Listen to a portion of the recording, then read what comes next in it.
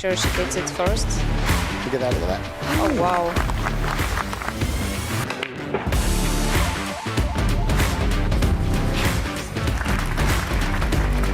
Oh, okay, wow.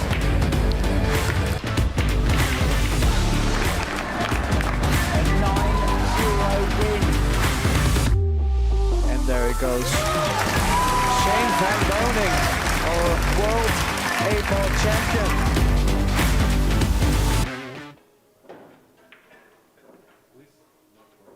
Good morning to you all and welcome to the Massé WPA Women World 9-Ball Championship.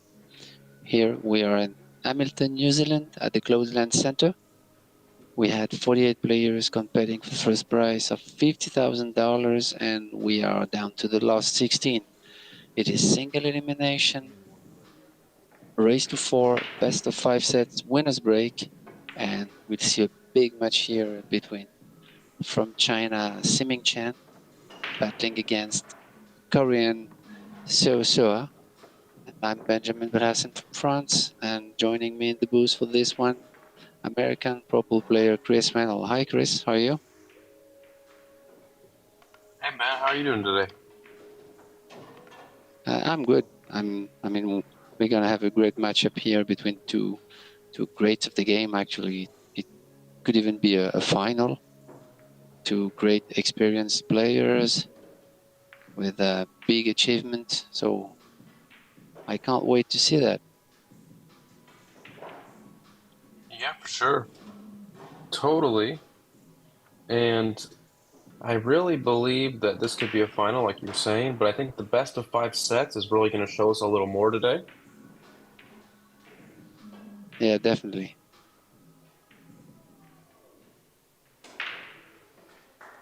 I've been watching the girls warming up, and a particular attention was paid to the racking because we had a few issues earlier in the tournament.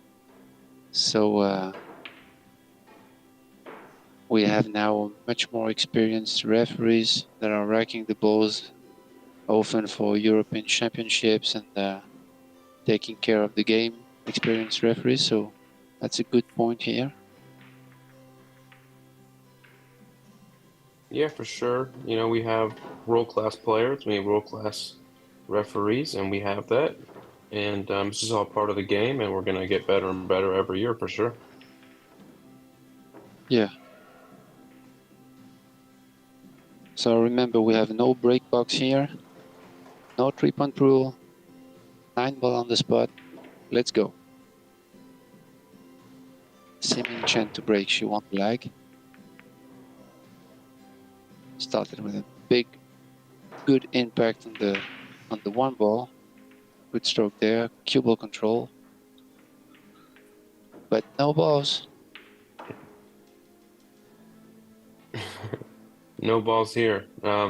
We have a shot on the 1, trying to come below the 7, maybe draw out for the 2. Or do you go forward here? Yeah. It's kind of tricky because the cue ball was close to the 1 ball, but she really did great there, stunning the ball and leaving herself a good shot with the good angle on the 2 to reach the 3 on the long rail on the other side of the table. So from there it looks good from the Korean girl. Both have really good and strong technique and fundamentals. As I already said, experienced players of international tournaments. Siming Chen was a world champion, a world 9-ball champion, I believe, 10 or 12 years ago. So Yeah, this will be a tough shot to reach. I think she'll be okay, but she needs to come out towards the middle of the table for the 5 in the opposite corner pocket. yeah. Yeah, probably stun draw here. Can't see from there, but yeah, like that. I don't know if she got it. Yeah, hit it a little weak, but I think she might be okay. Yeah.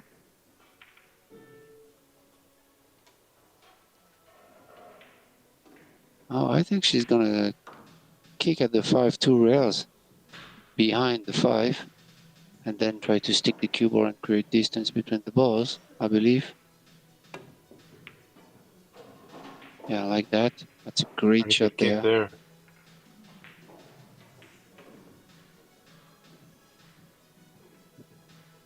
She had an opportunity to run out there, but she got away with the safety. We're gonna see Siming Cheng in action.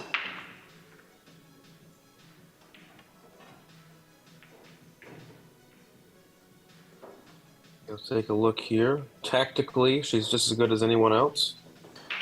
And she could run out as well. But I think coming into it with the maneuvering game, I think she plays just as well as anyone else on this list. Yeah, and see what she decides here. Oh, she went wow. for the bank. Look how this is going to turn out.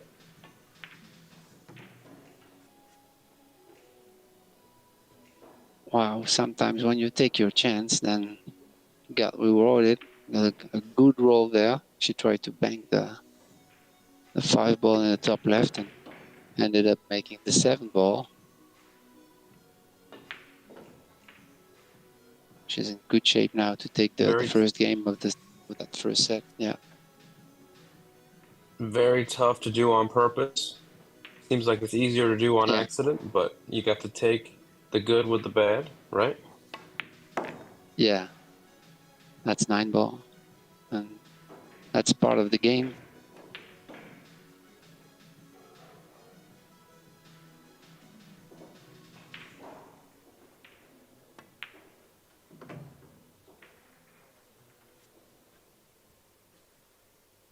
Damien Chen looks to take a 1-0 lead. Race to 4 in the first set. Yeah, according to a few pro players I've talked with, the luck factor, I mean, is about 10 to 15% of the game, and you have to accept that when you play 9 ball. Yeah, I mean, you kind of have to take it when it's good, take it when it's bad. It's okay because eventually it's going to go in your favor, then it's not going to go in your favor. So you just have to take it and just, you know, don't stress on it too much. Yeah, absolutely. Actually, she didn't want to go for the split here to try to play a kind of containing, so she definitely wanted to go offensive.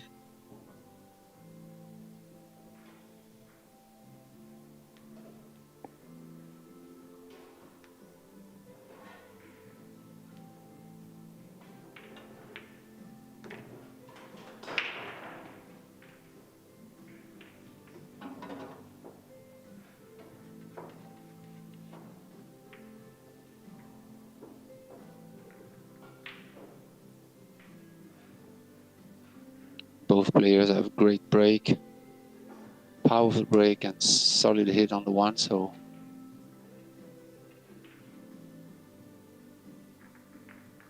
let's see what we have for this one. A little bit of draw on that one. Didn't really impact the rack as well as the first one, but she still hit a good break, and it'll be Seo with a chance to redeem herself after the first miss, hooking herself on the ball.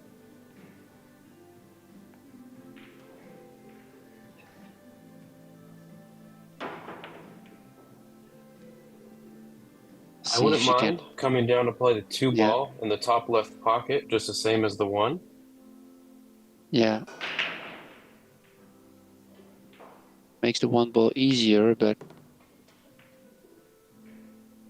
yeah, that's what she does. That's perfect. I kind of love the way she played it, like 2, 3 rails and out. Yeah, that was the correct path for sure. Gives you the biggest room for error, in my opinion. I don't know if the purple Wondering- 4 is passing the green 6. Yeah, I was wondering the same thing. Either way, I think she could use high left and play the 4 in the left-hand side if she needs to. But I think she's okay. I think it goes in the corner. Yeah.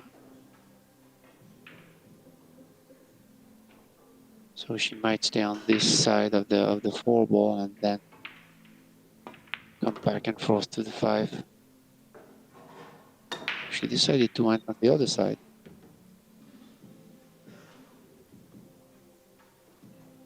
Pretty natural here.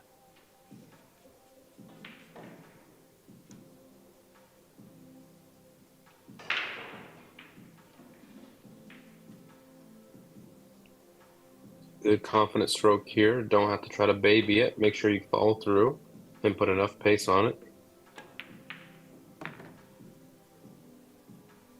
Like that. Yeah, good shot there.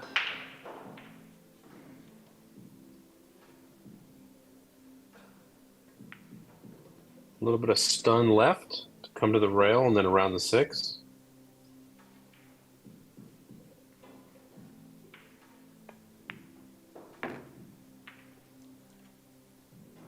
Perfect. That's a great line there with the cue ball. Really good. Perfect cue ball control there. Don't want to touch the 8 with your shirt. Yeah, as a WPA sanctioned, even we are playing all ball falls, of course, so now it's kind of a routine 9 ball out.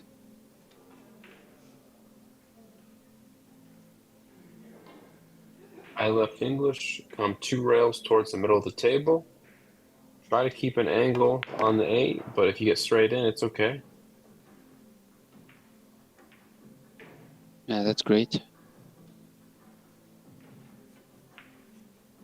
Really pay attention to come off the rail to have an easy 9 ball to tie up this match. And maybe draw back directly. Looks like she has a slightly angle. Yeah, that's great.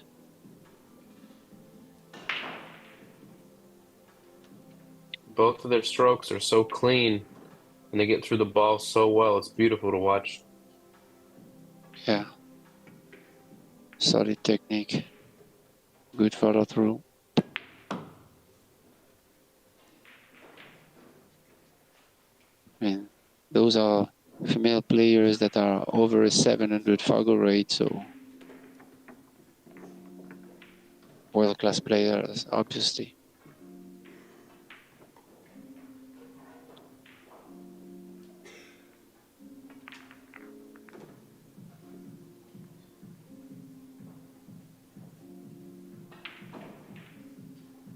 They both have really So good this match is, breaks, yeah, good maneuvering, yeah, and good patterns and shot selection. They are elite players. yeah, absolutely. Made it look easy, but it's not actually. And so this battle is for a place into the quarterfinals of the World 9-Ball Championship this year.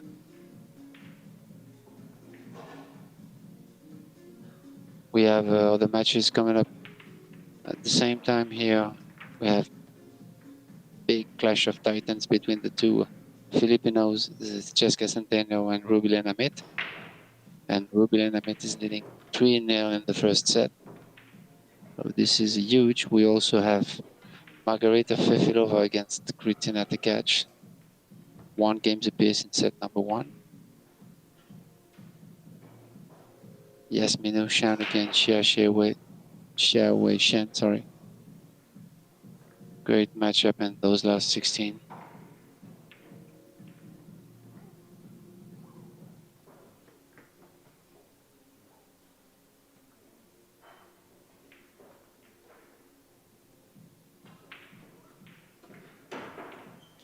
Yeah, amazing matchups here. Let's see if they continue with that head-on break. Or they cut the balls this time.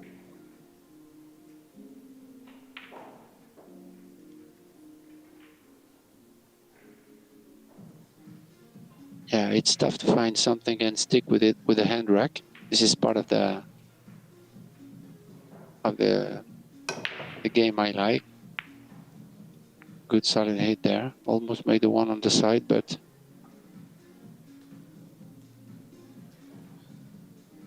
struggling to make a ball on the break in this beginning of the match. Yeah, but she's got to do some traveling here from the 1 to the 2. Let's see if she can navigate in between the 7-4 maybe, or just in between the 7-8 and don't hit it hard enough to scratch. It's tough to navigate, but I think she's okay. Yeah, the thing is you don't want to be flat on the 2, freezing the end rail. Did she hit it hard enough? Too hard. Yeah, that's what I was talking about. And now she's flat on the 2 and the 3 ball is center table, so it's not going to be easy to reach it, even if it passes the 5. Just have to go rail first, maybe, and off the long rail, avoiding to stay behind the 7. Yeah, she That's did. She great. did what she could with that. Yeah. Big shot there.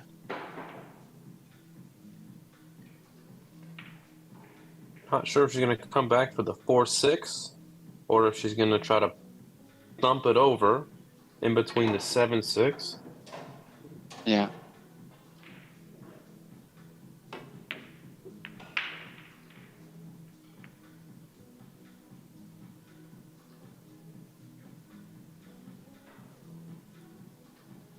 Yeah, she missed the ball and left a long shot for Seo.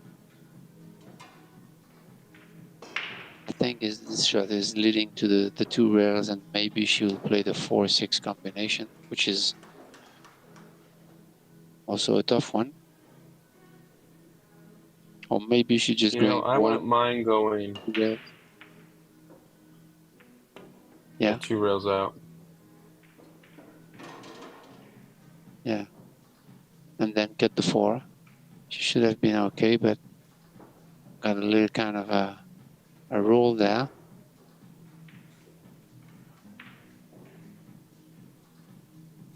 Simin Chen is just happy she's at the table, I promise. Yeah, I don't know if she can jump it. Jump the edge of the 8. It's really close. And also remember that they are playing under 30 seconds shot clock, so you have to take decisions fast and keep your clarity.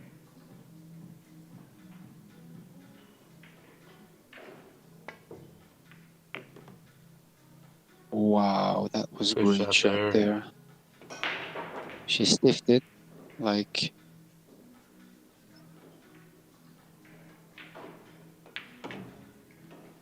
yeah. She really managed to stiff that ball using low ball and kick into the rail, probably using the 5-2 system here. I like that shot there. Wow. Beautiful save.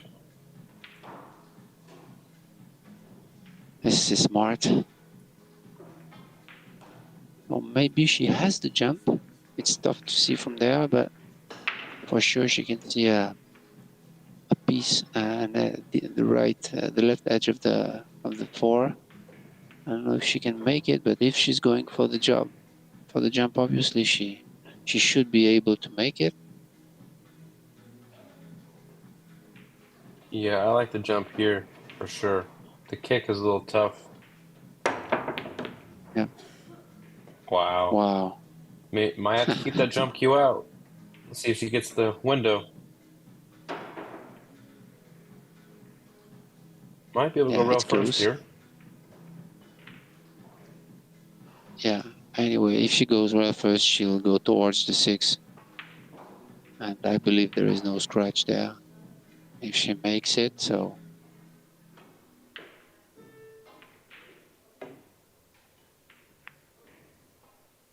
yeah, she headed too thin, but If she gets away with it.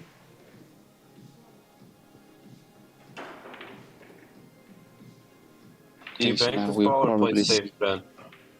Yeah, I mean, the bank will lead the cue ball towards the 6. Yeah, it really depends. How do you feel and how are our nerves? But maybe I would cut it thin and try to get behind the 9. This is more Yeah, I like conservative. the play Yeah, that she's going. I like this a lot better.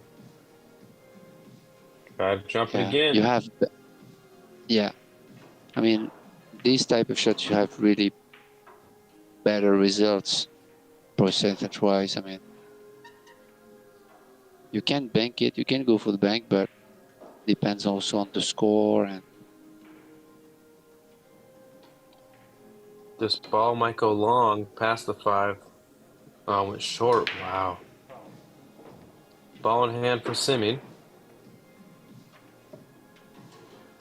And that's never a yeah, good that was a sign for great her shot. opponent. Yeah. This is where you realize that her shot selection to play safe on the 5 was a good one. I mean, percentage-wise.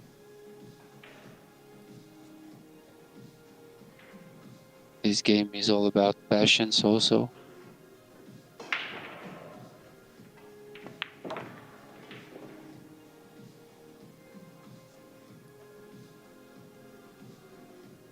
I really love her rhythm. I mean, she has such a smooth stroke, lost backswing, small pause, and go for it. It's really solid technique here. Yeah, it's really beautiful to watch. It's like poetry in motion. Oops.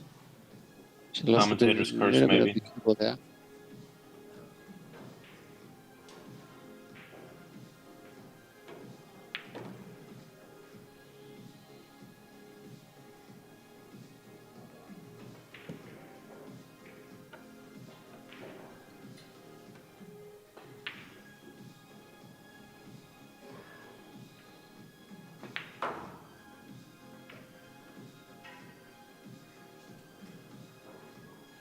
It's never easy to use the bridge. Oops. After And it's a long. little bit just there. Yeah. But the speed is good. See the cue ball come back to the end rail. So Yeah, Ben, what's your plan of attack here? What do you do here?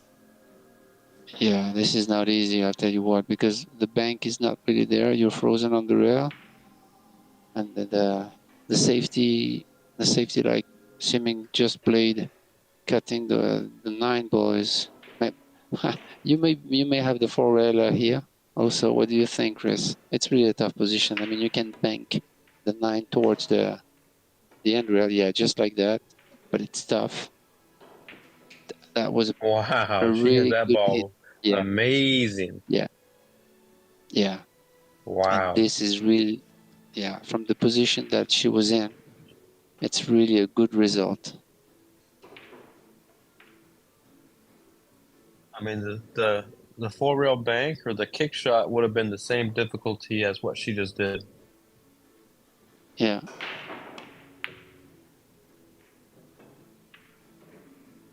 Let's see if she gets rewarded. No. wow, She said, I can play that was a safety great too. attempt. So now the previous shot she did is not there, so she might have to bank it. What do you think? Yeah, It's I again wouldn't a mind tough banking position. it to the corner where her cue ball is. Yeah, take your chance. Yeah, it just goes so short. The bank goes so short on Yeah, these tables. You have to put that into account.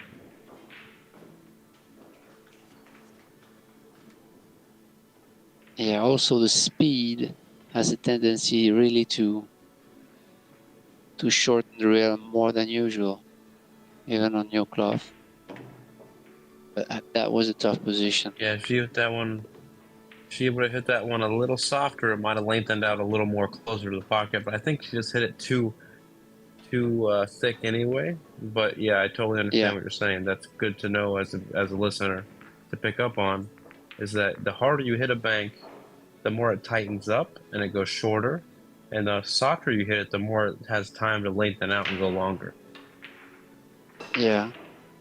This is how you can manipulate banks, also using English and stun. Stun has really a tendency to stiff the banks.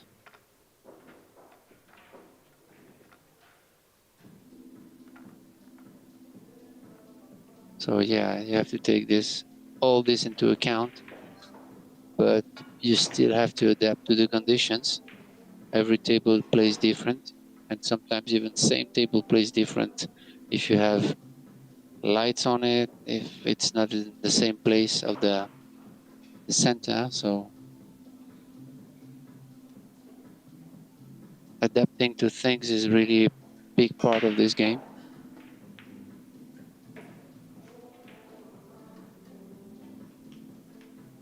So we have free live stream for you guys on TV tables on Pro Billiard TV YouTube channel and also Watch Billiard TV.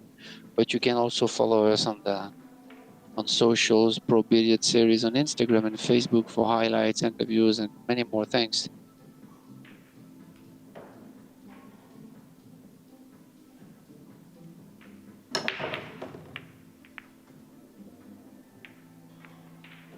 Great break again here. Big break I think there. she made the 6 ball. Yeah. And it looks congested. It looks like there's a lot of things in the way, but I feel like everything goes. The 3-7, then once that's cleared up, the Yeah. 5, it all looks pretty good. Yeah. Kind of still work to do though, playing the 3-7 combo and try to get an angle to get on the 4. But then she should be okay.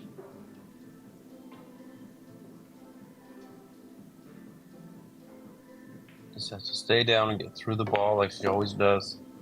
Her backstroke goes so long compared to everyone else's. Yeah. Everyone else's kind of goes more compact, and hers is definitely goes a lot longer back and then goes through. Kind of like Chris Melling. Yeah, kind of. Yeah, this is actually two different schools. You have those type of backswing, and then you have those who are really compact, like if you watch Alex Kazakis, if you watch Filler, or wow, she elected to play the 2 to the 3 on the top left because she didn't want to play the 3-7 combo and lose the 3 in the 5-8, I believe. Yeah, I think it turned out okay, but I'm not sure that I would have shot that. I think the 3-7's a little more stable. Yeah. Oh, don't go in. She makes don't the go 4. in. Yeah. Wow. This is pretty unlucky See, there. it's a good opportunity to kick and stick, where she kicks the ball, the 5 ball 1 rail, and sticks behind the 7-8 and sends the 5 ball either way. If she wants to go to the short rail with low left a little bit to keep the cue ball there, she hits the 5 ball full, or she goes the other way if she gets in deep enough and send the ball towards the other rail. I don't like 2 rails here. I like 1 rail kick for sure. Yeah.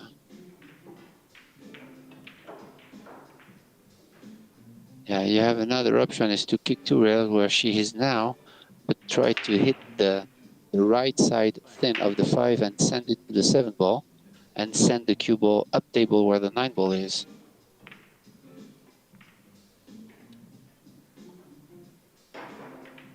Yeah, she left it.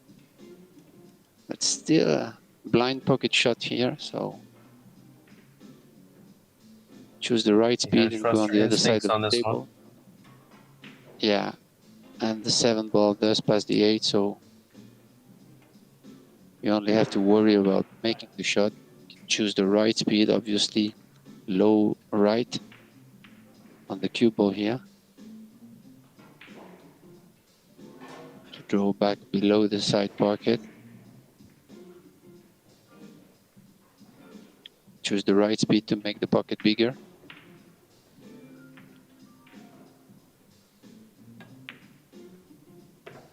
Nice.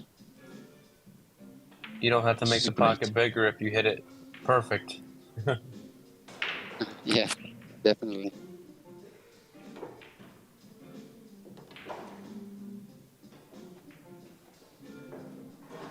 Yeah, Good pretty tester unlucky here. shot Just from make sure you Chen. follow through. Yeah. I was thinking about the previous shot of Siming Chen making the 4 ball on the side with the contact. Oh, maybe it didn't go. Okay, it was hard for us to see Look at that, but this. see that safety shot. Wow. Amazing The shot level from of play. Seo there. Yeah. The level of play from It's also, Seo is so unbelievable. yeah. It's also the level of the shot selection. It's the general level that is really high under pressure. The Oh, 8 choices ball, of where the did he go? speed. Yeah.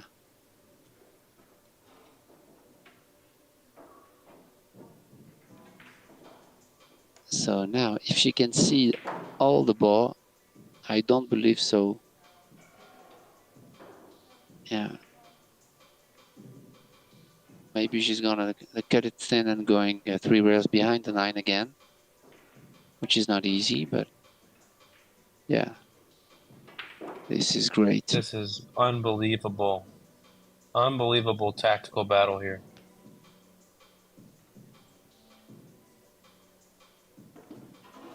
You think she can kick and stick there? Behind the 7?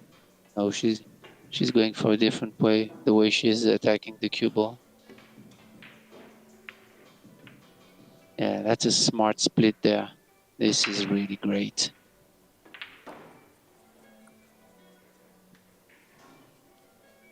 Not easy to do on such a slick table, to split the balls like this, and also leaving the cue ball near the rail for his opponent to have a difficult cueing.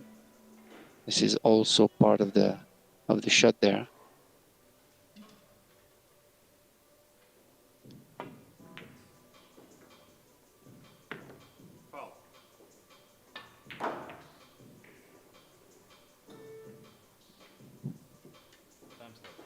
I wish it didn't end that way. That was such a beautiful battle. But sometimes Yeah, someone has to make a mistake. So, Seeming with ball in hand, with 3 balls left on the table, looking to take a 2-game lead in the first set. yeah. Actually, one of the reasons why she got ball in hand here is because she left her opponent on the rail with the cue ball. Just like you can do sometimes playing one pocket. This is one of the goals. You want to leave your opponent to the rail, because it's difficult to cue above the cue ball like this. You'd like to limit your opponent on what they can do. Yeah.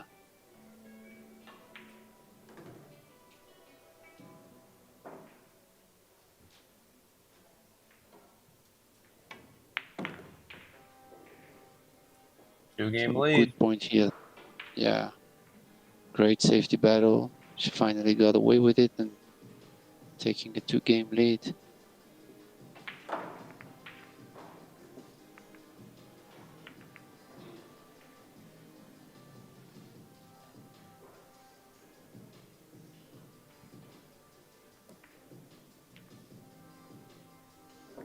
Okay, Rubelin Amit took the first set against Jessica Centennial, and she's leading 2-0 in the second set. Remember, it's best of 3 sets, as we are in a single elimination format last 16.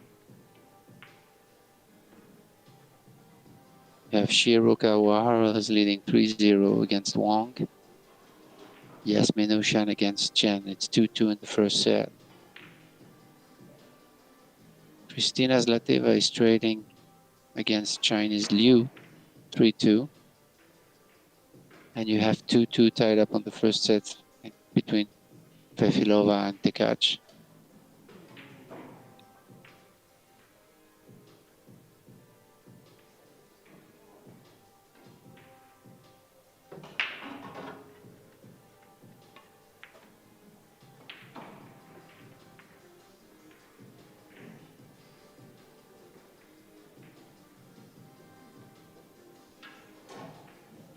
Actually, this format provides us really like long races. Best of 3 sets is a long match. It really has the time to go back and forth.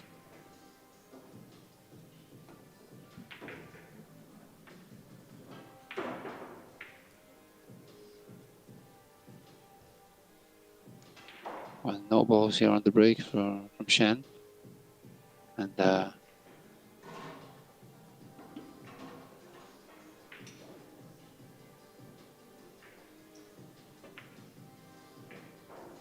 Yeah, the way the balls are breaking, it's going to be a lot of pool that is going to be played throughout these 5 sets, potentially 5 sets. yeah, what I mean the best of 3 sets is 3 winning sets. When you have to win 3 sets to win the match, that's what I meant. Just like in tennis.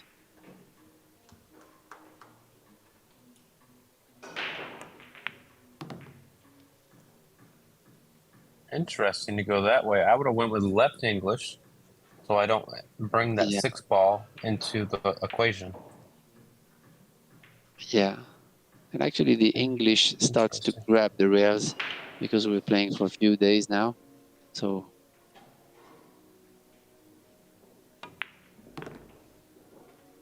definitely I agree with you. I would have played left this.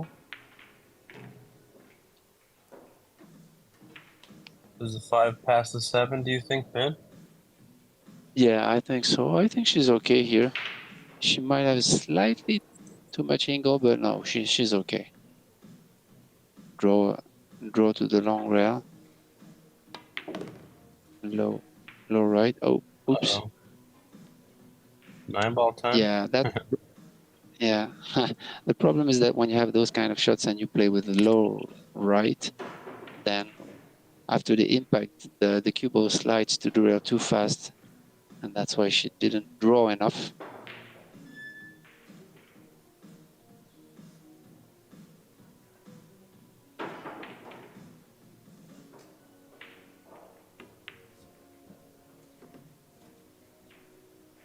Oh, it went in thin, but still okay, and that's why the cue ball went too far here. If she would have hit this ball thicker, then she would have... Sorry? She said, say a what? Instead of so what? Never mind. I'll stop trying to make bad jokes. Okay, now she's putting the 6 ball on the side and then come back to the middle of the table and shoot the 7. That's the only option. Sometimes you have to take distance shots. That's part of the game also.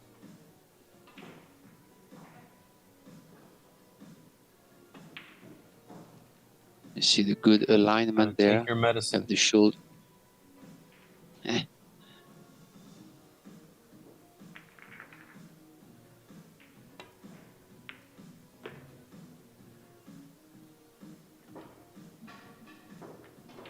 Yeah, and if you watch... so hard to control. Yeah, definitely. And if you watch both players, they both have really good alignment. If you watch their shoulders before going down to the shot, they are really like side right alignment, like the shoulders in the line of aim. It's really solid. It's a good observation, Ben. They have great fundamentals, and everything looks so effortless. You know, they just make it look so correct angles and good follow through. They waste no energy. Yeah,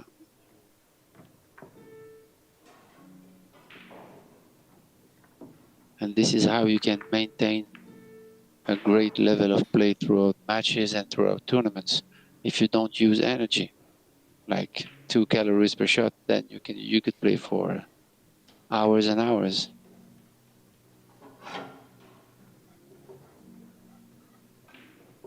Exactly right.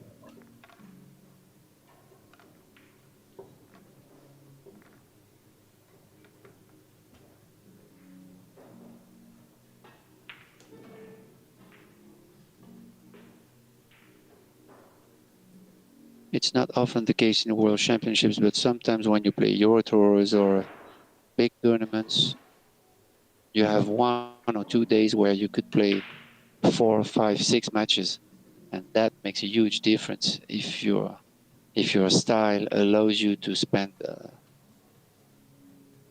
little energy to every shot. Makes a huge difference at the end of the day. Yeah, for sure. Totally agree.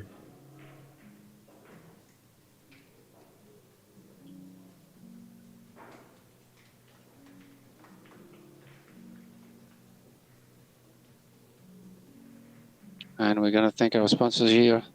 The title of the sponsor is Massé, and this is a WPA sanctioned event.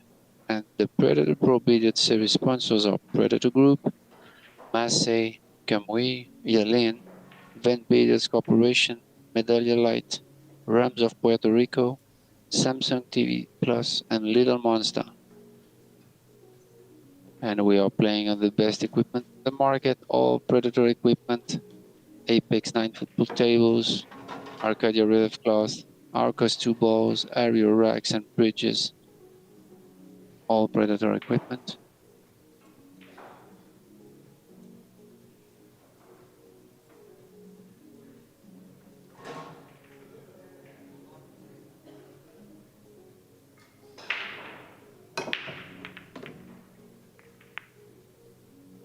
Square hit again, good impact. Made the 3 ball on the break, and she might have a thin cut on the 1.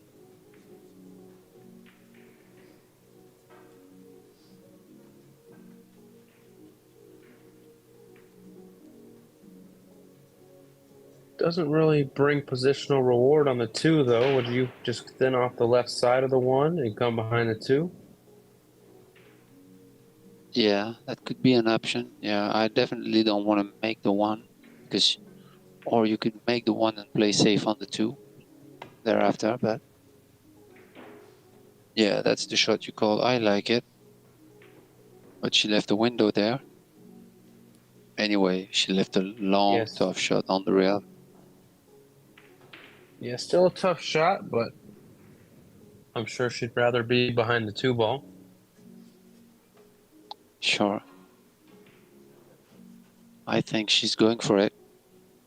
Like, long rail, jack up, low right, which is brave. It's a great shot there. Well, maybe she thinks this is her chance to close out the first set. Whoa. She hit it really well. That She was just great. didn't Yeah. overcut it a little bit. Yeah. That was not missed by much. Actually, if she would have made it, she would have been shaped on the 2. Because she hit it a little bit too thin.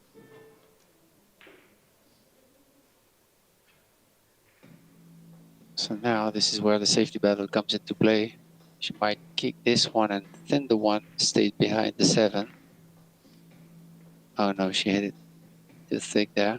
Too high on the long rail, I believe. I think she's going to be seeing Now a lot of the 7 ball in the next shot. Yeah, definitely.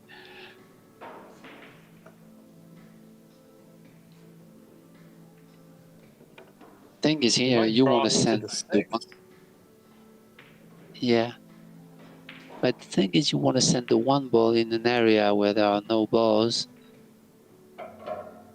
Yeah, it's still okay, but I mean, I believe she could have done better with the position that she was in.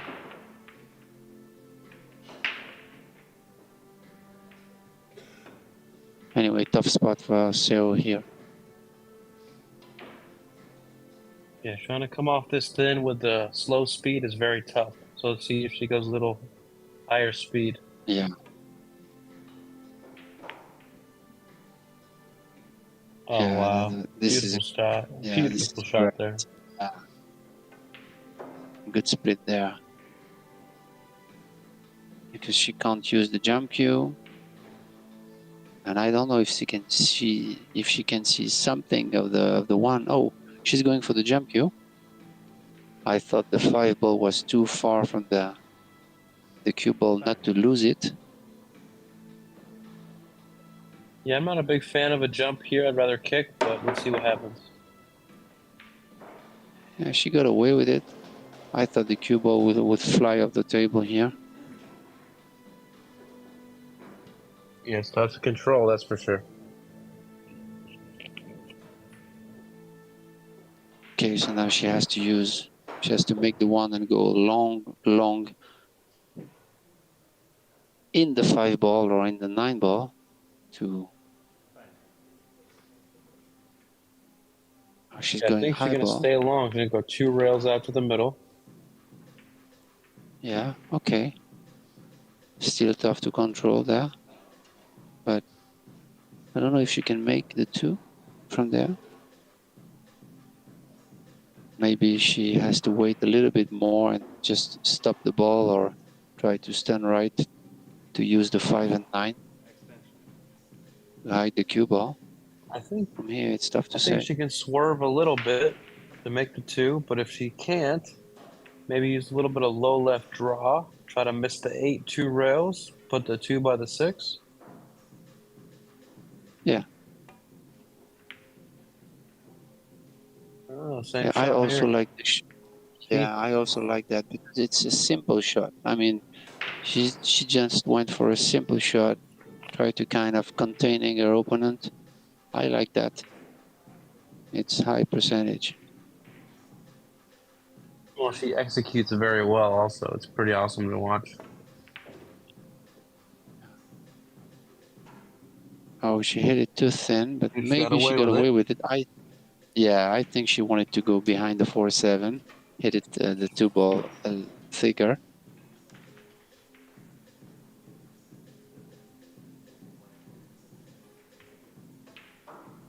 Got to kick behind The it shot here. selection. Hopefully hit it Yeah. dead in the face. Oh, Oh, I hit a think she's. rail. Ooh, yeah, I think she hit it. Yeah, she got a rail. Yeah. She's actually frozen on the rail. So.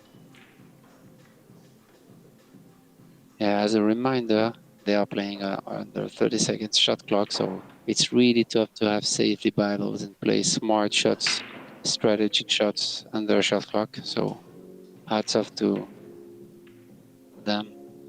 Wow, this is great. Pretty great cue ball control there. Yeah.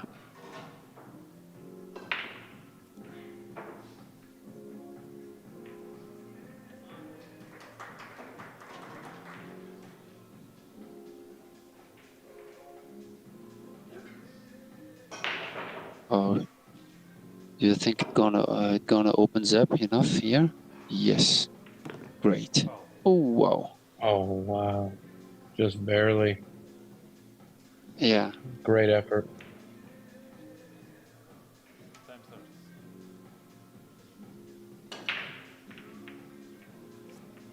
And again, after a tough safety battle, Siming Chen has ball in hand. So she won a couple of them. See if she can take advantage of that edge she has in safety battles. Taking the first set.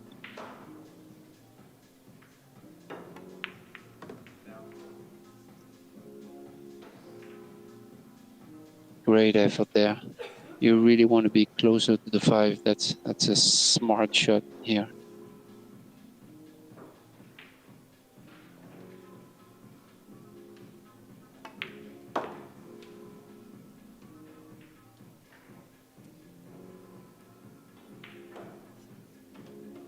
Should be okay there. It's kind of a routine run out there from there. Great mechanics. Had the opportunity to witness here. Large last backswing. And good follow through. Trying to close out this first set.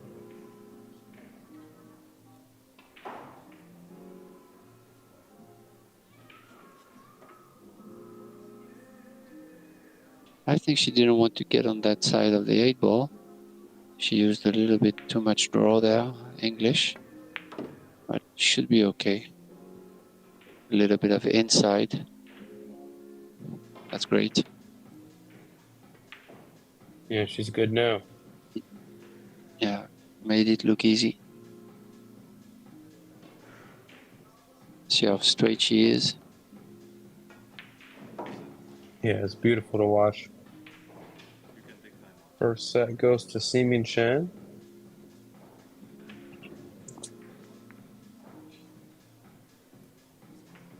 Yeah, and we had a great safety battles and during this first set. The level of play, the shot selection was really high, and hopefully it's gonna last the whole match.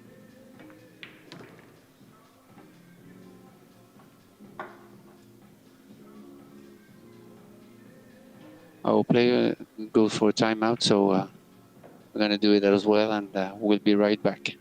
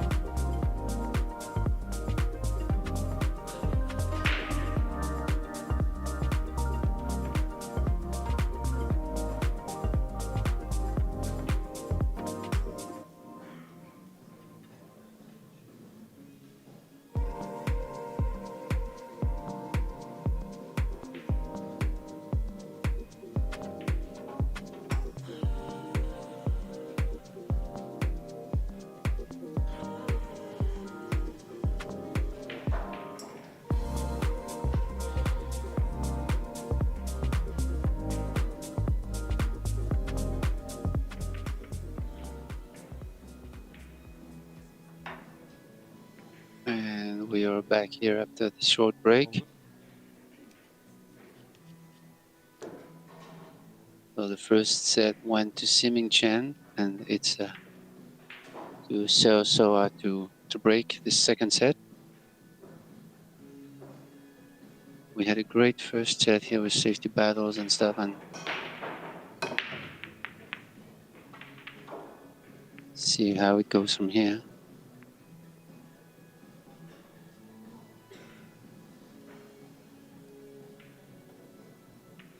Yeah, the break isn't really going well for both of them, but it's letting us watch more pool and more safety battles, so I'm not against it. I'm totally okay with it. Yeah, definitely. It's really kind of an interesting part of the game.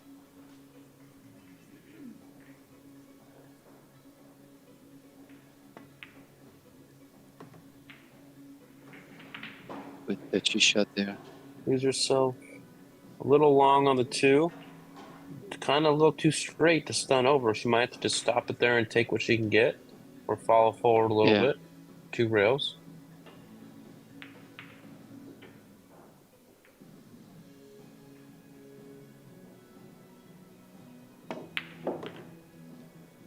Wow. Wow.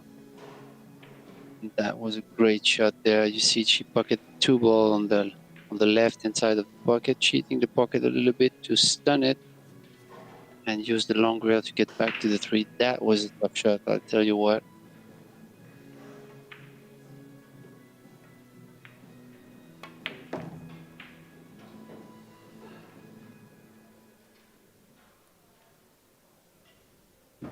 She's really deep focused in that match now. She took the first set and she looks like she's really determined to go further. Yeah, I would say maybe slide over for the 5 in the left-hand side pocket, but I think she likes to let her stroke out, so I think she's going to draw out 1 rail and play the 5 in the opposite corner pocket by the 7. Yeah.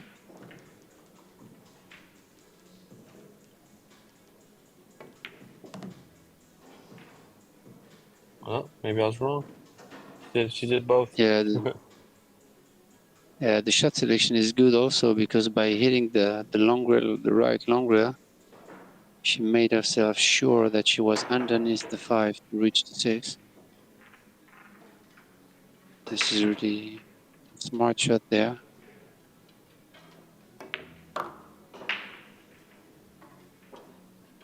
She get far enough? Yeah, she's okay. Yeah, I love the way she played that, using 2 rails and out, making sure she stays underneath the 6 comfortably to go to the 7. Again, smart choice from her. Now just stand directly. Yeah, that's perfect. I mean, You couldn't ask she for a can't better get. position. Yeah, that's it, exactly.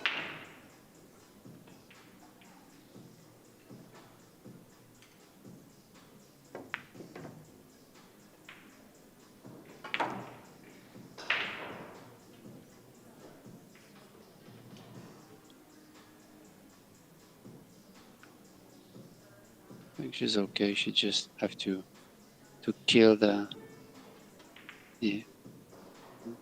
cue ball there. Yeah, like that. Using inside, so that when the inside spin hits the long rail, kills the cue ball.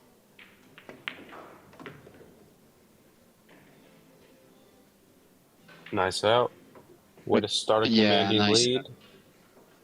Yeah, especially the 2 ball. The long shot she had on the 2 ball, cheating the pocket and going back from the 3 was really the turning point of the rack here.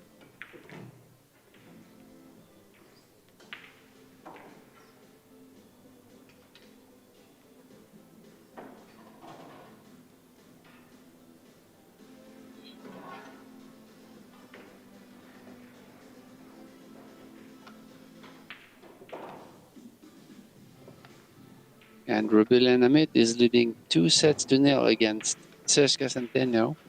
the world handball champion. So she's in danger because, as a reminder, we are here in the last 16 and it's single elimination, meaning the losers go home.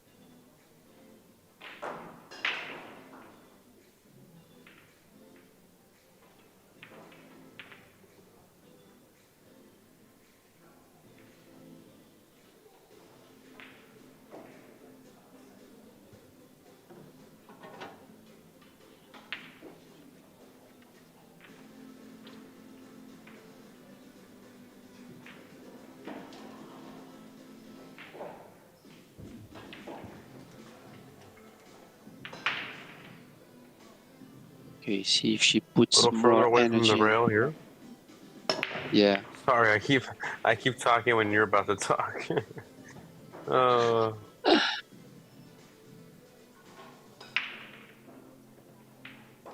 right, go ahead.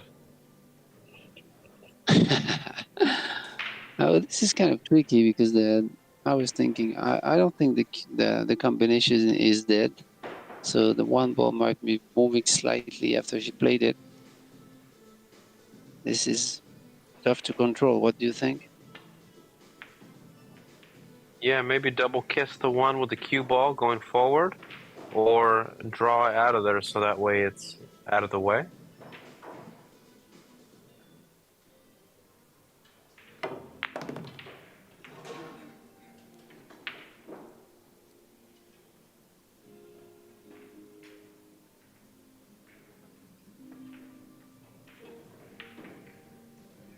Looks like we are going for a safety battle here again. Might send the one ball into the 6 and send the cue ball up table behind the 3-5, I believe. Yeah, just like that. Perfect. Had to hit 3 a little bit, but it's okay. Yeah, great.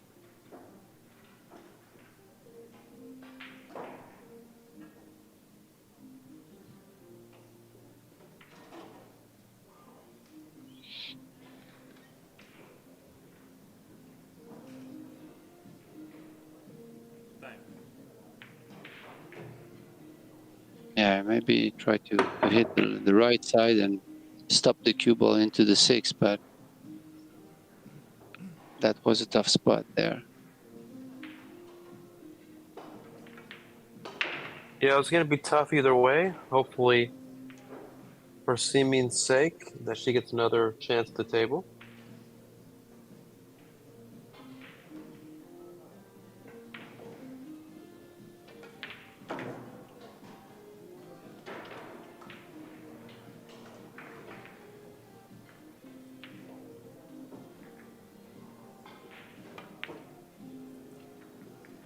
Overcut. Simin has another chance at the table this rack.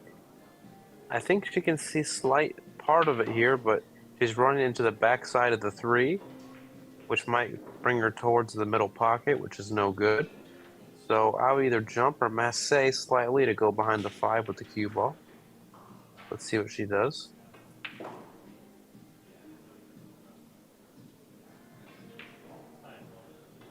Yeah, I think she elected to swerve a little bit.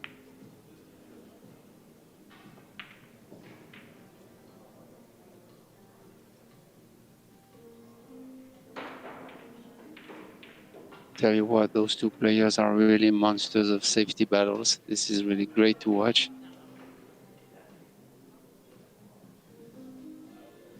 Here we might go towards the 1 in the side, trying to get the cue ball to stick down there with a little bit of speed. Oh, she hit the wrong side of it, but I think she might be okay. One ball on the side. No. Almost.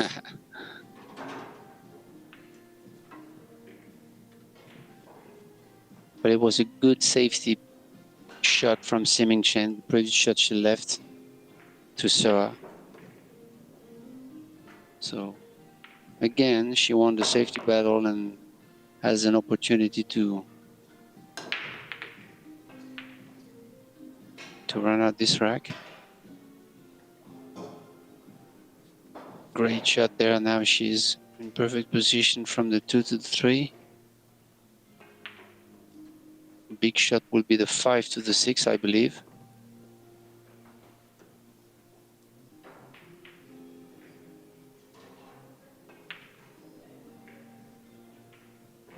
So here the thing is you want to be at least, yeah, and you have to be at least straight in on the 5 or on the other side of the 5, so she has to draw back to get herself an angle. Yeah, at least like that. She has a slightly angle, but she should be okay drawing back to the 6. Yeah, she should be able to draw straight back here, about to the middle diamond, maybe a little more to the right of that. Oh, Oh, wow, she miscued. miscue. Wow. Almost made the dime. Whoa. Yeah, had a little body But movement on that one. We're not used to seeing her do that. yeah. Yeah, you're right. She might have rushed a little bit. What do you think? Playing a little bit faster than Yeah, it usual. looks like it. Looks like she was trying to rush that one. And maybe she was actually trying to twist it because it was, the alignment was maybe a little too straight. Yeah.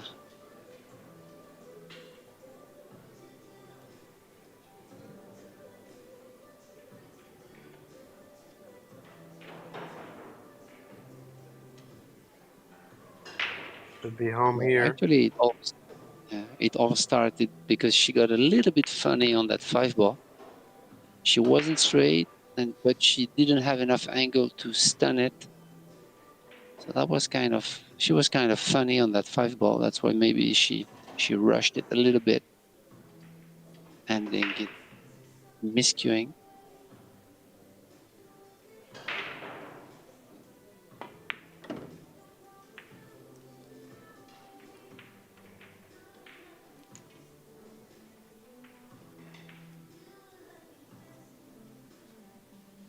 And maybe we'll see the momentum shift as a turning point in the second set, because she had the opportunity to take a 2-game lead.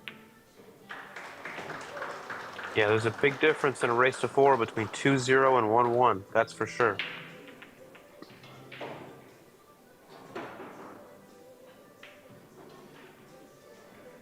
Especially winner break. Yeah, winter break plays a big factor, but they keep breaking dry, so we're going to see if the tables will turn, literally, and make a ball go in. Yeah.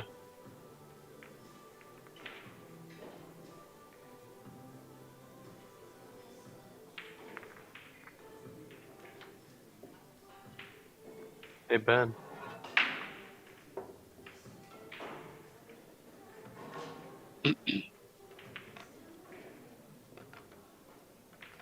What, would you try to cut the break here since they keep hitting it square and they keep hitting it thick and they have a good pop, but they're not making a ball in the break? Yeah, definitely change something. Maybe use more of a cut break there to try to make the 1 ball on the side, maybe. At least try to change things to try to get results. Yeah, for sure. I would even maybe come out to where I can put my hand on the table, on the bed of the table, and make a closed bridge and just see if that works.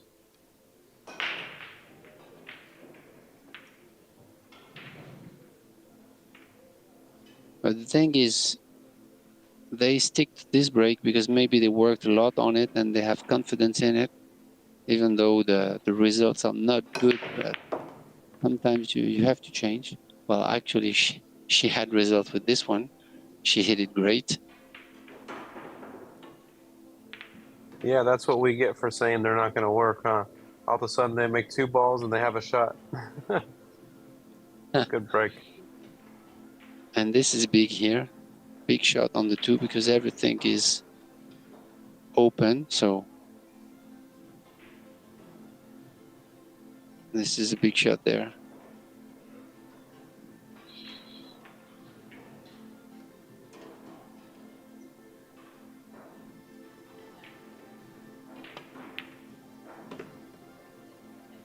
Good control, good stay down, solid hit.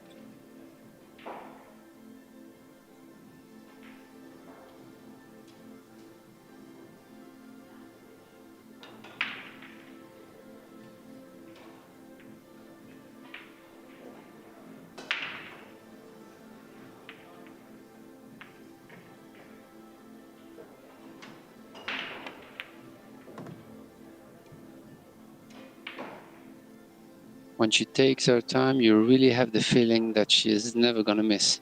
There is no reason why she would miss. Yeah, I mean, beautiful cue ball position there. She just kind of glides into position. She doesn't try to force anything, and she plays within her game, which makes her very strong.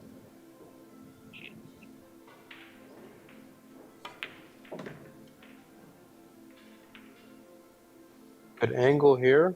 Come down for the 6. I want to get a little, almost, if she gets straight in, that's fine, but she'd rather be on the right side of the 6, where she's pointing at now.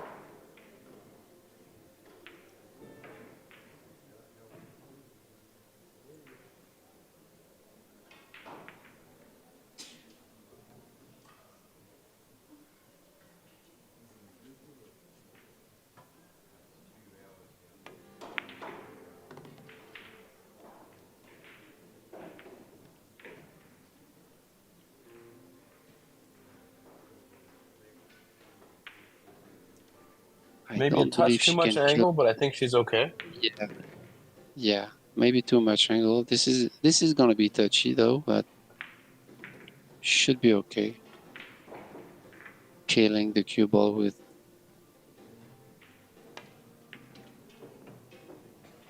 Yeah, that was really not easy. Yeah, I wouldn't have been mad if she would have went under the 7 to play the 7 in the side pocket. But this is okay too, if she can make a legal hit on the 7.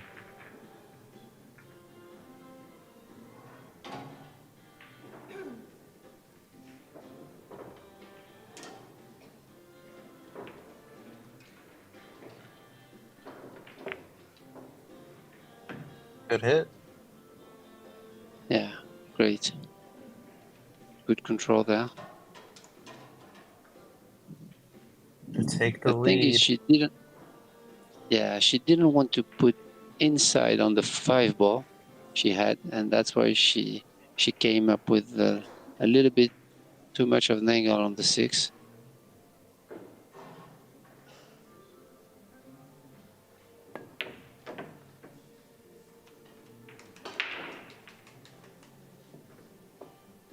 And you see that miscue cost her 2 games.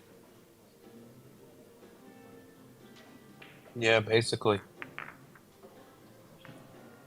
Gotta be careful. So instead of leading 2-0, now she's trading 2-1, which is really a big difference there.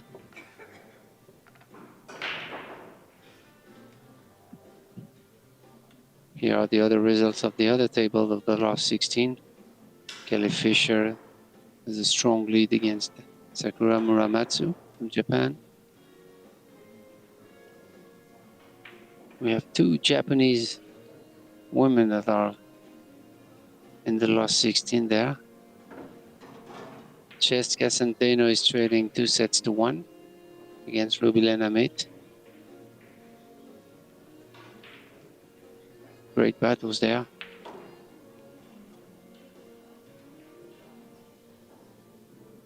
And it's going to be also about stamina because, yeah, best of 5 sets is a long way to go. Maybe could be 3 hours, 3 hours and a half matches. So you really need to be in shape, in top form to battle that long. Yeah, just the mental battle it takes is enough.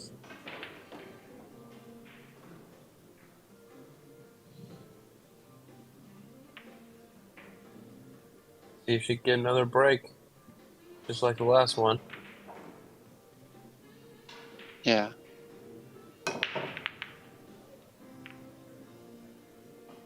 Got racked a little bit there. So Chen's gonna have a open table here. with the 1 in front of the side pocket. Don't know if the 4 ball passes the 9. I don't believe so. No, it doesn't. So she has to work throughout the I rack think she could to run right. off the 2, roll it forward a little bit, and then play the 2 in the opposite side pocket, and then run into the balls. Oh, wow. Interesting.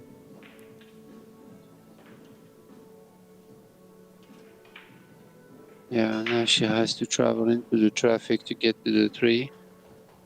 Or, I mean, shooting the 2 ball in the top left corner pocket and draw back to the 3.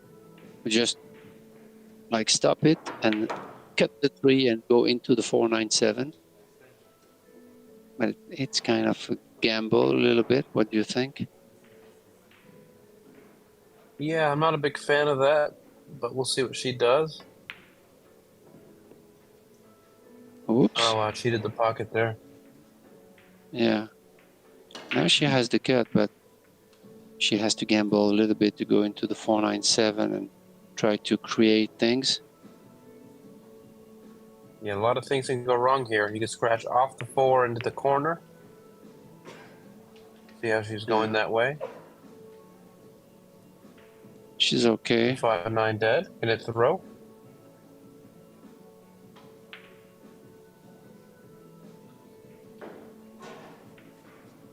But now the 4 to the 5 is a big shot. Yeah, trying to go 1 rail past the center of the table to pocket the 5 in the bottom right. Oh, she didn't miss by much, but she missed it. You always got to aim thicker on those balls. They cut so easy on this using the outside English.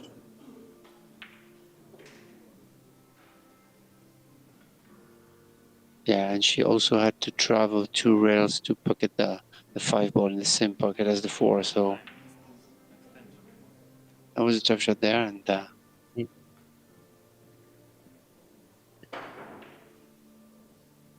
yeah, I wouldn't mind making the 4 and trying to break into the 5, trying to hit the 5 with a cue ball, trying to see. And if you miss, you're still long, but you still can see the 5. So I don't mind going into them. yeah, And maybe she played your hit that one shot. a little thick. Yeah.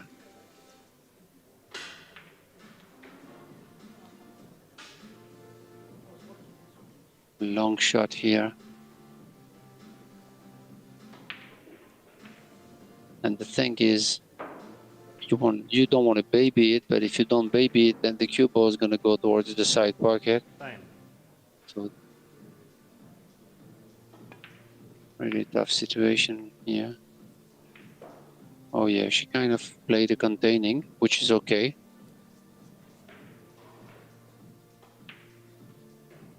Conservative, high percentage containing safety.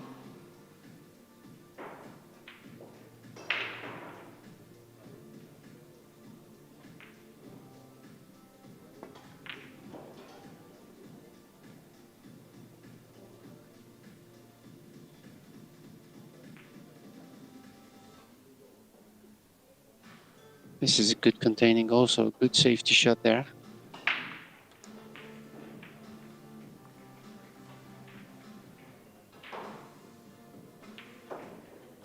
So you have different options here. You can try to split the balls or play a kind of containing or cut the 5 ball. Yeah, like that. Yeah, I And like the going shot behind she the just stick. shot right there. Yeah. Yeah, Beautiful. because she's attempting to make the 5 and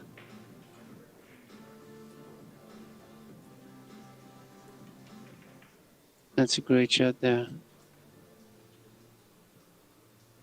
Yeah, I think she has to just kind of take what she can here, and she has to get this game if she wants to win the second set, in my opinion. Both of them.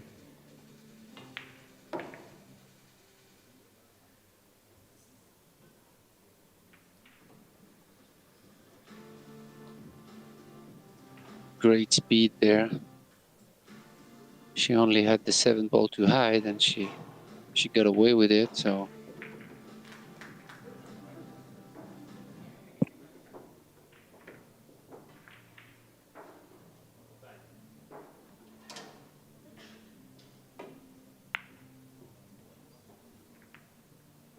Good shot there. Don't want to hit the 6, but I think she got away with it there. And no, maybe not. oh, you think she can make the 5? Or she only has a window to hit it? Yeah, I believe she can make it. Wow. Tough shot, though. She's going to try to follow 3 rails here, I believe. Big shot there. Wow. What a stroke that was. Yeah. Made it look easy.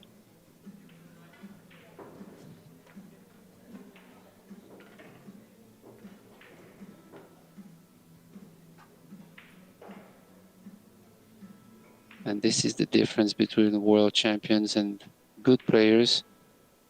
She miscued on the earlier in this set to take the lead 2-0, and then she reset, staying in the moment, staying in the present, and try your best on each shot. So looks like she got back into the set now, tying up the set 2 games apiece.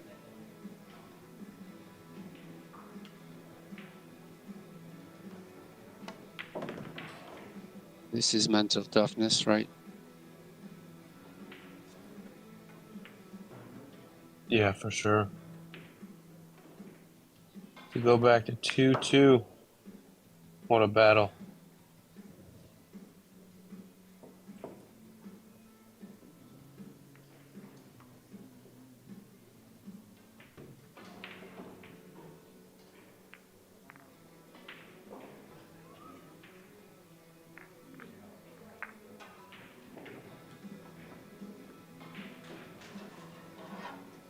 And what a festival of pool we have here. We have 5 world championships. We have men's 8-ball, women world 9-ball. We also have junior world championships like under 17 boys, under 19 boys, and also girls. So we will crown 5 world champions this week.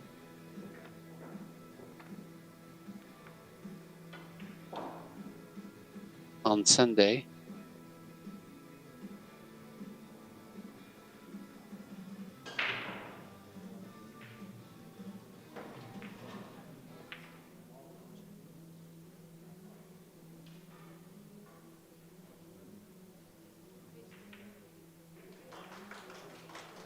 This is referees from the European Federation there.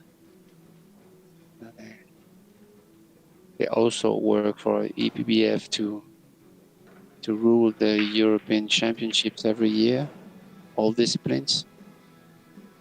We also have European Championships seniors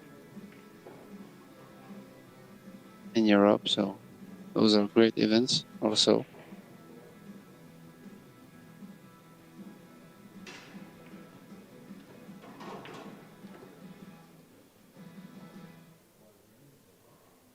And so we had 48 players at the beginning of this tournament, and they are battling for a $50,000 first prize for a total purse of $175,000, which is big money to grab here.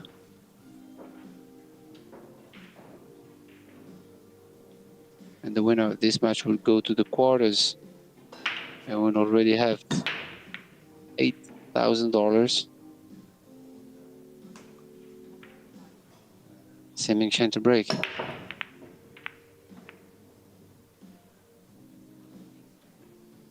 Great spread.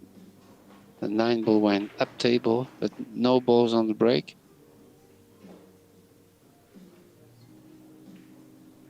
I believe Sarah doesn't see the one, so maybe she has 2 options here, whether push out or take the jump cue out. Yeah, the jump is really a good option, because if she makes the one, then she would go like up table for the two. So I believe it's the right shot there.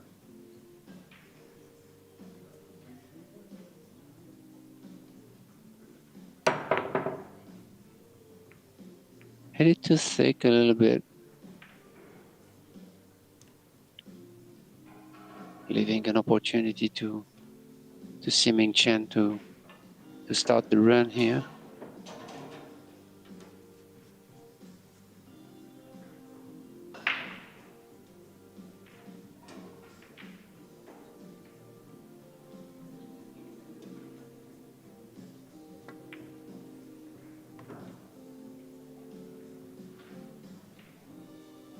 Yeah, good shot there. I think she has the right angle. She's almost straight in on the two to follow a little bit to go to the red three down table.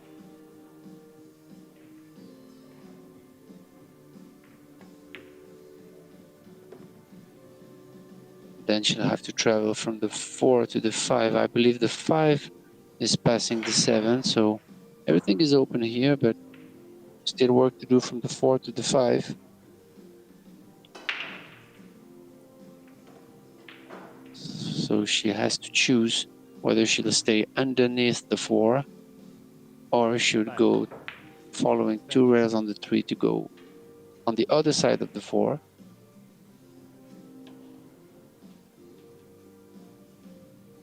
She looks flat on the 3 though, but she should be okay.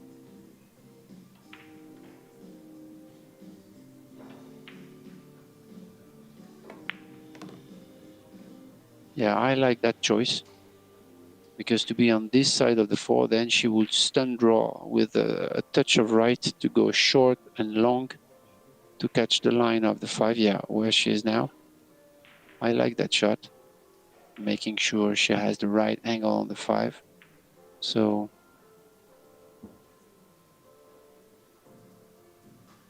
yeah, stun draw, touch of right. Oh, she went 1 rail directly. Wow. She's perfect there.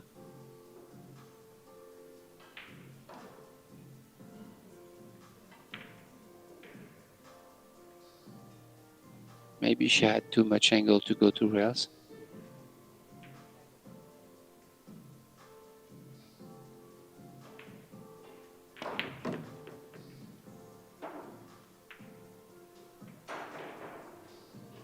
Great shot there.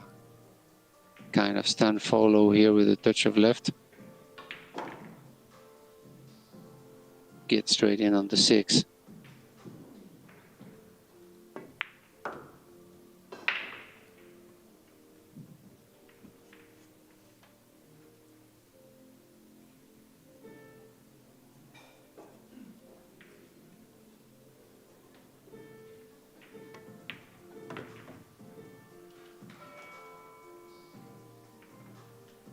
Kind of routine there to take the lead in that set.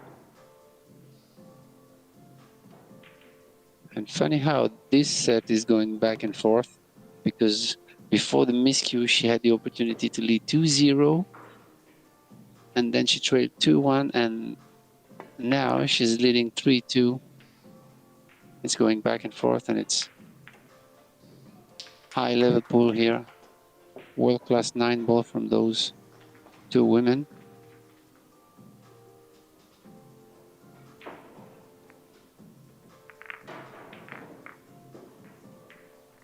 Few mistakes.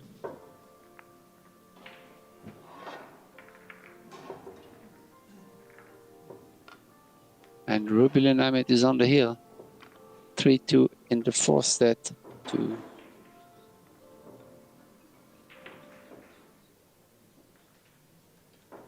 go to the quarters and sending Cesca Centeno home.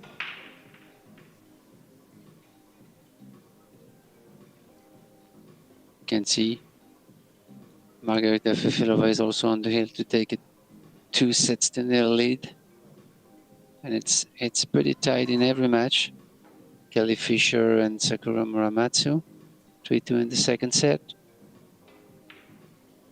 We also have Zlateva and Liu, 1 set each.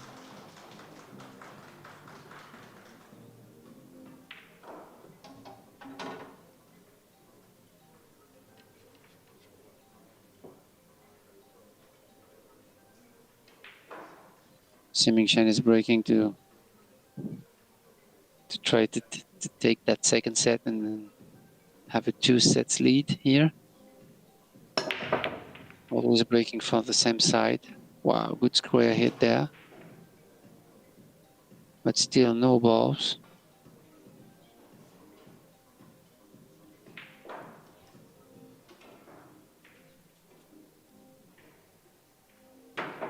Yeah, the 4 and 6 on the long rail are could be a problem because the combo is not dead, so you really have to maneuver something here.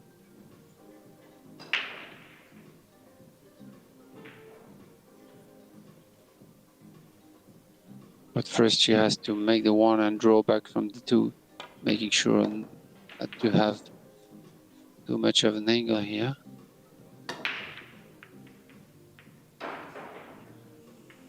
Yeah, what could be done here is to get the 2 and send the cue ball towards the 4-6 to try to open things up and stay on the 3 ball on the side.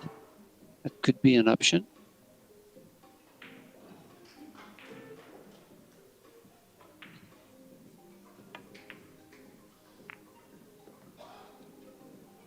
Oh, she could go directly into the 3, which doesn't solve the 4-6 problems, obviously.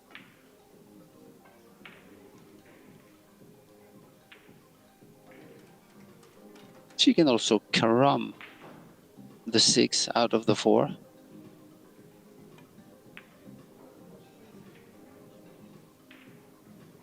Yeah, good shot there. It's not necessary to take any risk there.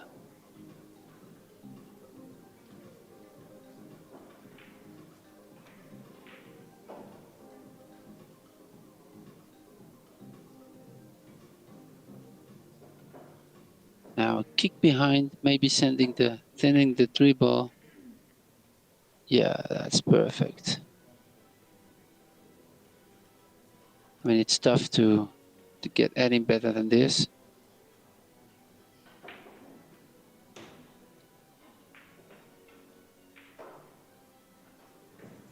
Again, good safety shot from Shan here, from the position that she was in.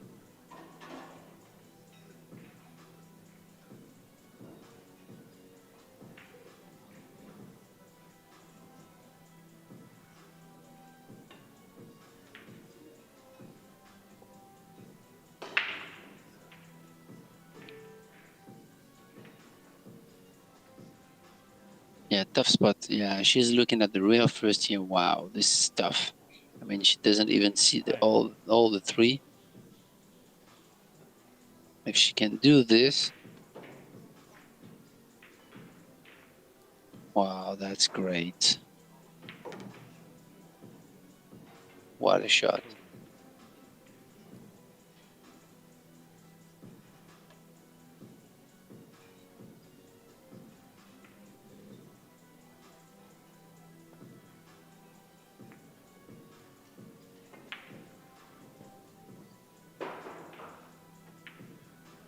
What do you think, Chris? Now it looks like Siming Sheng has the edge to cut the 3 ball thin, send the cue ball up table.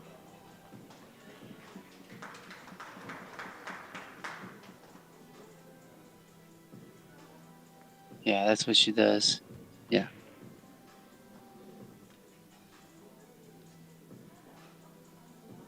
I mean, she has an edge now because she really doesn't want to open up this cluster.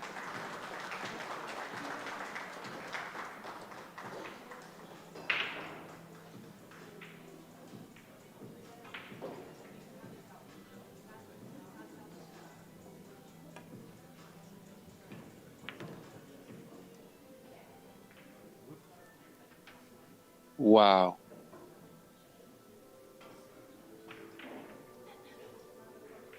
This is crazy. I mean, what a hit that was. 2-rail first, soft rolling the 3. And now she reversed the rack. Now it's Siming Chen that is in trouble. This is crazy from the position that she was in. Yeah. That is the only shot she had. I don't know if she could like carom the 3 and make the 6, which would be a winning shot of the rack so far, but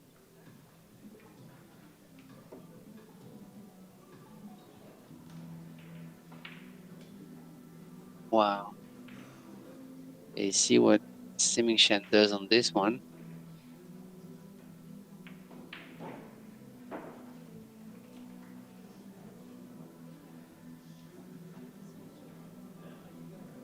What a crazy safety battle is this? You have to be patient.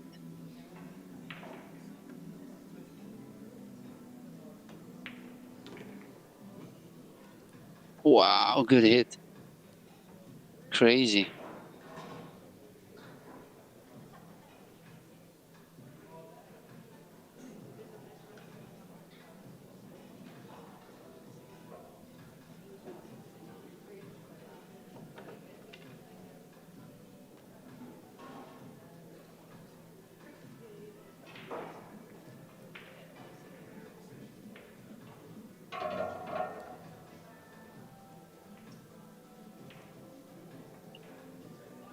Now she really has to pay attention because she doesn't want the 3 ball to go off the rail too much.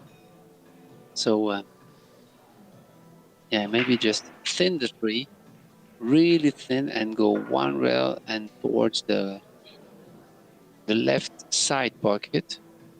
Try to catch the snooker of the 9. Yeah, like that. That's perfect. This is a smart shot there. Really great. But maybe she can see the edge. If she can see the edge of the 3, then she would be able to play the 3-6 combo and get out of the rack from here. So that would be tough for Siming Shan, but it was a great safety battle from both players. Yeah, I believe she can make it. Wow. What a rack is this?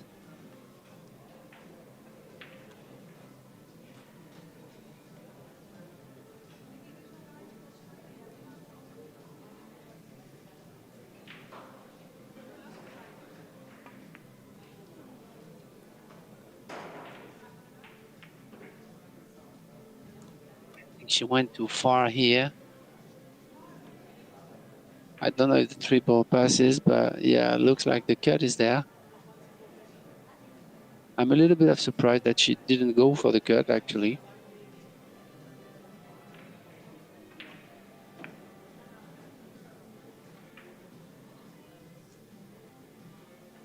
That's a good containing. Try to get the snooker as a bonus behind the 9, but she didn't, but it's a good containing.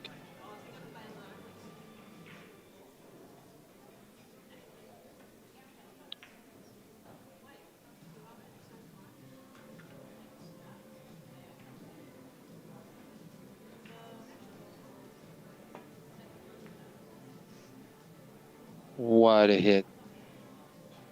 Yeah, in this type of situation, you can't get any better than this. I mean, she was in a tough spot and she just played a containing, which is great. Oh, Simation is she's looking for the bank right here in between the 4-9.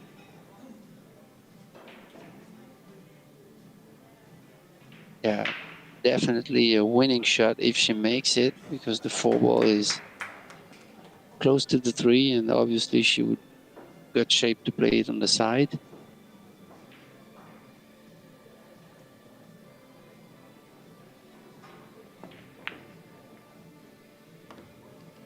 Yeah, she made it. Oh, she maybe went too far. Yeah. Unfortunately for her, she has to take the jump cue out. Not a tough jump though, if she can just stop the ball there.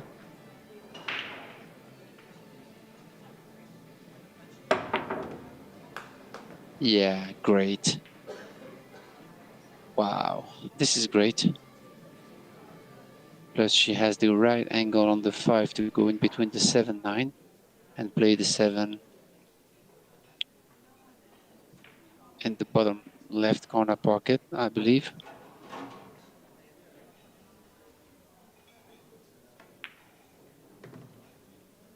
And what a way to win that set.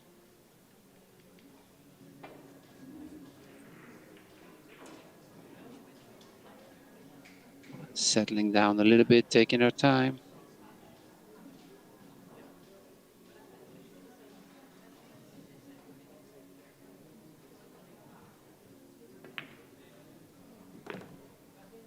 Great shot there. She didn't baby it. She didn't fall into the trap to try to open up the pocket by babying it. She went for a good stroke and give herself a chance to make it. This is great.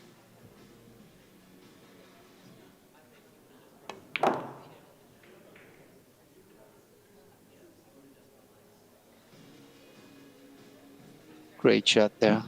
Stanish, touch of left, going long rail to get perfect position on the 9. And it looks like she's going to take a 2-set lead. Wow. What a comeback in that set from Siming Shan. Strong safety battle. Great world-class 9-ball to watch. I hope you enjoy it, guys.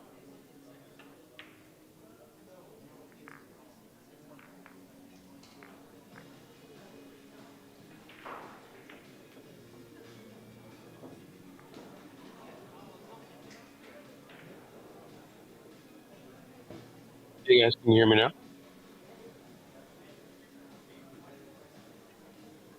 And Rubelin Amit just defeats Cesca Centeno 3-1. So this is that was a clash of titans, and it's Rubelin that finally got away with it. So she's in the quarterfinals.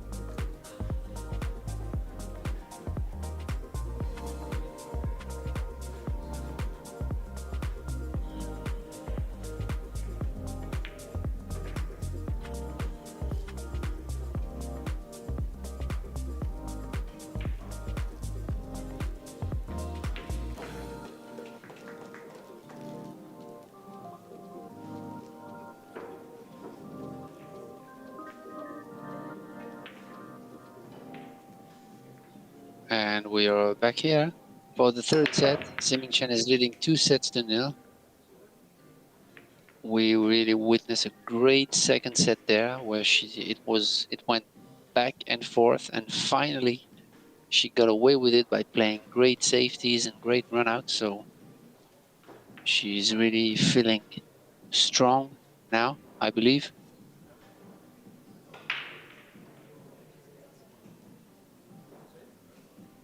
And she just broke the third set because it's alternate break for sets, and it's winner breaks into the sets. So she's got a 2-8 combo right now. And this is Start this definitely a rack. must-win for Seo.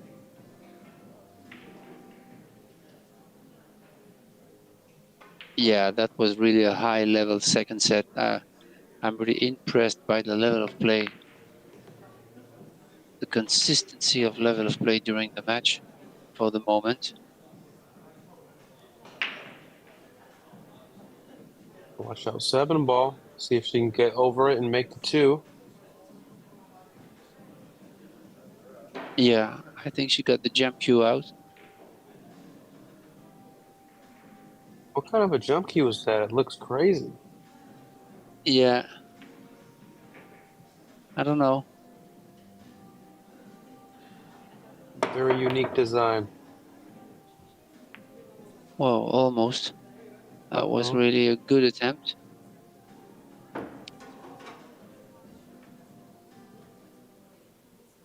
She kind of get a little bit of Tough a roll roll for here. Seo. Yeah.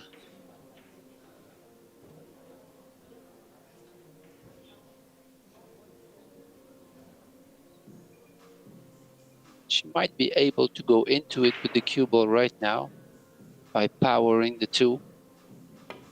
Going 1, 2 rails directly into yeah, just like that. Wow. Yeah, hit it too She thin. didn't. Hit that 4 ball too thin. Yeah. That was a great effort anyway.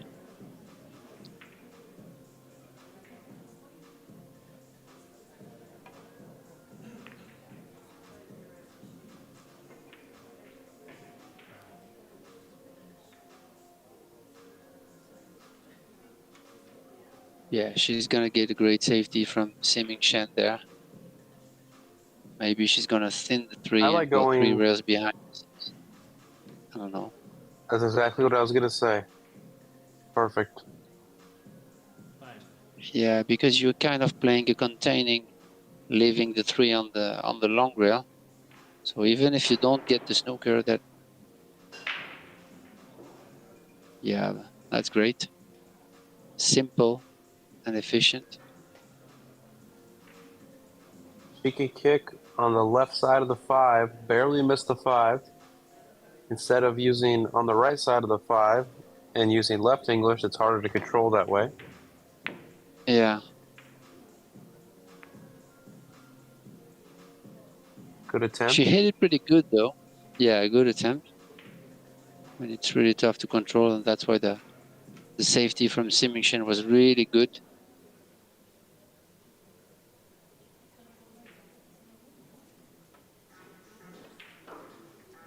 Big shot there.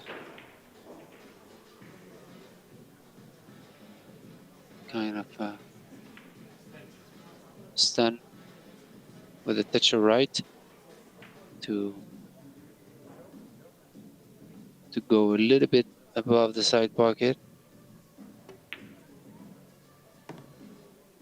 Yeah, like that. She's really feeling confident now, leading 2-0 and playing great since the beginning of the match. So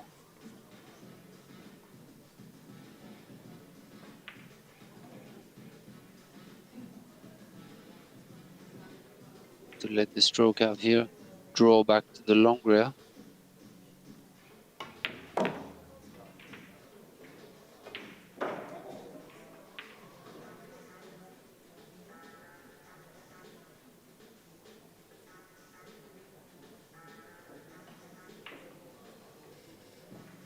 Now she really wants to follow the line that the 5 and the 6 form. like maybe one rail. You have two options, but whether she left to cut the 6 or she's going 2 rails. Yeah, I like that. Let's just stroke out a little more. Much better. Yeah, much better.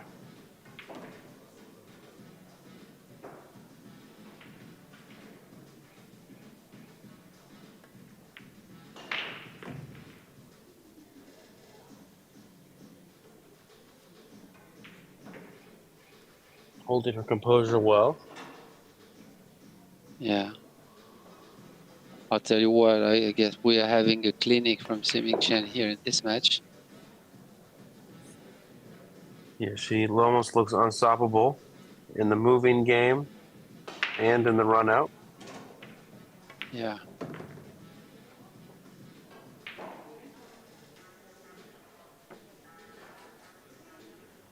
One zero. 3 more games to go for Siming Chen to clinch this match victory. Yeah, she's really playing flawless. And Seo is not playing bad. She's just getting weird opportunities that have gone bad. Just barely. Yeah.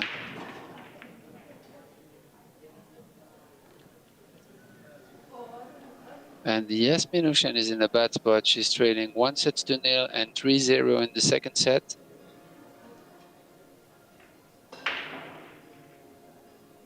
Margarita Fefilova did the break. 2-0 against Kristina Tkach. Zlateva is tying up with Liu, one set all.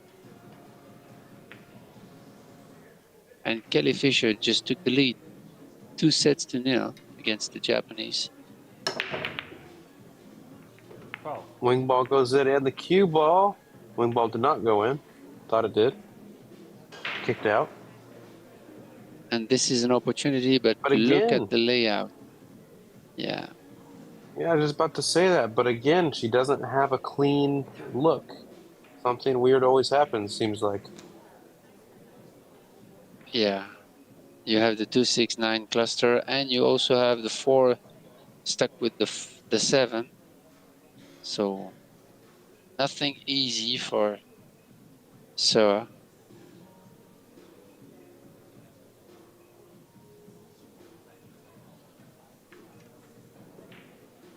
See what she does here. I'm curious. What would you do here?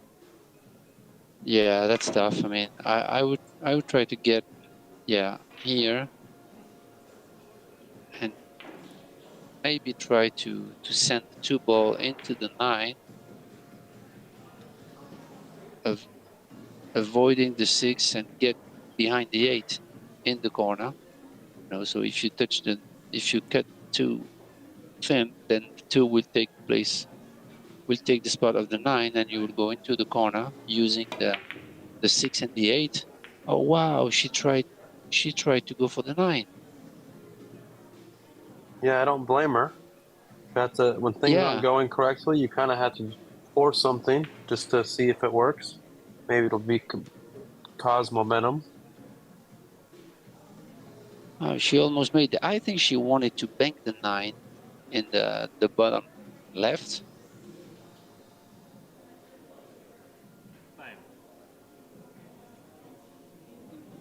Yeah, but that was tough. I mean, the layout was really, really tough.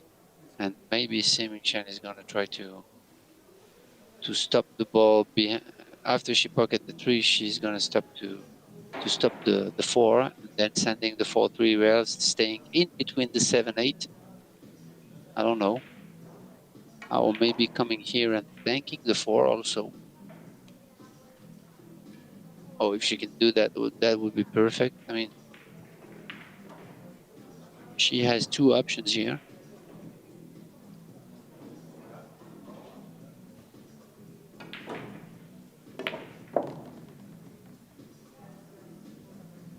Yeah.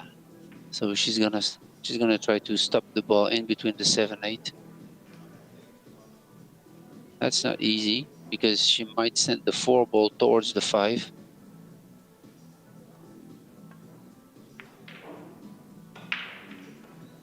Oh, that's great. Yeah, I think Can it's she see okay. the edge of the 4 here? It's close. If she does, then she just have to brush the 4 and then send the cue ball to the short rail slowly using the 5. What do you think? Yeah, I might go up and down and just play the 4 off the rail into the 5 and go back down behind the 6. Like that. Yeah, that's great. The thing is, she'll have a rail first to possibly make the 4. So this shot left something to Siming Chen, while the other one didn't, I believe.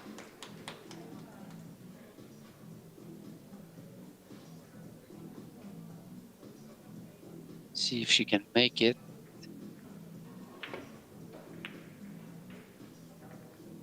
Oh, she overcut it.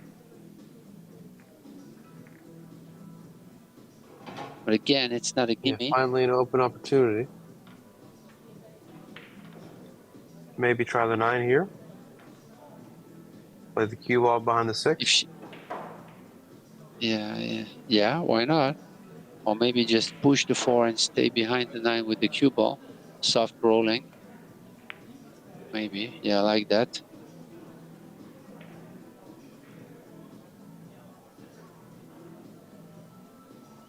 Very good. Yeah, because now she doesn't have the 1 rail, and it's pretty a tough hit here.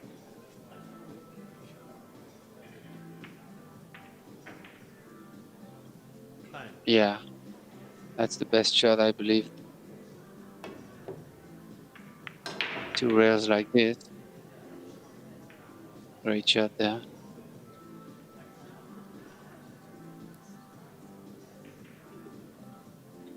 Okay, finally an opener for Sarah. Not an easy one, but finally she can pocket the 4 and play shape for the 5, stay underneath the 5. But it's not an easy layout. I believe the 7 ball doesn't pass the 8.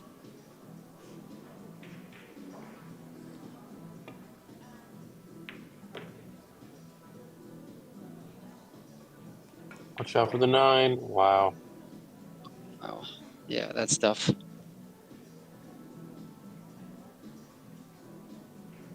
And things are definitely is not going the way of Sarah.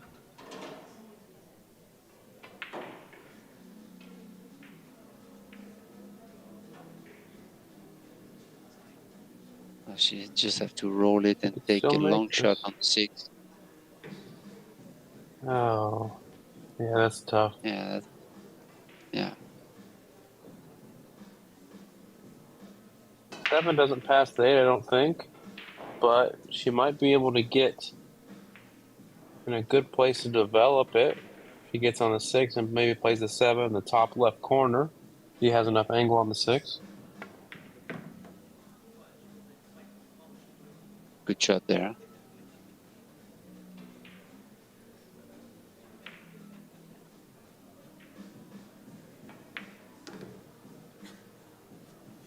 I'm curious to see what she's gonna do there. She's kind of flat on the 6. So she might go follow high right, going 2 rails in the corner and reaching the 7 behind. Yeah, like that. Wow, this is great. Oh, beautiful.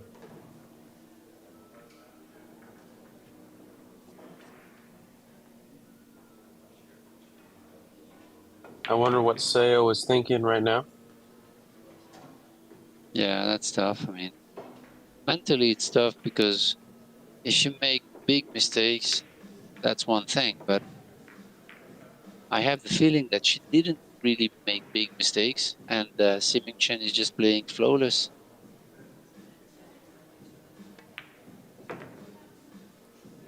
It's really clinical.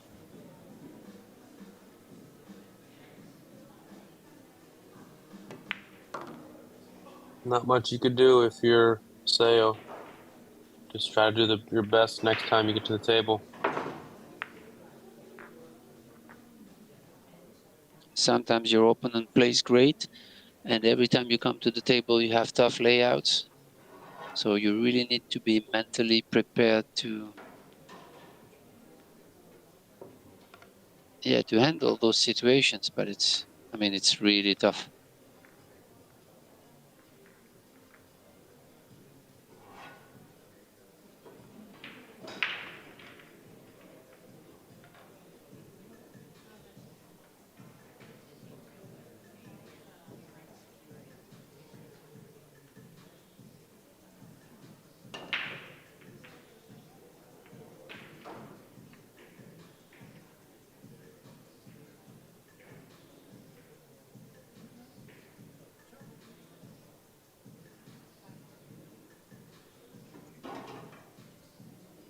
Simin Chen knows that Seo is a great player, and she's going to try to keep her foot on the pedal as much as she can and make the lead as big as she can, because she knows that if the momentum turns, she could also lose just as easy as she's winning. Yeah, it really can turn in a blink of an eye. Absolutely. Definitely. And I'm sure that both of these players, I've experienced it already. So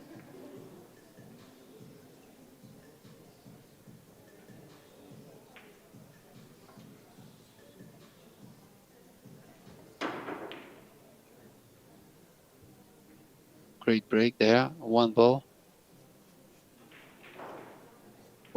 Open shot on the two, even if it's tough shot in the side pocket to go maybe 3 rails or around the 5. Yeah, I wouldn't even mind putting the cue ball just behind the 5. That's okay too. Played it perfect. A little straight though. Yeah. But I think she can find a way to figure this out.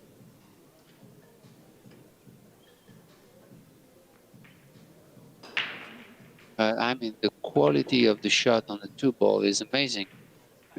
That was a tough shot.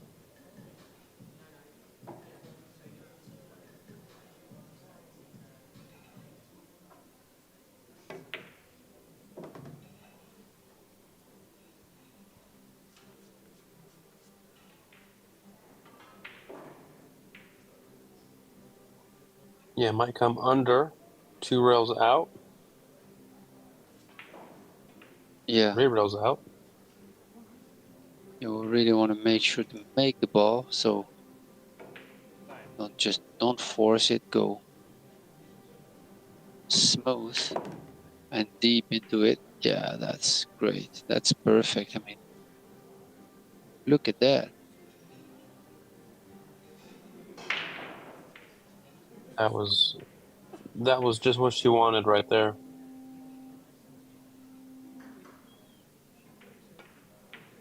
I believe the 6 don't Kind of pass a the 8 in the top. I don't think so either. It's kind of a weird in between. She might go the 6 in the left-hand side pocket. Yeah. No, she had the room. Wow. Okay. But this was also a touchy shot because she need to stop there. She couldn't catch any rail, and she went directly 1 rail to play the 6 on the top right. That was kind of a touchy shot also. Yeah, for sure.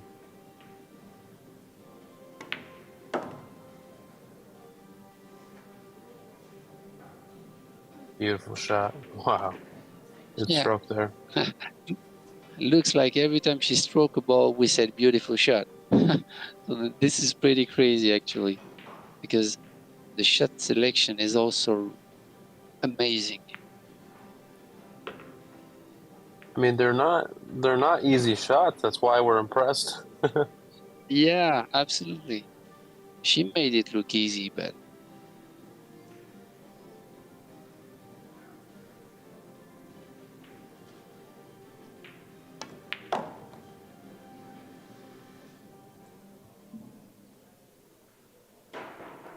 okay, This a to go little up bit short there, 3-0. but yeah, that was a good effort.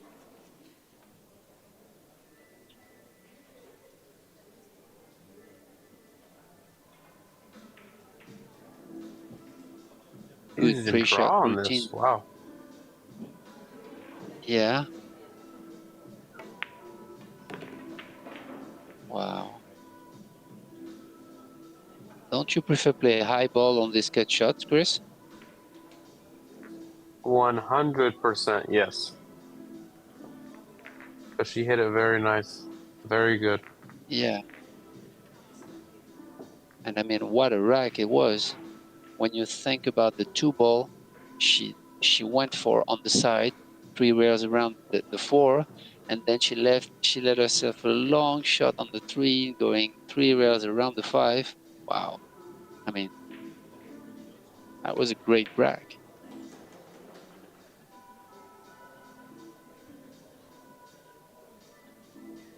All of a sudden, she's on the hill.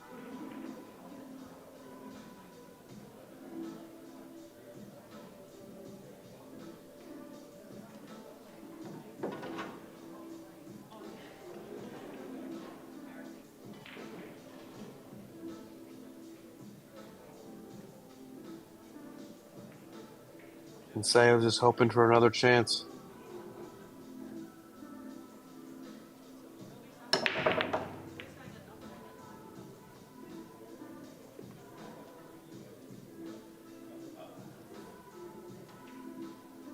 The 4 past the 6, Ben? It's close. From there, it's tough to say, but it's close. And what a break again from Siming Chen. I mean, she's really eating the balls like with confidence. She's been playing amazing, so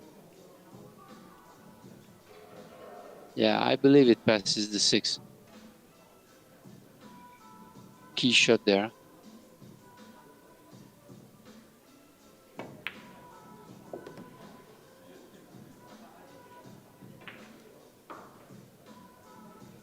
And I don't know if we are going to see Sierra at the table again. What do you think, Chris?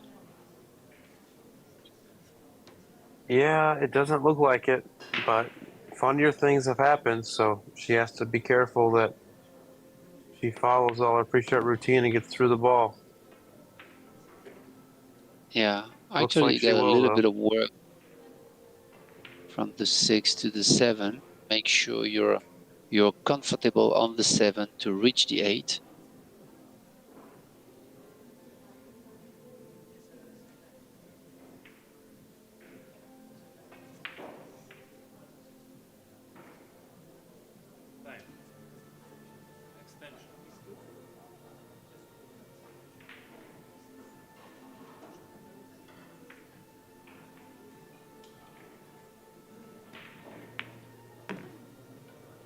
She had the Little clarity thick to on take that one. her extension.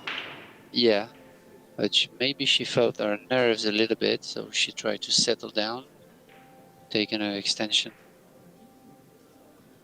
Try to get a little bit more clarity.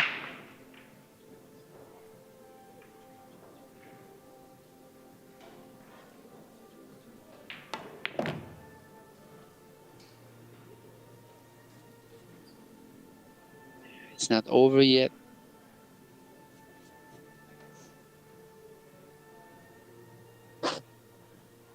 Now she might have to stun 2 rails there. You think stun touch her right? It might be too straight for that. I don't know. Yeah, or maybe Might have she's to gonna draw draw back back a little directly bit. to the. Yeah, it's tough to say from here, but wow. Okay.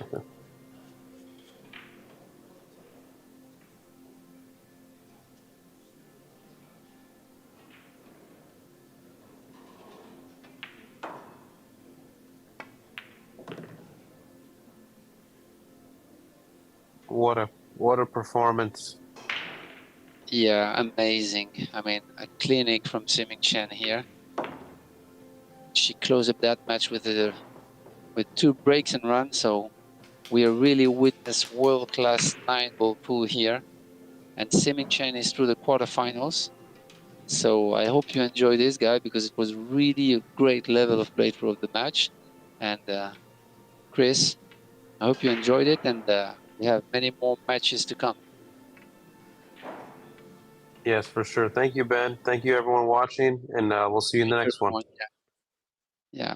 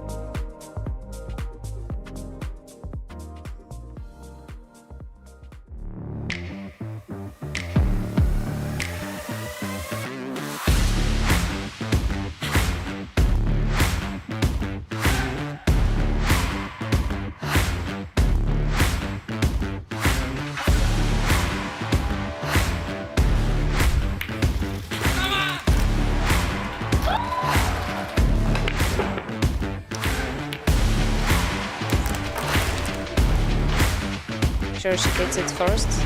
Look at that, look at that. Oh, wow.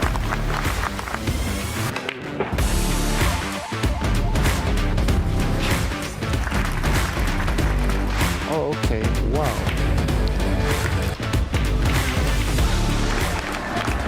A 9-0 win. And there it goes. Shane Van Boning, our world A-ball champion.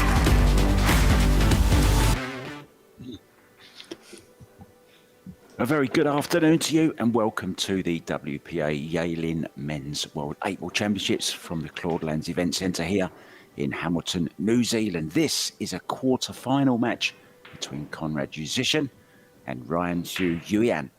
It's a race to 10, winner breaks, and joining me in the booth for this one is big reddish Eric Horlofson. Morning, Eric. Good to be with you guys again. We're in for a good one here.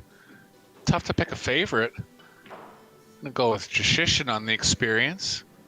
Juian's had a great tournament so far. Yeah, and we agreed before the start that neither of us know too much about him, but he has had some big scalps during this tournament. He's beaten Carlo Biardo, he's beaten his fellow countryman Sui Chia Chen, and also Mario He. And in the last round, overcame another Pole, Mieszko Fortunski. So maybe there's a little bit of revenge to come from Conrad Musician. He's had a pretty good run as well. He's beaten Gerson Martinez Boza from Peru in round 183. Kashyap Chowdhury, he beat 8-1 in the losers round. And then Adrian Prasad, the youngster from America. And then Simon Coural, also a fellow Pole in the previous round. So it is winner breaks, Eric. We started with 64. We're down to just 8.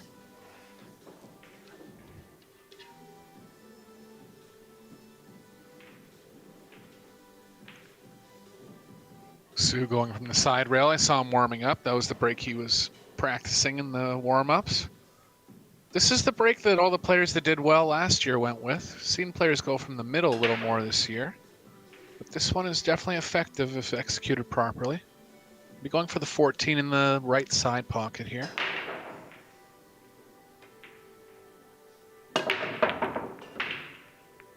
There goes the 14. Good early signs for Sue. Well, I was watching this guy warm up, and I tell you, I've not seen many better strokes than this guy possesses. Absolutely beautiful cue action. Really, really is. Smooth as silk. Yeah, a little reminiscent of Wu Kun Lin, his countrymen. Probably play a lot together.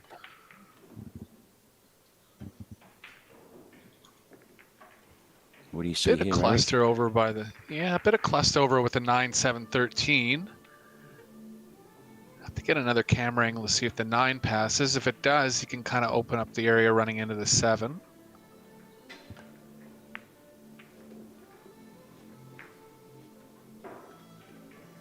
Looks like the 9 does pass. So if he gets any kind of angle going to the left off the 9, or even a straight in on the 9, he can take care of the 13. Looking like a good opening rack here for Sue.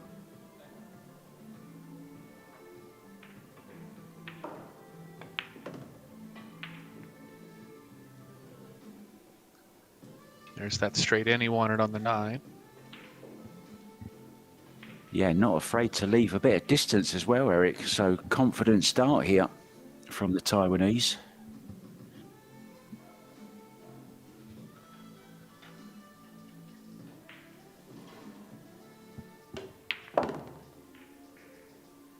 Nice shot. On point there. Cued it beautifully. 12 lies didn't he? Yeah, 12 lies a little better for the 8, but he's going to have to get in a small area to be able to pocket the 12. Looks like he's actually considering taking the 10 next. Just a question of cue ball control here, or whether he wants to kind of guarantee position on the 12, but looks like he's going to go 13, 10, 12.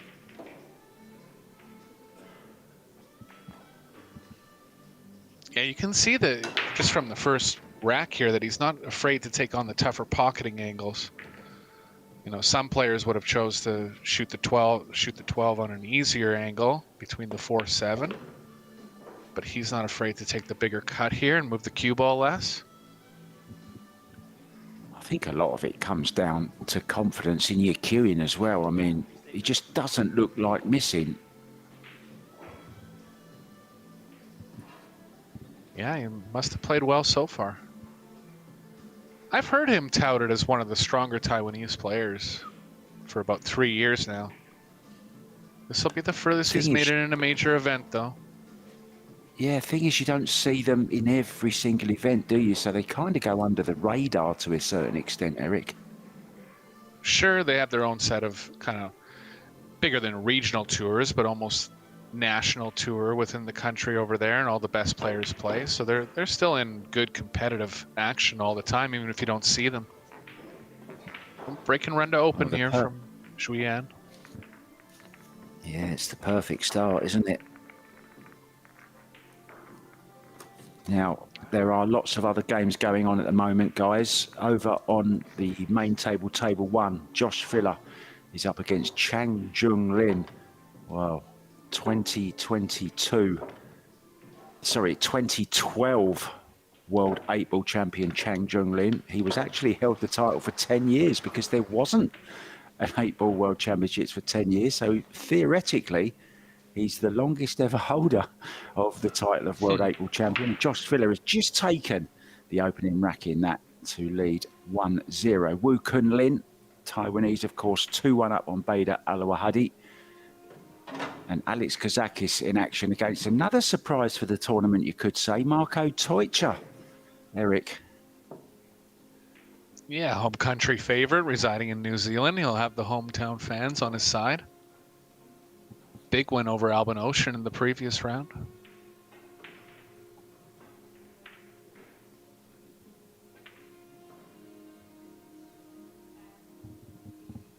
Got a lot of love for that glove, I'm telling you.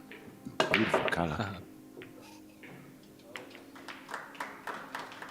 A little short on the head 11 ball. going to spin in? Yeah. Look at that, 11 Yeah, goes 11's in. good. Wide open break too. If he carries on breaking like this, Eric, Conrad Musician might only get the lag as a shot. He might not get another shot. I think in the matches we've seen, we haven't seen more than a 3 put together. But oddly, we haven't seen many players breaking from the side rail head ball either, which has proved in the past to be the most successful break. So let's see what he can get going here. Didn't you say that? Didn't you see that was Shane Van Boening, wasn't it, who won the world title last year, breaking from that exact position, wasn't it? Yeah, and I believe like everyone in the final 4 was. So kind of just a little odd that players didn't pick up on that or kind of carry that over into this year. Not saying no one was, but I wouldn't say the majority were from the matches that I've been involved in.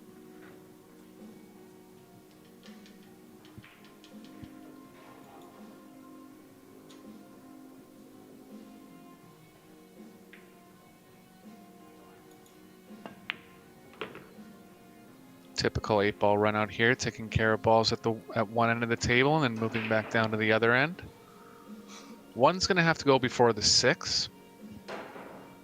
3 might have to go before the 2, so a bit of tight cue ball movement once he gets down table.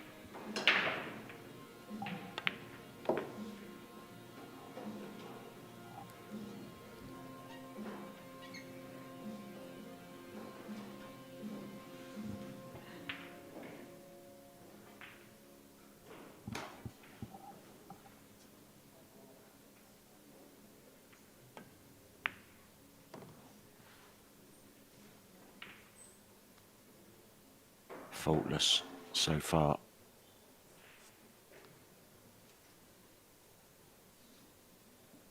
Natural position coming across table here. Want ideally a low angle to get towards the 6. That'll be fine. Bit of right spin. 6 in the same pocket.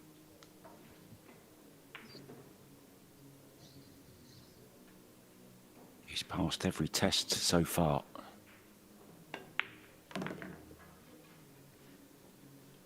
Yeah, playing at good pace as well, not bringing the shot clock into play. Didn't want to be on the rail here. Queuing is going to be a little trickier. He's going to have to draw this ball. Just settle himself for a few seconds here.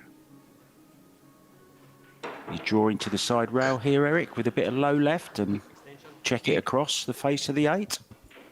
Yeah, I mean, it's possible there's a chance to follow around the 15, but if he has to stun that at all, he'll be drawing. It's like a draw.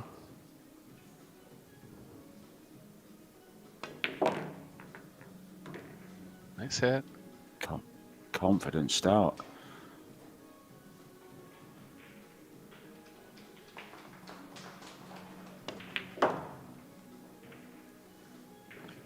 And in it goes, nicely done. Now we do have the young lady juniors playing at the moment as well. Plenty of action going on there.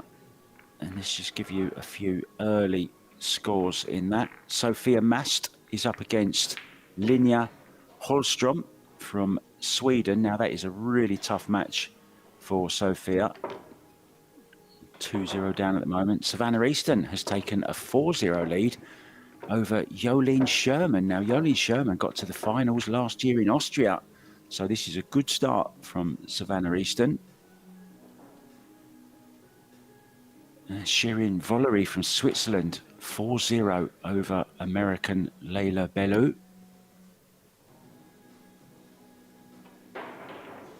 So plenty of action going on, Eric. Have you been watching much of the juniors at all? I've been following the Canadian juniors. One of my students and good friends, Bryson Manipula, is in the quarterfinals. So we're looking for him to do well. Felix Vogel looked strong in the match that I did. We have a little red, do we, in the midst? Yeah, he puts in a lot of work himself too, but I've helped him out as much as I can. Oh, another good break, but it looks dry, this one. Yeah, square hit, just not coming up with anything on the break. Solid's all kind of stuck in the racking area. Stripes are easier, but it'll be tough to get at the 8 if he does go with stripes.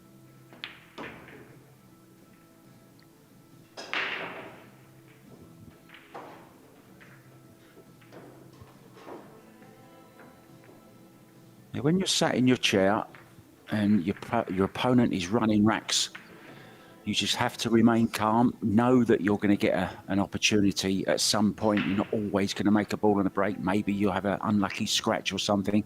So you have to remain ready in your chair. Stay focused and positive.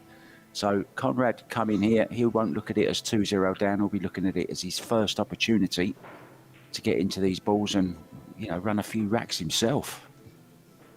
Definitely. Played a nice opener there, taking care of the 8 problem immediately. 10 ball is going to be a good key ball for the 8 here.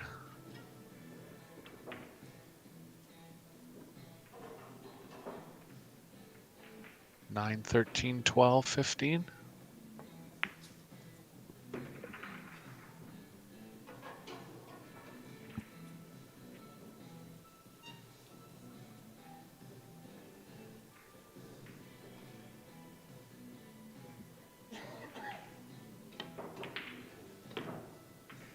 Conrad's won a Predator Pro Series before in Puerto Rico last year. One of the most experienced international competitors. I believe it's the furthest he's been in a world championship, but he'll draw on the experience he's had over the last 5 years. He's also a straight pool champion, Eric, in 2017. So he's pretty good in these little situations, you know, where you haven't got much room to maneuver the cue ball. It's all about patterns, taking the right ball. So he's got pedigree.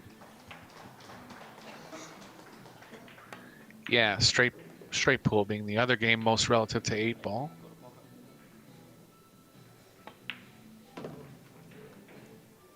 So nicely done and showing that he's up for the task as well.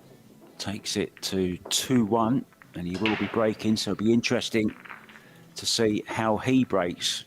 Will he go from the same position? Will he maybe risk one from the centre, Eric? to just open them up a bit more. What do you reckon? Yeah, I haven't watched him in previous matches in this tournament, so I would just be guessing at what he would do. I don't see him as one of those players with like a big long stroke that can really let it out from the middle. It's a little bit easier to break from the side rail. And he'll have watched, other tournaments. I believe he played in the World 8-Ball last year as well. I think we'll just have to see. Well, I thought that Chang Jung Lin could be a potential banana skin in Josh Filler's quest to win his first ever World 8-Ball title, but the German has raced away to a 3-0 lead, and Woo Kun Lin is doing the same. He's 3 racks clear at 4-1 over Bader Al-Wahadi. Marco Teutscher at it once again. He's 2-0 up on Alex Kazakis.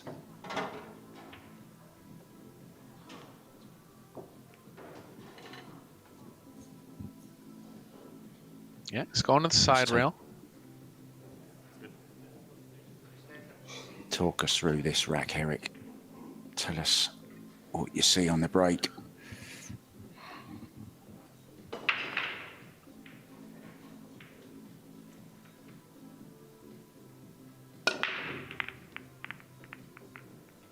Okay, so he tried to cut the break.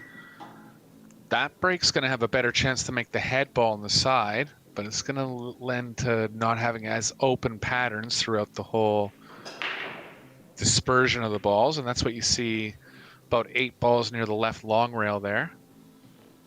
Fluked one in, he's still at the table. 111 is going to be the biggest problem. I wondered if he's going to take that now, make the one with the 11. Yeah, he'll definitely consider it if he can get through to it. Issue there is the 2 and 6 don't play that well. But yeah, if he doesn't take it first, he's going to have to break it out pretty quickly here. That can work. Chance here, 13 with a maybe. bit of left spin. Yeah.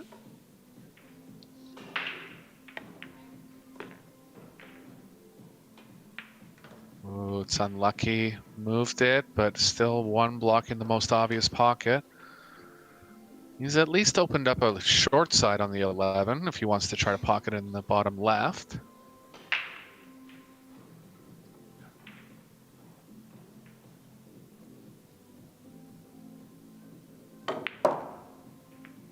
Yeah, going straight again for it here. Oh, how unlucky is that once again? Well, you said short side, Yeah. Eric, but not short side to the top right.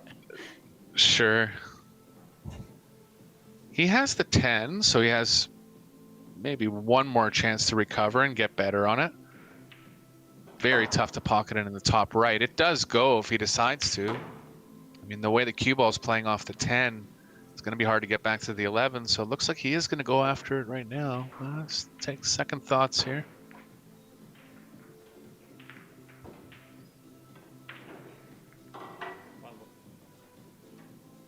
Big shot early in this match here. What happens if you call the wrong ball? He said one ball, didn't he? I'm sure he At said first. one ball. But he did make the one. Yeah, tough shot there. Took a couple shots at breaking it out. Just didn't quite develop it properly. Happens in 8-ball. Didn't leave Julian too bad. Left him pretty good, really. Thin one on the 3 in the side. Positives for that is that the cue ball's coming back towards the 2-6, which needs to be rearranged.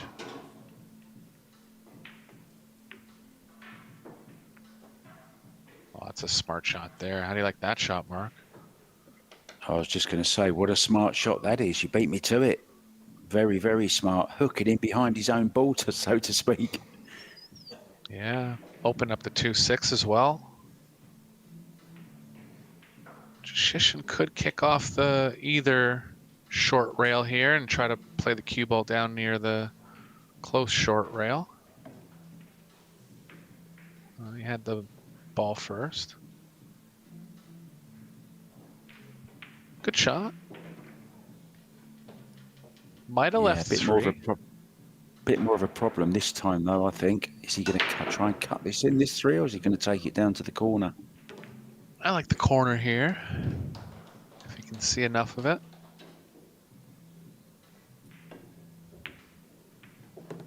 Nice shot. Doesn't look like he has enough of the pocket on the 4, so he's going to have to get over to the right side of the table at some point. Has to be careful here of the 7 ball. Doesn't want to tie it up with a 6. Good shot. He's got the angle to come back across table now as well.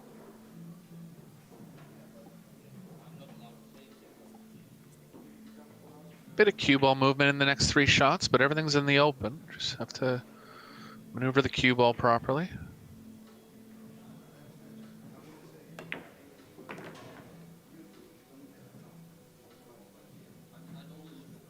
Doesn't want to be straight here.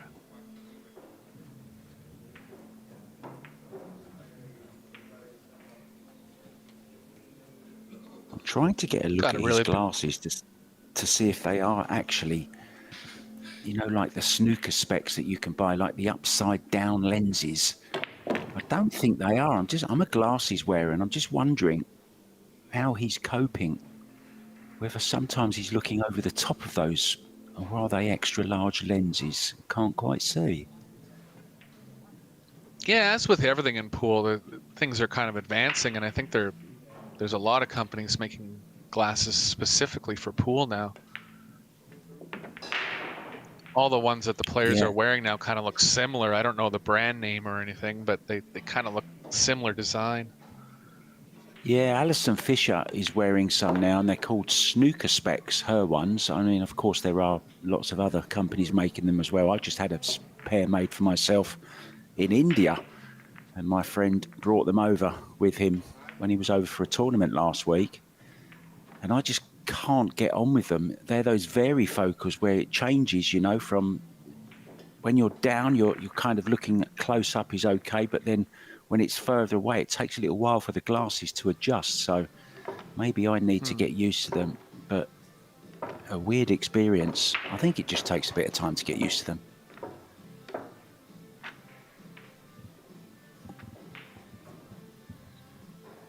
Chang Junglin has won a rack back 3-1 now. Wu Kunlin running away with it 5-1. And Marco Teutsch extends his lead to 3-0 now over Alex Kazakis. What a shock that would be. Great player, of course, but hasn't really done anything on the big stage, Marco. But he's a lovely chap, originally from Holland, now residing in New Zealand. And some kind of thought, you know, in his home country, he might go on a little bit of a roll. And he certainly has. Looking for a place in the semi-final. Yeah, Kunlin now to a big lead there. He had a great final 16 match against Alex Pagulayan yesterday, breaking and running about 6 of the games that he won. Unbelievable comeback from Christina to catch this morning. She lost the first two sets over Margaret Fefilova, and she came back to win 3-2, Christina to catch. And she's earned herself a quarter-final matchup against Shasha Liu. Rublin Ahmet beating her fellow Filipino, Cheska Centeno. A lot of people were fancying Cheska to go far, but it was Rublin, two-time World 10-ball champion, that went through. She'll face Wei Xiu Chen. And Jasmine Ocean survived a little bit of a scare as well against Amber Chen. She now earned a matchup with Chihiro Kawahara and Kelly Fisher. What a match this is going to be against Siming Chen. That is your quarter-final lineup for the ladies. Okay, back to the men's 8-ball. What do we see here, Eric? I think the key to this rack is going to be getting on the 3 properly. The 6 lends very well to getting in the proper position for the 3. but ideally I think he'll be looking at some kind of combination of 6-3-7. Those are the toughest balls. So 2-1, trying to get as straight as you can on the 6. 7-4-3.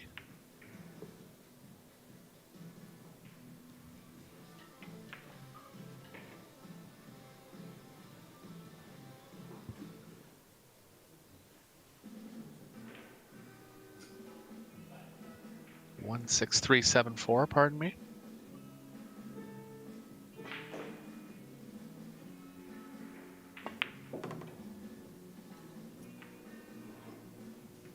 There he is. He's got that angle.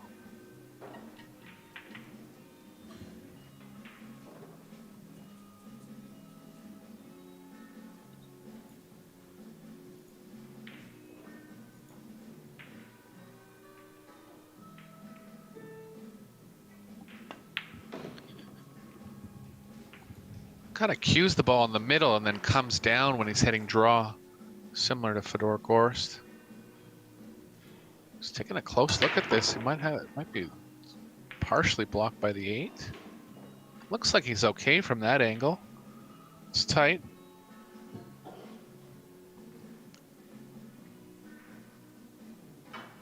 So tight that he's considering the 4.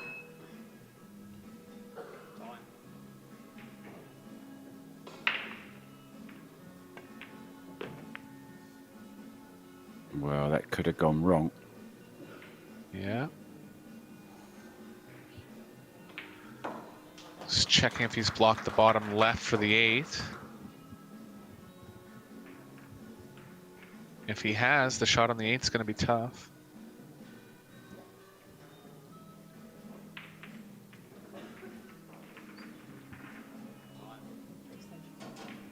Could play an aggressive shot here and try to draw back and get straight enough on the 3 that you're able to hold for the 8 in the side.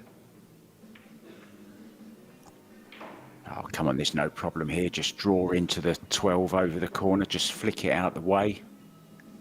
Up on the 7, no problem. Are you ready to play, Mark? Are you ready to get in the box, Mark? Are you itching?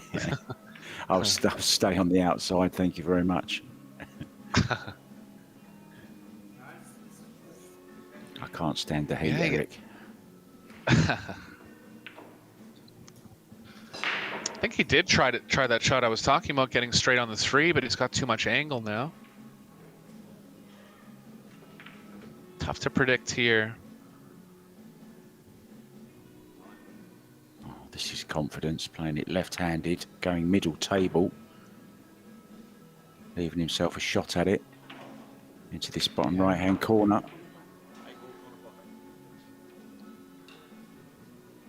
Looking to distance himself early here. He started confidently, Eric, and he's carrying it on. He must be feeling good inside, not afraid once again to leave himself a little bit of a more tougher shot.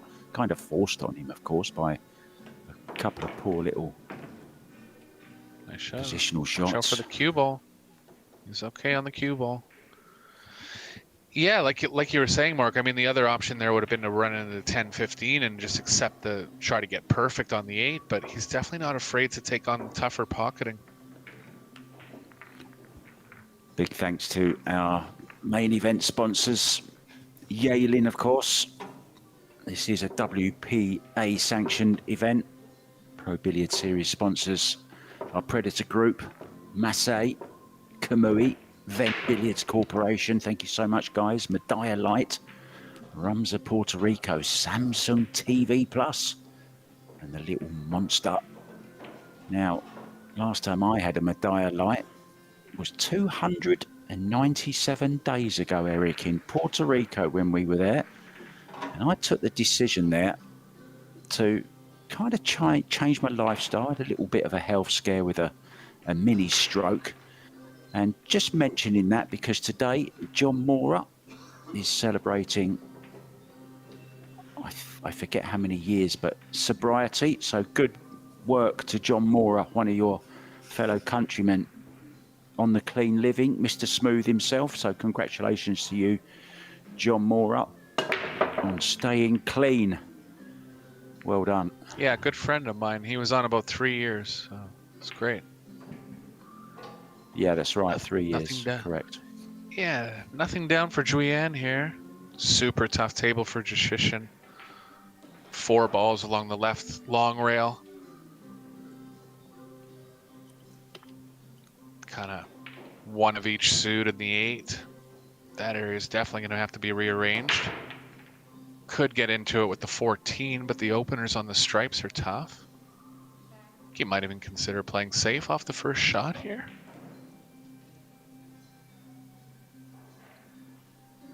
Yeah, maybe I mean, draw back always. off the 1 ball. Yeah, it's always tempting to try and elect the suit first, and I wouldn't blame him if he does. But the tables are very tough. I think he got Missed a the skid first there. ball. I think he Yeah. got a skid.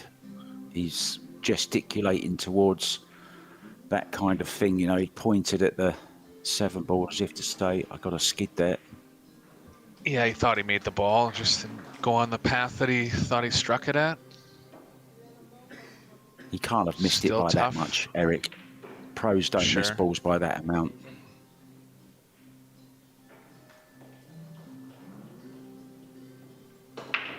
I mean, he could play something really aggressive here, comboing the 10 into the 14 and pushing the 6 towards the balls on the left long rail.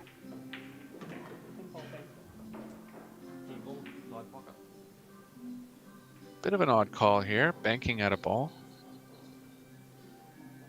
On an open table, but definitely trying to devise a plan to open up those other balls.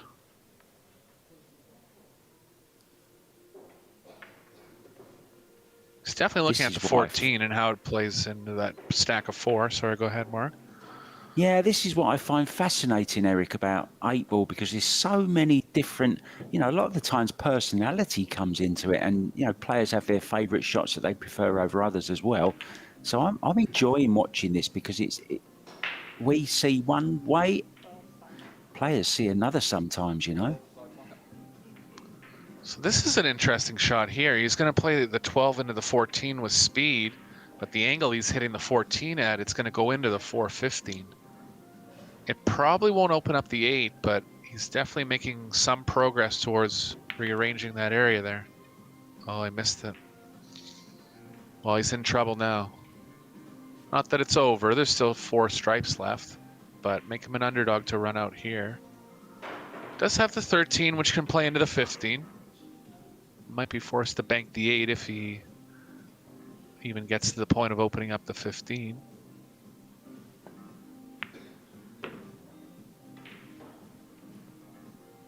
Little straight.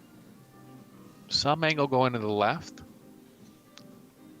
Ideally, he'd want to have a little more angle so he can have a little more energy with the cue ball going into the 415. We'll see how it opens up here. Play this with a bit of pace. Yeah. He's opened it up. Does he have a shot? I think he does by his body language. Yeah, yeah. See if he takes on the bank on the 8. I mean, we can see by his first shot choice of this runner, he's not afraid to bank a ball.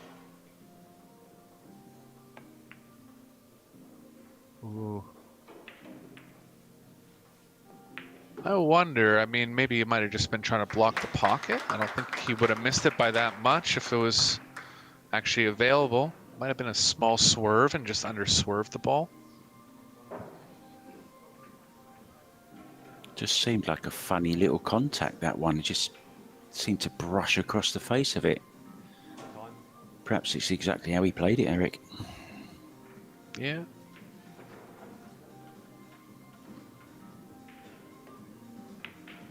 Yeah, just got stuck in a spot there where the breakout had to happen too late and kind of was trusting to luck a little bit. Didn't quite get it.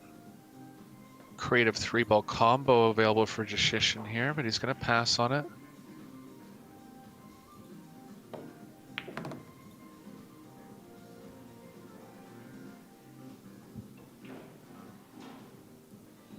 Marco Teutcher Now 5-0 up, halfway to the 10 he needs for a place in the semi-final over Greece's Alex Kazakis.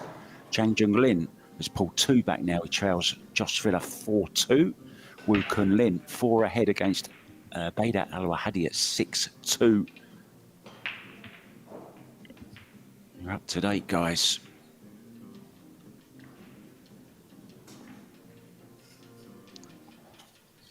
Tell you what, Jashishin's leaving the problem area till the end here.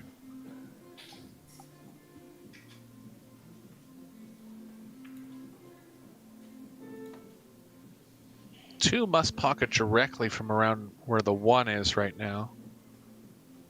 He'd be coming back across 2 rails, and very pinpoint position for the cue ball on the 4, but it's possible. Big shot here for Jashishin. Game number 6. Looking to close the gap.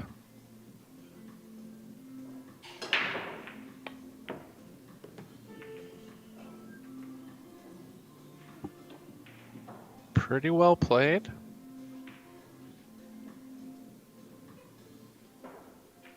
Just enough angle that it is missable. But the position's pretty natural, so he can focus on the pocketing here.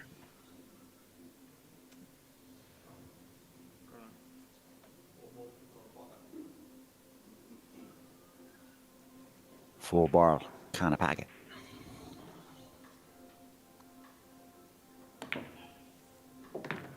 Oh, shot. Shot for the cue ball. It's just okay. Nice shot.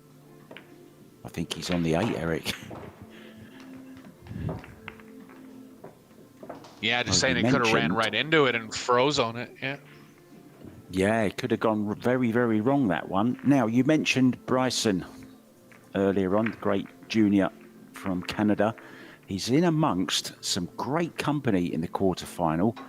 Kanazawa from Japan is through to the quarterfinals. So is Felix Vogel. We all know about Felix Vogel. Watched him earlier on. And what about Mika van Berkel as well? A great, great player. I believe he won one of the junior events. I think he won the European, the Josh Villa junior event in Fulda earlier on. Mika van Berkel, watch out for him, the great Dutch player. So what a great foursome that is, waiting for the winners of the losers qualification. And I believe we're going to have Adrian Prasad in action on this table afterwards. Not confirmed, but I'll let you know, guys, before the end of this match. Back to it then. Conrad breaking off, trading 4-2. These players looking for a place in the semi-finals of the WPA Yalin World 8-Ball Championships of 2024.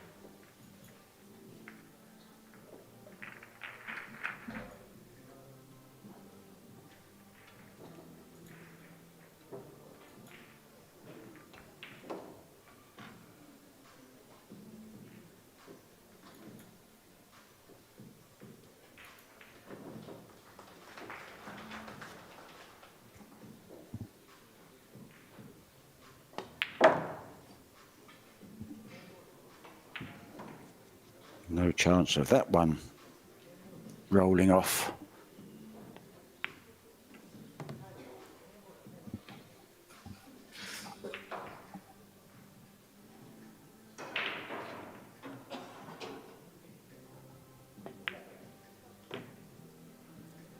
Two and three need precision position. I think he's okay here, just to play a little draw shot from the 2 to the 3, then the 4.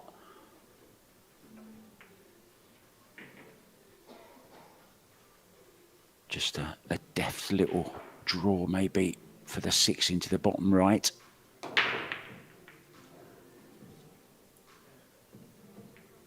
Just a little nudge maybe, didn't need it. So now this, the key shot. Draw back to somewhere round about where he is now. Always like to get back to the rail and bounce off again. And now can just drop this in.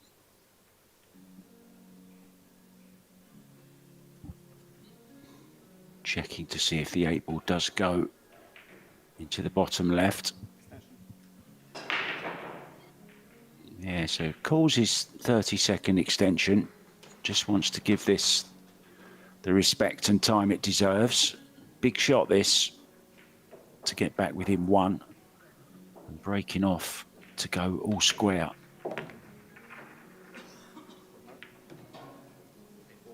Yeah, judged that very, very nicely indeed. So this 8 ball then for 4-3. Nicely done. Now some illustrious company for the winner of this World 8 ball event, reigning champion, of course, Shane Van Boening. The year before that, Francisco Sanchez Ruiz. Who can forget that? That great win in Puerto Rico. And Chang Jung Lin was the previous 10 years earlier in 2012. Before that, 2011, Dennis Orcolo lifted the trophy, beating Niels Feijen in the Philippines in the final. And a certain Carl Boys won it in 2010. Niels Feijen on the losing side once again. And then Ralph Souquet, Ronnie Alcano, Wu Jiajing, and Efren Reyes all the way back in 2004, the first world champion. Of course, in his hometown of Manila, beating Marlon Manalo, whose name is going to join on the trophy this year. It's going to be a different one to last year, that's for sure.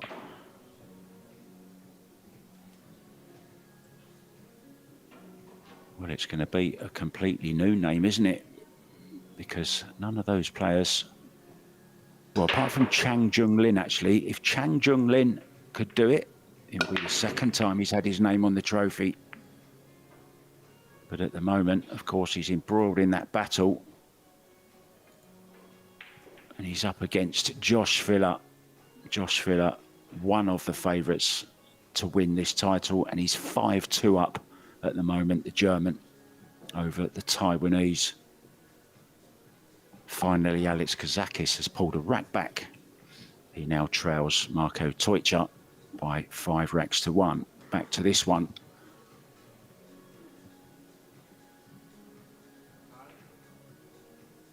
Makes a ball.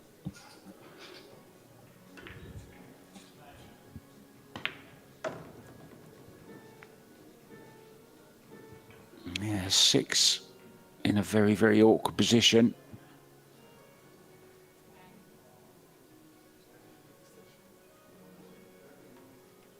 May have to take the 2 on here. Now, what kind of angle does he have on this round 3 rails? Well, can you believe he's missed the 2 ball? Maybe his eyes flicked away from it. It's normally the reason you're missing those kind of balls. Your eyes tend to follow where you want the cue ball to go. Trying to look for the outcome.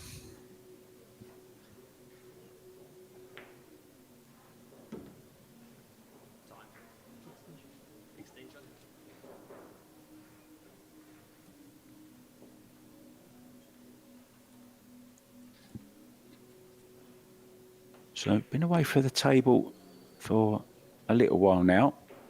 Let's see what Ryan Julian can do. Obvious problem, the green 14, but he can get short side on it.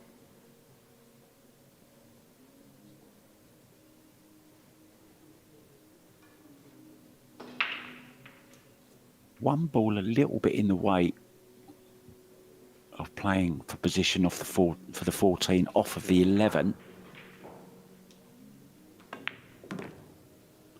Going to get on it right away. Look at this for a shot through the gap. Absolutely perfect. Great shot. Your apologies, guys. Just had a bit of technical difficulty, but I'm back.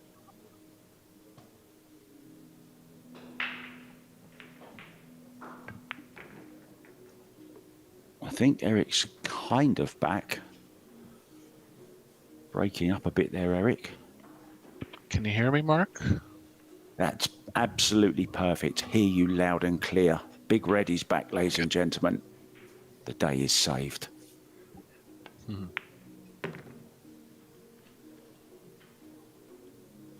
So yeah, Conrad got in first in this particular rack. Missed a straightforward 2 into the side pocket, believe it or not. And then Ryan played an unbelievable positional shot to get onto his one awkward ball, the very first shot. And from there, it's been pretty straightforward, plain sailing for the Taiwanese. And it looks like he's going to gain the 2-rack advantage again, Eric, at 5-3.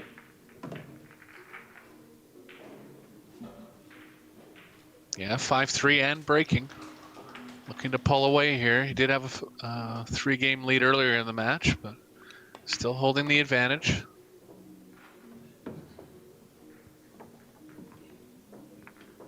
Bader Al-Wahadi is on a comeback. He was 5-1 down. It's now 6-4 to Wu Kunlin. Still 5-1 between Toicha and Kazakis. And Josh Villa now 6-2 up on Chang Junglin, just 4 away from a place in the semi-final. Yeah, Filler's so tough to beat. I don't think he's really had much of a threat this week so far.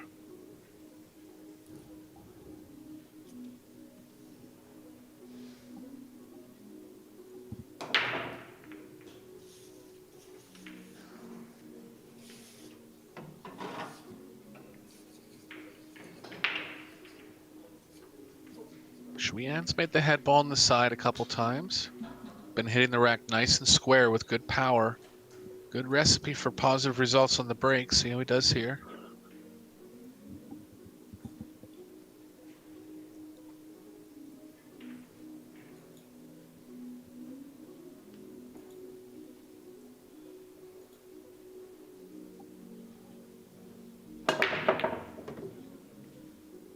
There goes the head ball on the side again.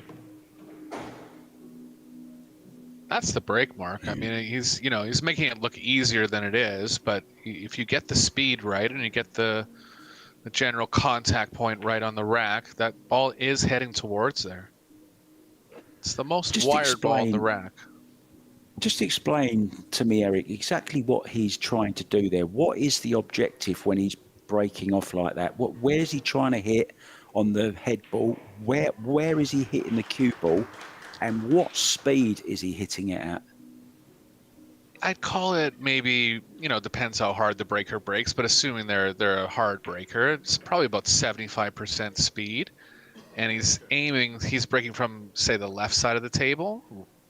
He's aiming just slightly to the right of the square of the angle.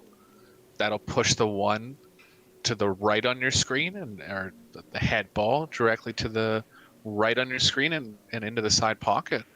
But again, it's not as easy as it looks. That's why, if it was that easy, all players would do it. But the players that have done well have found that. Similar in the Predator 10 ball series, they broke from the side rail and try to make that head ball on the side. So The thing what is, you makes can't it hit such it. what Go makes ahead, it so Mark, difficult, though? Is it trying to hit it with pace and accuracy? Is that where the difficulty comes in?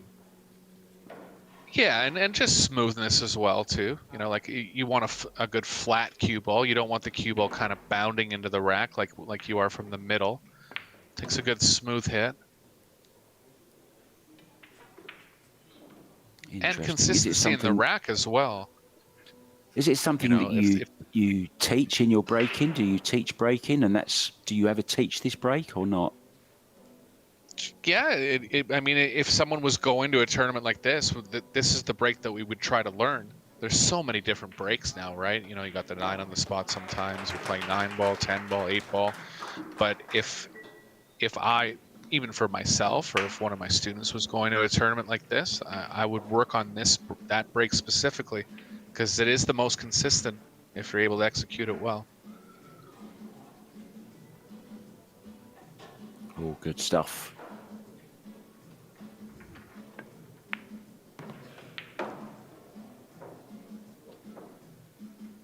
And like the thing is, he's hitting it thick enough too that he's getting good dispersion on the rack. Like if you hit it a little too thin, you're going to jam up a bunch of balls near the long rails.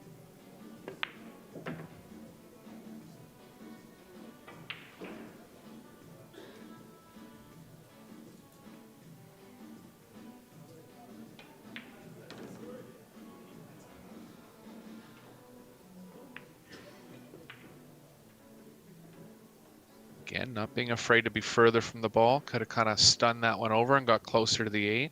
But very confident in his pocketing.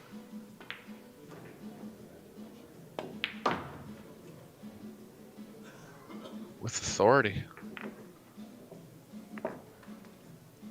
Yeah, good stuff from the Taiwanese. Now, I've got a couple of questions for you, Eric. I thought we'd have a little bit of fun and test your general knowledge. You don't know anything about this. I do love springing surprises on the guys that I commentate with.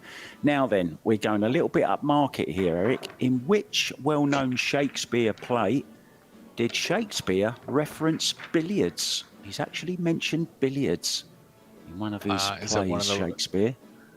You got to give me a hint. Is it one of the more known ones or lesser known ones? It's one of the more known ones, yeah. I'll go with, I don't know. I'll go with Macbeth. It's actually Buzzer? Antony and Cleopatra. Okay. Antony and Didn't know Cleopatra. that. Was it just Here's a small another one. reference, or did it actually? Go ahead. Yeah. Yeah, there wasn't a table. There wasn't a table on the stage or anything like that. They didn't play a game. It was some kind of reference. Alas, poor Yorick. I knew him well. 2 ball or not 2 ball? Back to the serious stuff. Ryan breaking off. 6-3 up.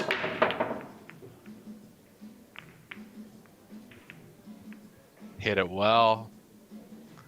Just missed the head ball on the side, so this is the break that Shishin needed. So is that one of the breaks, Eric? If you don't make the one in the side, you know, the head ball in the side, are you likely to get another ball, maybe the 4-railer, one of the wing balls going all the way around the table and dropping, or not? Is that your only real chance? You're just looking at a lucky ball otherwise? Yeah, so the head ball is by far the one that will go in the most consistently. The 4-railers can go in, but they don't go in generally, no matter how you hit it. They don't go in as much in 8-ball because there's more balls on the table. Like the 10-ball rack is the same shape, but there's less balls for it to get through all the way around the table. But yeah, you can make the 4-railers too, breaking from the side rail. Gotcha. The ball behind the one to the right, say he's breaking from the left side of the table, the ball behind the one to the right of it can cross over one rail as well. But yeah, he's pretty much going all in on the one, and anything else, or on the head ball. Anything else other than that would be a fluke, really.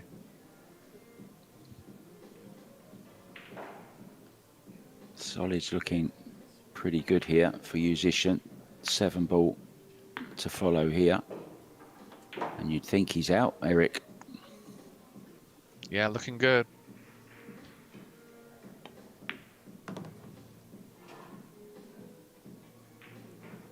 You know, any player getting to this stage of the tournament definitely has experience or at least very good intuition for playing 8-ball.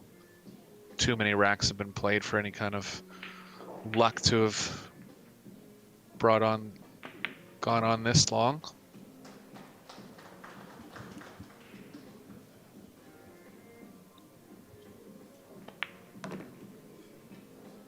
Shishin's been going from the side rail as well. See if he can get that head ball break going.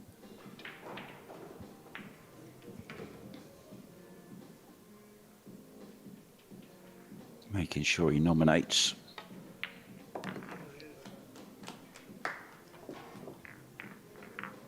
Yeah, just heard in the background there some encouragement from his Polish team friends. We're not actually in the arena, Eric and I, we're remote. Eric is in Toronto in Canada, and I'm in Thailand actually at the moment in Pattaya.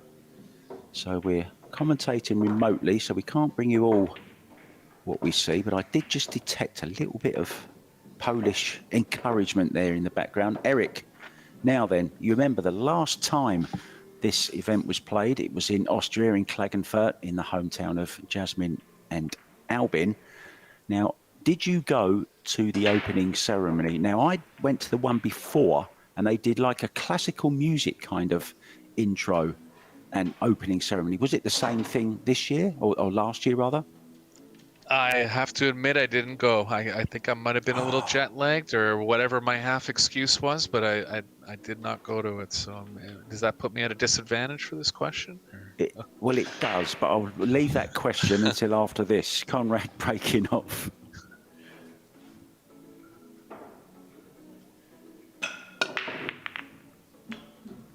See, Conrad's cutting it a lot more. 8-ball on the side randomly. That's not a win in WPA rules.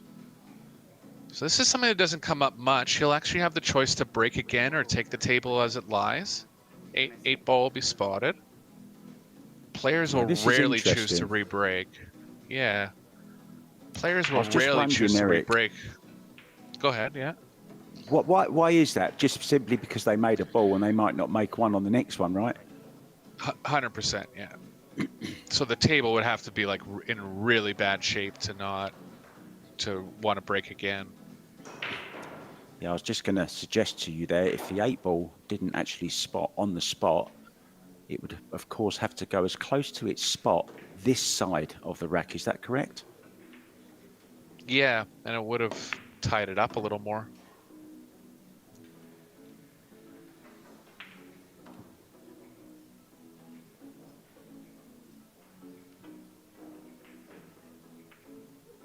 But yeah, Jashishin definitely going for a heavier cut on the break, which can make the one, but will lead to not as open layouts for the rest of the rack. Well, everything open now, Eric. That was a really nice shot he's played there. Now, can he drop in onto the 9-ball? Yeah, he'll be looking to run the cue ball into the 1-6 here.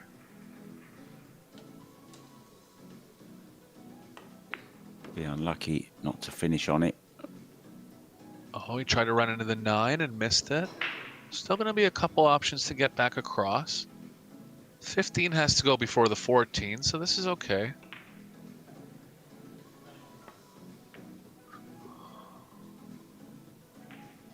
On it this time.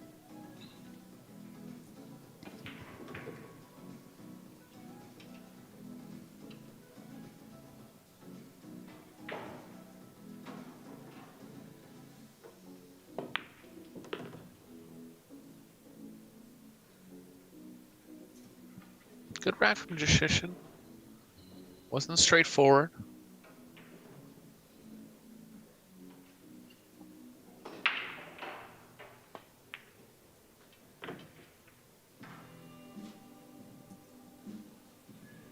Just like that, we're within 1 here. High level match so far. Could be Conrad's first break-in run. Can't remember for sure, might have had one earlier. But showing here that he's able to put more than 1 rack at a time together.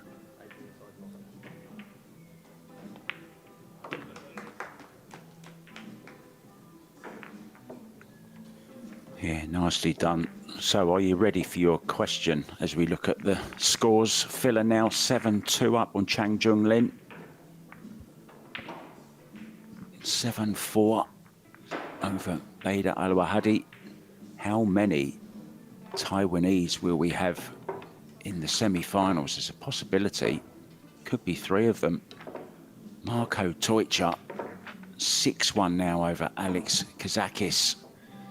Take your pick. Who do you fancy out of that lot, Eric? Gotta go with the king, Josh Filler. The King Filler, the King Killer, not the King Chung or the King Kun Lin. Yeah, I mean, I like Chung or Chang as well. But yeah, he's stuck there. Going to have to run a lot of racks to get back in that match. Oh, he got Are you one. ready for your question? Are you ready for your question? Fire away. Billiards was a relaxing pastime for which famous Austrian composer? Now, the reason I asked this was Albin Ocean's father-in-law is actually a classical music composer, and they used the theme of this particular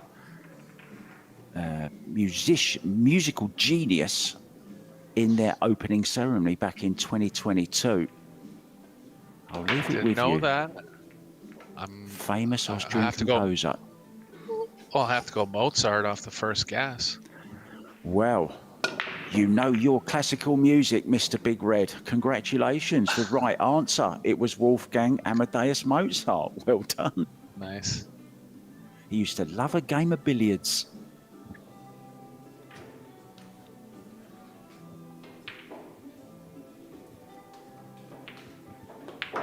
Cube will end up in a funny position here, but he's on the 1. He will be favoring solids because the 11's in a bad spot. 4 is going to have to be taken care of. Yeah, 2 ball passes. He did come to have a look at that as well. Wow. Barely made that one.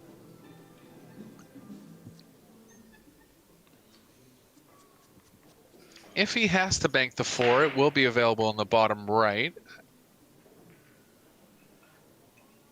I think he's going to look at ways to get into it. 2 would be a possibility. 7 would be a possibility as well.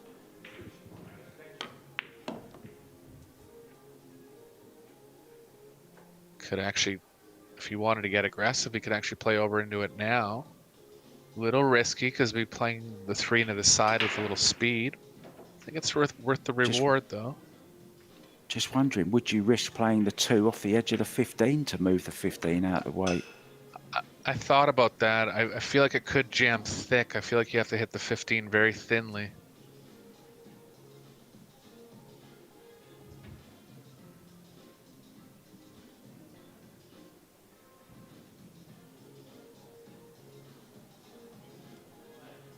He has to go for it now. He doesn't really have the angle to go into the 14.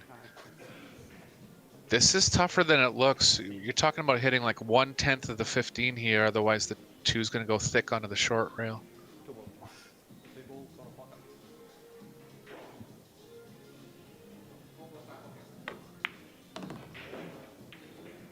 Tried to hit it, but just had to hit it so thinly that he missed the whole ball. He's got the bank on the 4. Yeah, he has the bank on the 4, and he kind of played the cue ball in a way that if he didn't catch that rub on the 15, he would have the 4. Smart shot.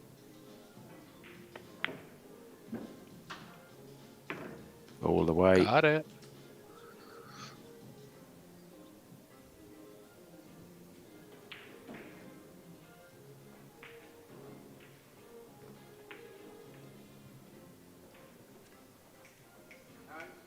This to tie it up at 6-6. And a chance to take the lead for the first time in the match. Well, what a time to do it. Needs this cue ball to run. Watch out, 13. Watch out, 13. Yeah, Whoa, he had that's to come through disastrous. traffic there. Big turning point here mid-match. Huge underdog to pocket the 5. I mean, he can come at it maybe 2 rails out of the swinging out of the corner. Gonna go 1 rail, too much traffic through there.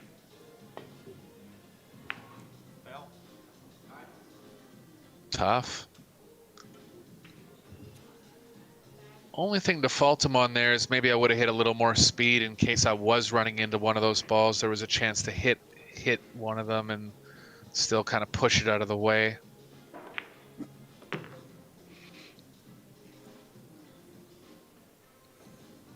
Just can't get ahead, can he? Yeah.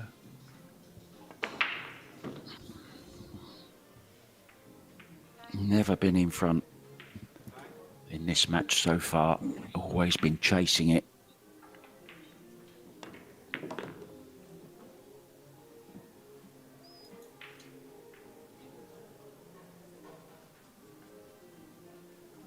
Well, Chang Jung Lin has won a couple of racks back. It's now 7-4 to Josh Villa.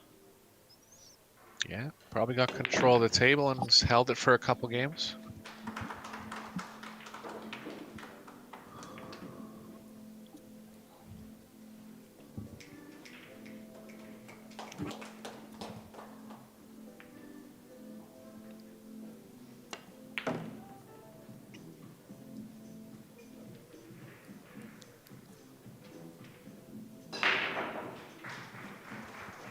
Cue ball's kind of playing towards the side here, but if he feels like it's going directly in, he'll just kind of draw around it.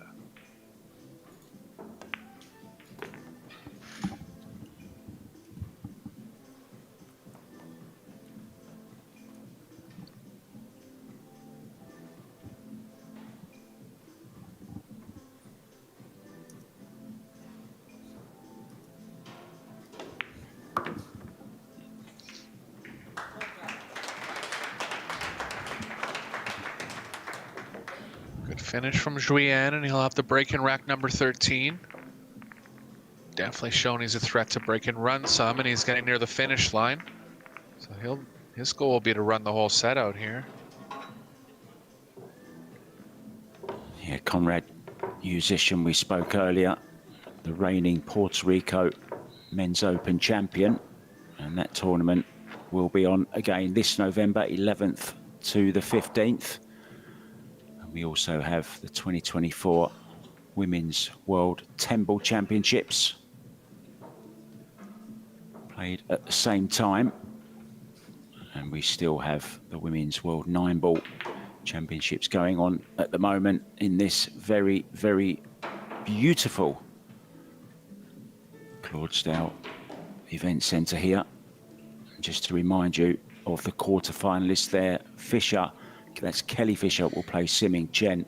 Chihiro Kawahara is up against Jasmine Ocean. Rubelin Armit will play Wei Xiu Chen. And Shasha Liu will play Christina Tkach. That's the ladies' quarter-finals. And they're coming up 4:30.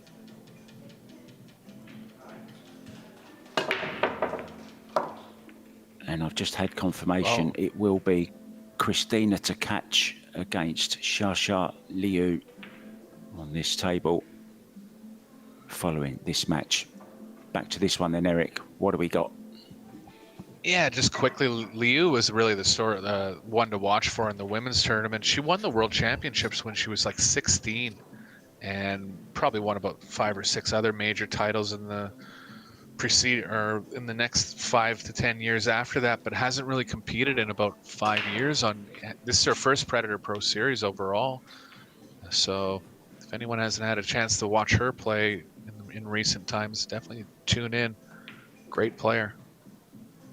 Yeah, got to the final of the China Open as well, didn't she? Sorry to interrupt you. Just to finish that off, yeah, China Open finalist against Han Yu, I believe it was.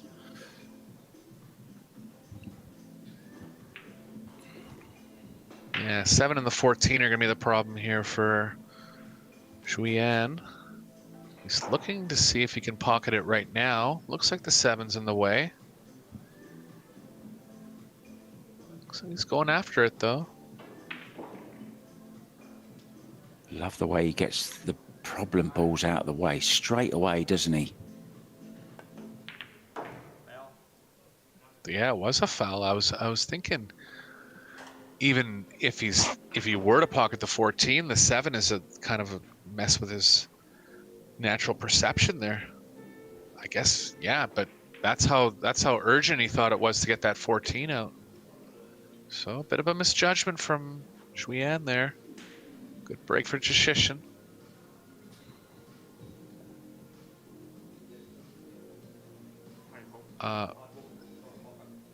Did he not pocket a solid before this, Mark? Sorry, did he not pocket a solid before this? Am I misreading this? Oh, pardon me. Yeah, pardon me. Julian was shooting stripes. Sorry, guys. Yeah, he was shooting stripes. Yeah, tried to make the 14, didn't he? Caught the 7. Right. We'll let you off, Eric. It's okay.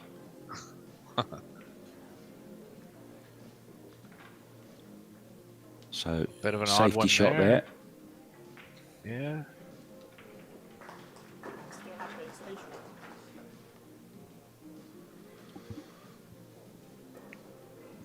Not 14's often you see available that in with the ball. top bottom left. Yeah, go ahead. Yeah. It's not often you see that with ball in hand, is it, Eric? Making your opponent's ball and playing a safety. Sure, I didn't have a full read on the table because I was just mixed up on the suits there for a second, but yeah, there must have been a reason why he tried to play it like that.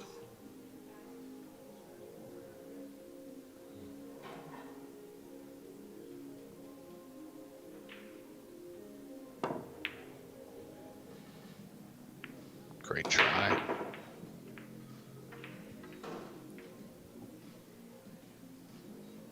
He has the So 1-6. first game, yeah, first game with kind of multiple innings here. About 13 games in, and I think it's the first time both players made some half mistakes.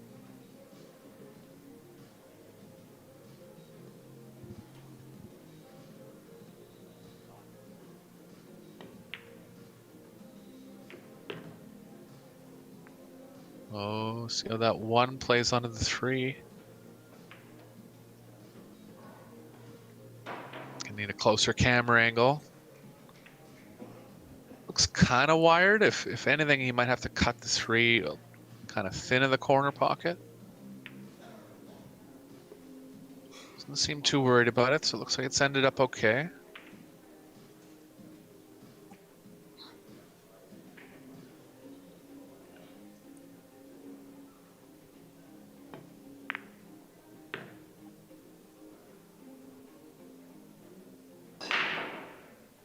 Bit of cue ball movement here in the next 3 shots. Not ideally on the 2. Might have to play a power draw all the way back to the right long rail and back across for the 3.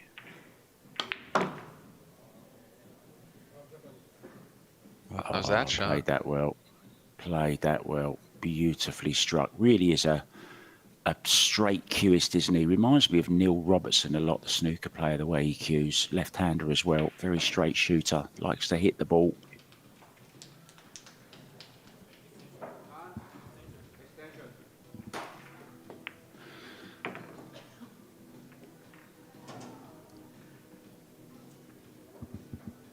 Missable pot on the 7, especially considering the pressure here.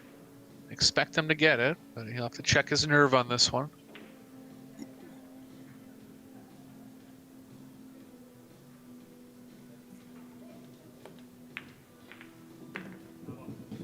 Perfect. Right in the heart. Yeah.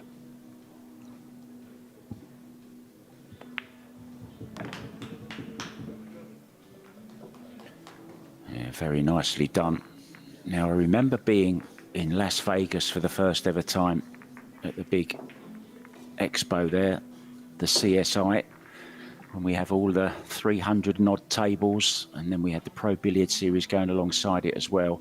It was the first time I ever met Conrad Musician, and I was commentating and I was worried about how to say his name. So I literally just went up to him and said, I'm struggling with your name. How do you spell it? I mean, it's worth a fortune in Scrabble, but I don't know how to say it.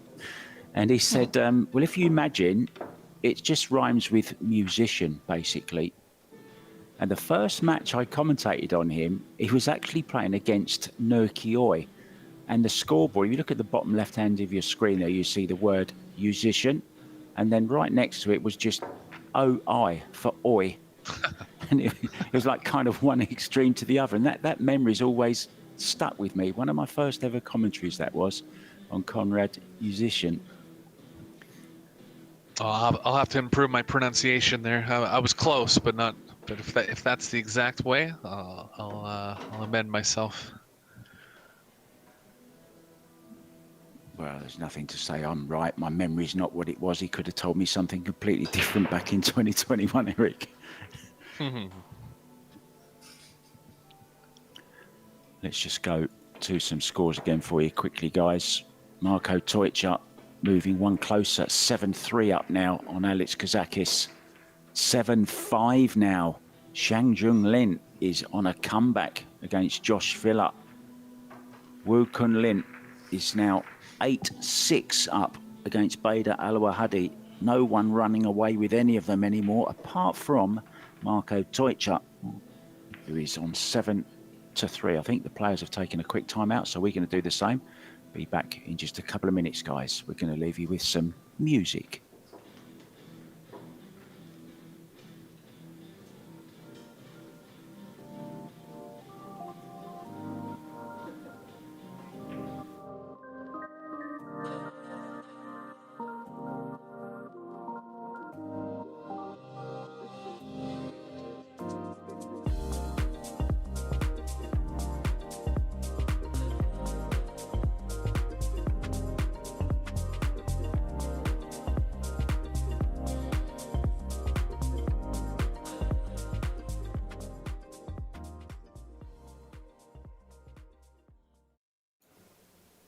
Well, it wasn't a concerto.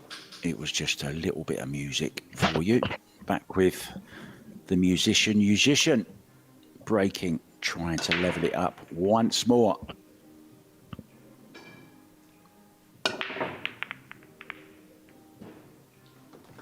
They didn't break too well, but it's made a ball.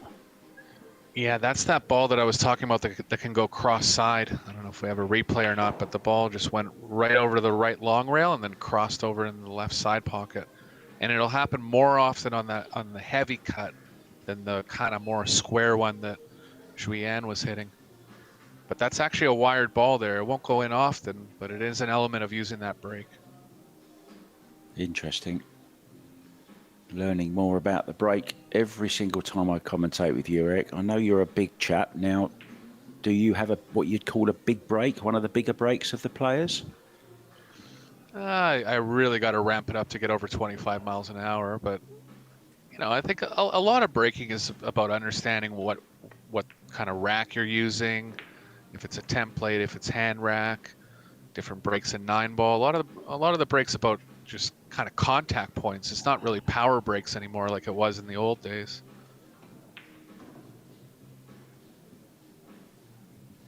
I think looking to open up the 8 here.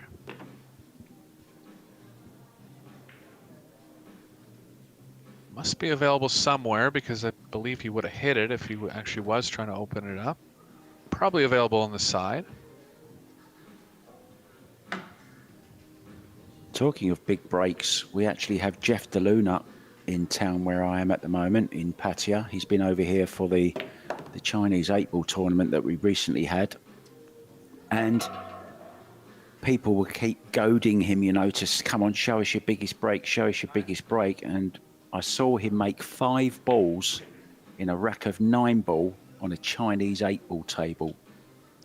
I think I saw that clip. Did you? Well, he can ramp it up to probably about 35 if he catches it well.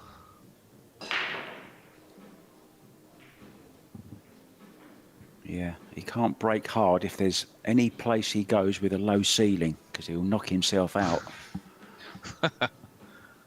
7-6 now, Josh Villa over Chang Jung Lin. Well, you said it was unlikely. You never know, though. You also said he's got to put a little bit of a pack together. He's obviously done that. 7-6, he trails Josh Villa now on the comeback trail. 7-2 down he was. Yushishin will be looking to draw the cue ball between the 1-6.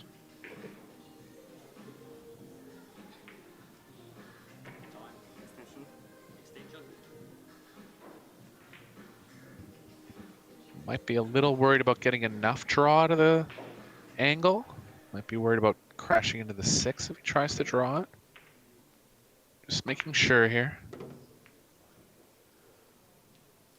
Oh, he's done it again. I don't believe he has the 8. Jumper swerve is going to be available, but this is a big shot in this match here. He's done it before, hasn't he, Eric? He did it on the final solid last time on the 5-ball, if you remember. Had to kick out of trouble, left ball in hand, and didn't go level, went 2 behind again. And it's kind of a repeat here. He needs to jump this and make it. He's got the Predator air rush out. He's missed it. He's put it in the wrong pocket. Loss of rack. We don't see that very often. Yeah, don't see that very often, but 8 cannot be fluked into another pocket. It's lost a game. Wow, what a big turn there. Watch this. There's that break again. Yeah.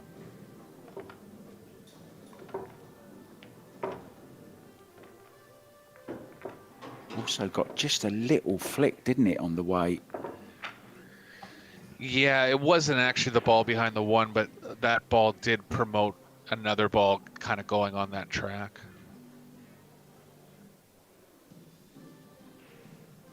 Well, we're still no nearer to knowing who is going to be in our semi-finals. Bader Alawahadi isn't going anywhere. And Darren Appleton was singing Bader's praises on Facebook this morning, saying how great Bader played against him. He's come back against Wu Kun Lin. He now trails just by the odd rack at 8-7. 8-6 here. Conrad just cannot get his nose in front, or even level for that matter. Julien back, breaking, trying to make the head ball in the side pocket.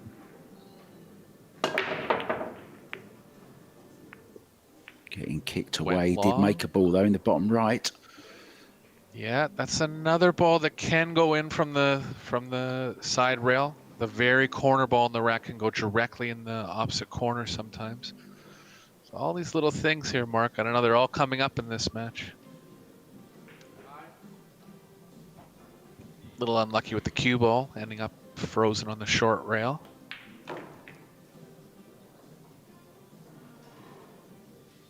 Decision time for Julian here. Not sure if he can pass the 4 enough. The 5's available, but it's very tough. If he could see the 6, he'd be taking it. Yeah, everything's so tough here. He's just going to play safe. A little tickle behind the 1, is it? Back to the rail. So just for players at home, just recognizing that's how tough it is to make that 5. I mean, he had an open look at the 5, but the cue ball being on the rail and the distance from the cue ball to the object ball to the pocket, that's a very tough shot. And he wasn't even afraid to leave Yushishin something similar. This one's a little easier.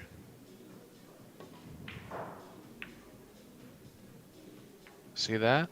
Tough shot. So good decision there from Julian. Little defensive, but it worked out for him. Yeah, I think he's a little bit affected, Conrad, from those previous 2 racks that he should have won. But he hooked himself first on the final remaining solid, didn't he? The 5 ball, tried to kick out of it, gave ball in hand. And then there, hooking himself completely on the 8, having to jump it, made it in the wrong pocket and lost the rack again. And those little things, Eric, can give you scars, give you wounds that are hard to heal. Yeah, they're hits to the confidence for sure. And then when you're faced with a shot like the 14, it's tough. Gonna go for the safe here. Got to be careful to cover the 7 as well.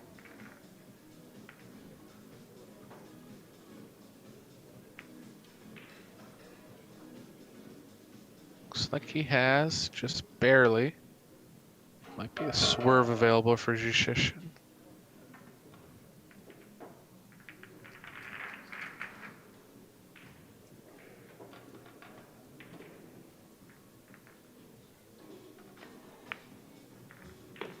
Oh, directly in.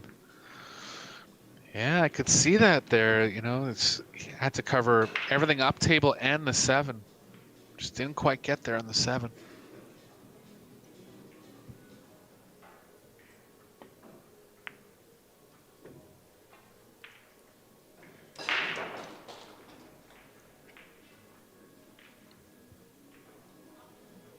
Small bit of nerves coming into play for both players here.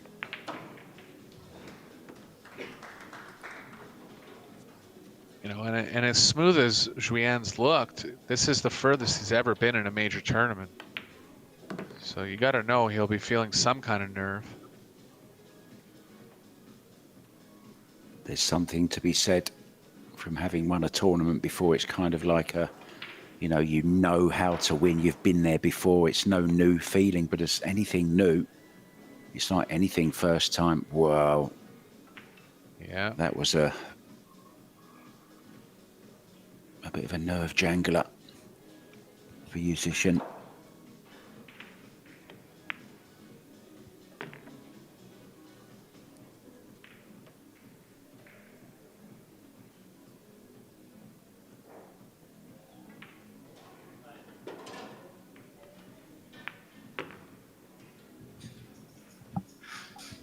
Close match. Conrad to break.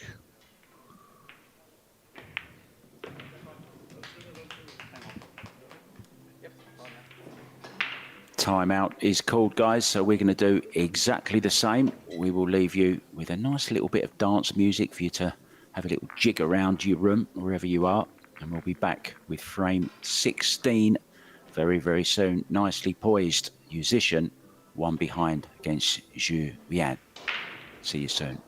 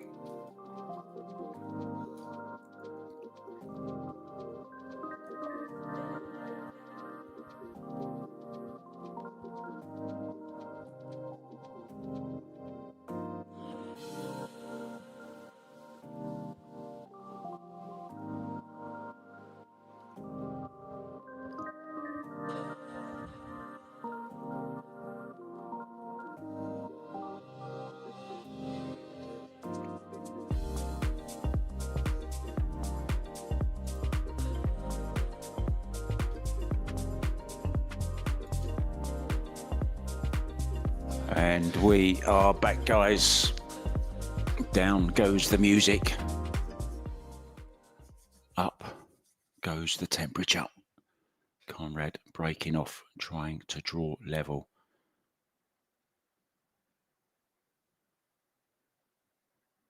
Nothing down.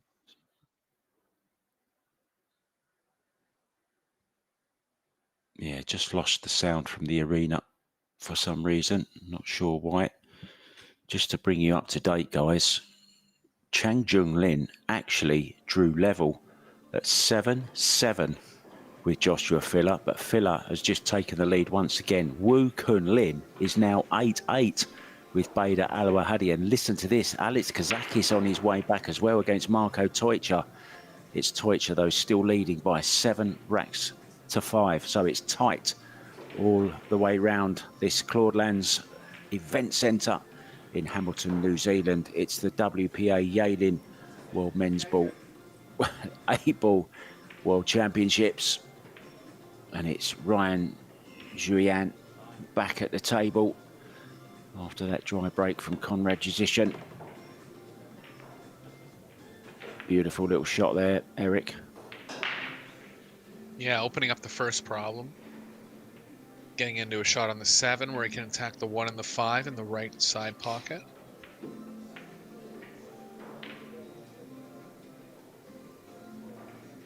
You can get through this rack, couple tight cue ball movements going on to the 1 or the 5. Ideally, if you can get straight on the 1 and fall through for the 5 in the top left.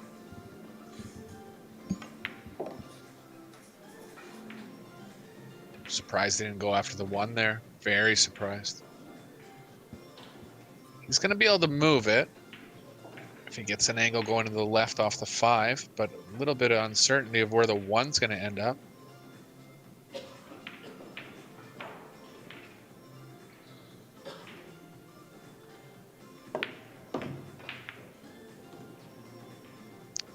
It's the shot of the rack here.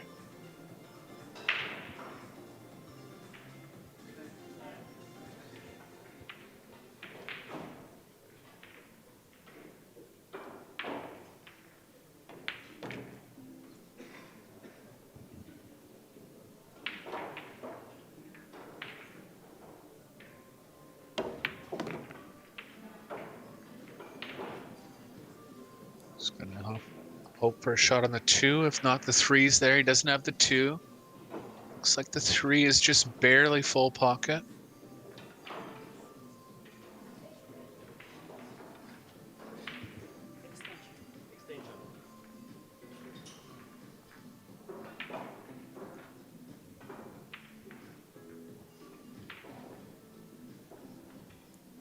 They'll have the proper angle on the 2 to come back for the 1 on the next shot.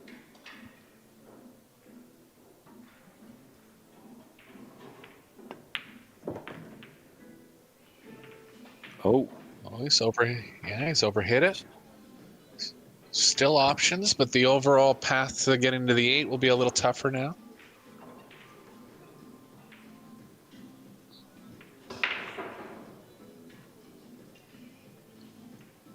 Gonna have to end up with some kind of straight type angle on the 2. Might have to end up going rail first to get over onto the right side of the table for the 8.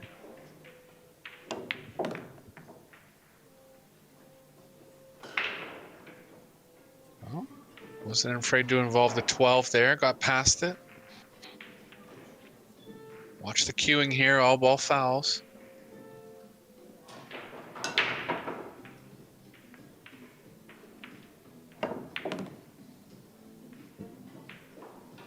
Shot. it's a tricky Staring rack, the hill in wasn't the it, Eric? face here. Yeah, didn't quite stay in line as he would have liked, but recovered nicely in this 8-ball to get on the hill.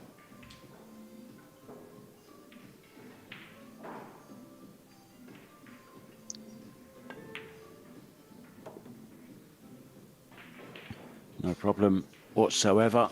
So it is the Taiwanese who reaches the hill at 9-7. Another Taiwanese on the hill. It's Woo Kun Lin. He's suffered a big comeback from Bader Alawahadi. He was something like 5-1 up in that at one stage. Alawahadi came all the way back to tie at 8-8. It's now Woo Kun Lin 9-8 on the hill.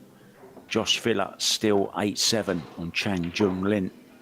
Alex Kazakis has pulled another one back. He now trails the Dutchman by just 1 rack at 7 racks to 6. Marco Teutscher looking to get into his first semi-final of a big tournament ever. Conrad Musician, Puerto Rico Open champion, in danger of bowing out of this year's WPA Yalin World Men's 8-Ball Championships.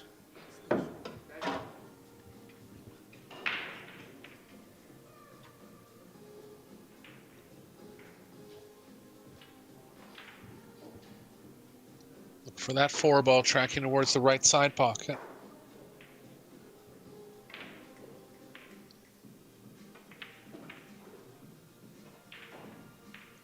What about the 15 into the left-hand side pocket, Eric? What do you reckon to that one? Might we see that A little this less time? likely with the square one.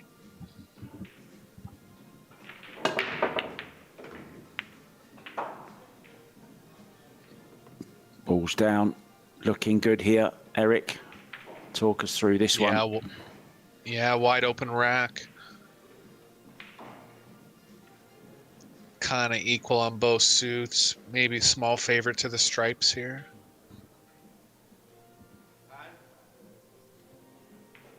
If he goes solids, he can take the 2 first. I think he's going to go with stripes, though, just because of how the 8's position. It's not available to any of the bottom pockets, blocked by stripes.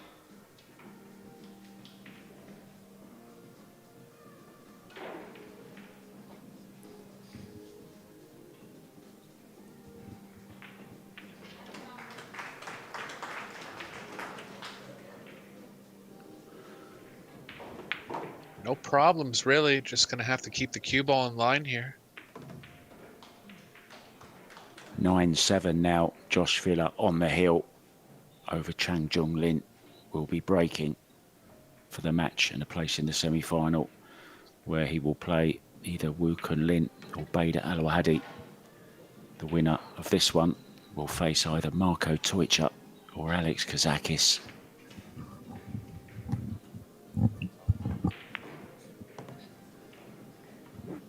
Been a nicely contested match. If anything made the difference of just a few more break-in runs from Julian. Had about 5 total in the match.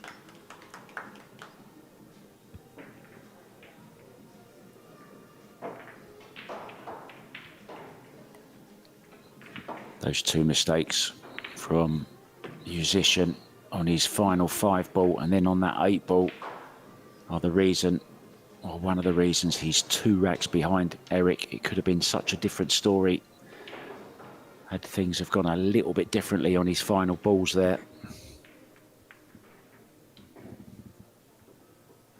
Yeah, the 8-ball was a big turning point, no doubt. All looks pretty straightforward from here, Eric, doesn't it? Yeah. This will be the deepest he's been in a major. Every once in a while, you'll see a kind of new player break through, and it looks like this is his time.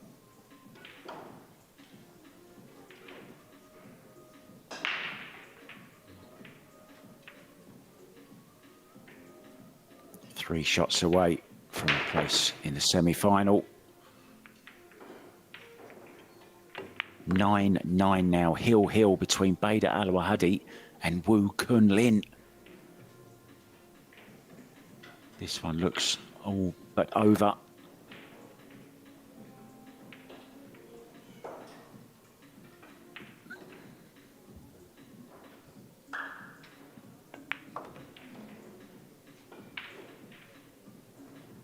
So straight in here it is. 8.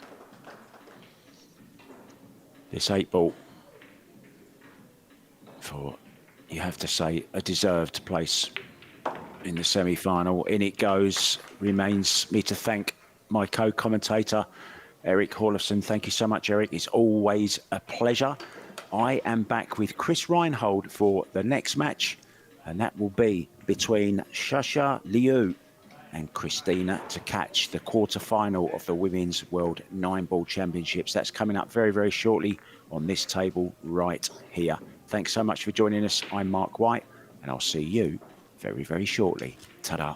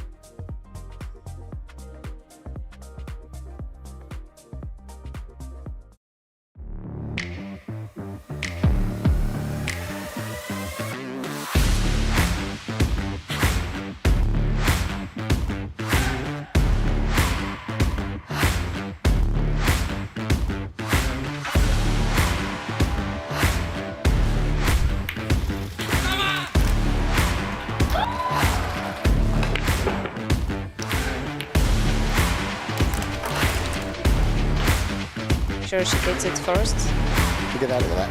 Oh, wow.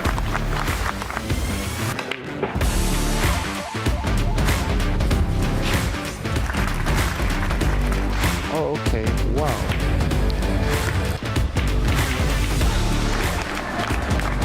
9-0 win. And there it goes.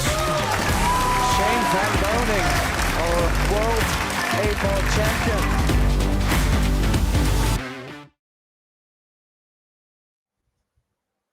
Good evening and welcome to the WPA Massé Women's World 9-Ball Championships from the Claudelands Event Centre here in Hamilton, in the beautiful country of New Zealand. This is a quarter-final match between Christina Tkach and Shasha Liu. It's best of 5 sets, races to 4. And joining me in the booth for this one is former Moscone Cup team member turned wedding photographer as well. I hear he's off to a wedding. So this is going to be his last match with us. It's Chris Reinhold. Hello, Chris. Hey, Mark, how's it going? Can you hear me fine? Yeah, I was a little bit worried that I didn't have you for a second there, but you're here. Are you looking forward to this one? Yeah, for sure. This is definitely going to be a fun match.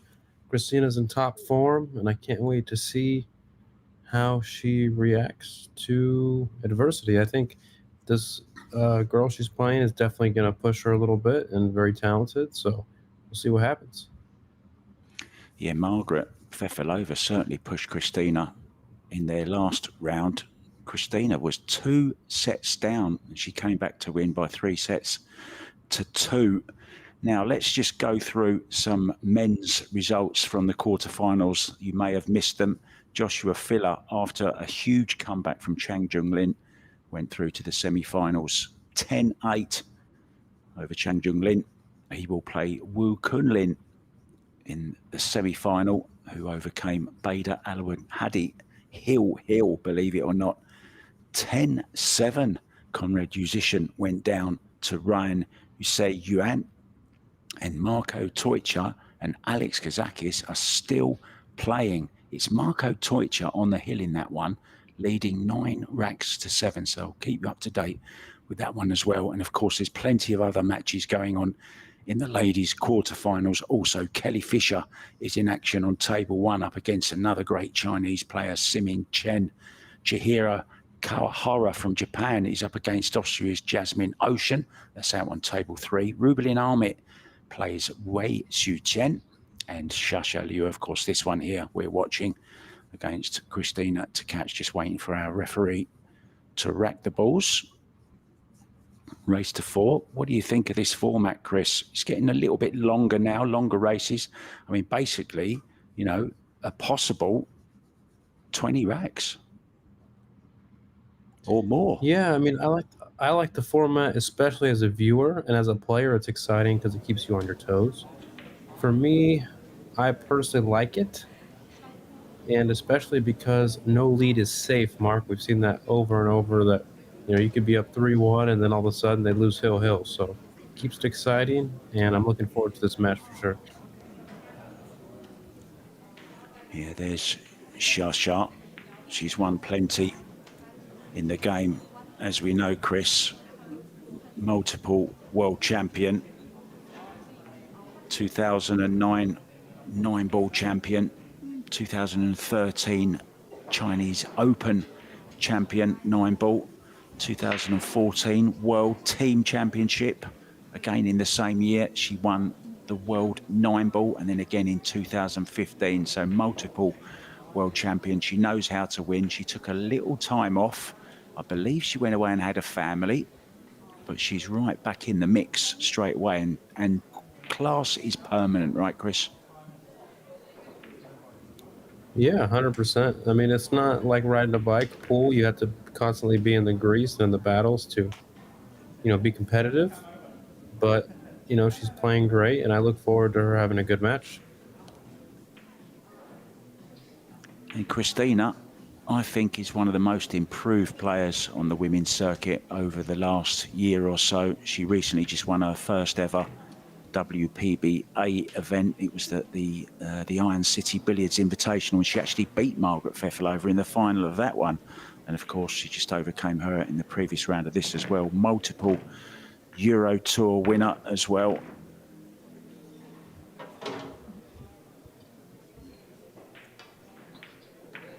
So we are ready for the lag. Just running slightly behind here, guys. Don't know what has happened, but our last match did finish a little bit later than scheduled. So it's time for the handshakes and the lag. Here we go then. Winner breaks. So the lag is kind of important, but whoever breaks first in the first set, the other player will break first in the second set. Pretty close lag. I think it's Shasha. Just. So 9 ball racked on the spot.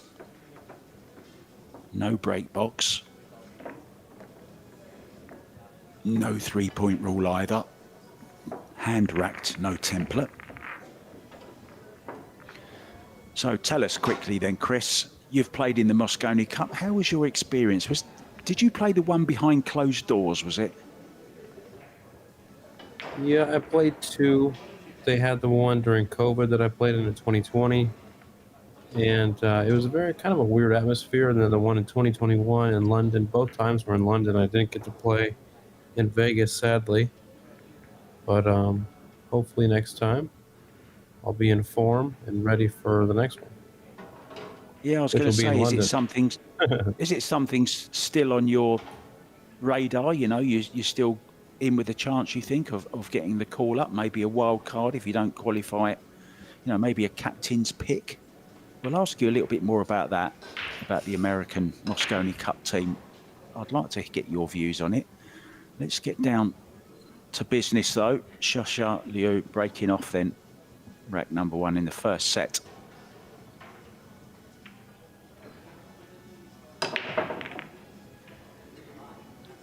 Powerful break there. Did anything drop, Mark? Yeah, nothing down, mate.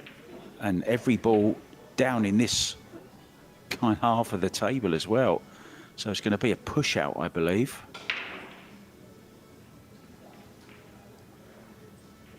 To where, though?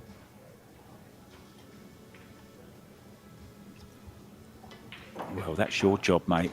You're the expert. I'm just here to try and ask the right questions and keep the audience entertained when there's nothing going on. Maybe she's got a path through to this. Didn't look like it.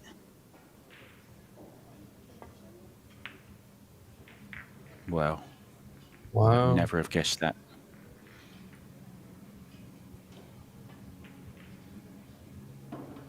I'd probably go 2 rails at this, try to get the one in between the 2 and the 4, kick it up table, and the cue ball should end up near the 9 and the 7.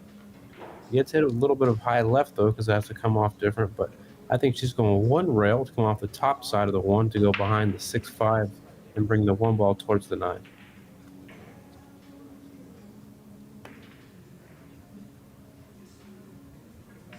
And miscalculated the kick there.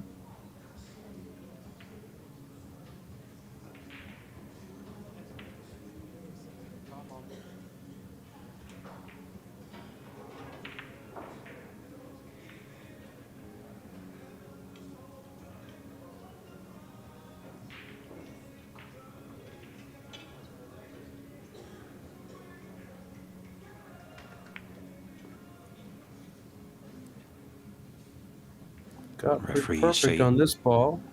Sorry, my bad. I can't. It was too long of a pause. Just to let you know, guys, that Chris is in New Orleans and I'm here in Thailand, and of course the match is going on in New Zealand, so we might just talk over each other occasionally. So apologies for that, guys. It's not easy, trust me. I was just going to say we are on a 30-second shot clock. You may have seen the referee just holding it in the air there, and 1 extension each per rack. Carry on, Chris. We're back to your territory. So we're going into the 3 to the 4. I think she has a little too much angle to check for the 4 in the right side pocket. So she's going to go with a little bit of high left. Play the 4 in the bottom left pocket. and it's a little close. I'm not sure if it actually. I wasn't sure if it actually went clean. She might be banking this in between, yeah, 3 rails in between the 9-7. I think she's trying to throw the ball in. I think it's a little tight, Mark. What do you think? Well, it doesn't look makeable to me. We saw in the last match when the player actually caught the wrong ball first trying to make it. But yeah, it was a good hit, wasn't it? And she's nicely on this. Chris can draw for the 6 into the same pocket. So this is a excellent start for Christina after the dry break from Shasha. On this one, I would probably go for the 5 in the top left corner. Yeah, just like she's doing here. I think she's playing behind the 6, maybe? Yeah, you got to make sure you cut that ball for sure. So, gives her opponent a chance here. Was up off the shot as well there, Chris, pretty early. Christina, it's a very, very unlike her. She's usually very, very fundamentally sound, but maybe a little bit of pressure. It is the quarterfinal of a World Championships. Yeah, also, you got to think of... Oh, look at that beautiful stroke. Oh my, she almost hit that too perfect. She almost scratched in the side there. I don't even know how you could get that much stroke out of the ball. Really good. Just really beautiful. Good. What a stroke from Shasha Liu. Brilliant. So the 8 ball plays kind of big here. If you're trying to play position on the 7. So got to be careful. You can also scratch off the 8 or go behind the 8. So you want to steer clear of it or hit it with the pace that if you run into it, you'll clear it. Sounds like a very, very dangerous ball for me, Chris. Yeah. Look at this stuff. Oh, beautiful. See if you hit any harder.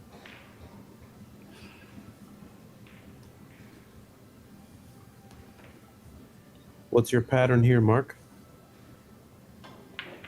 7, 8, 9. Yeah, just a stun with left hand stun. Come across the face of the 8. Perfect. Yeah, she gets through the ball so well with no effort, it seems.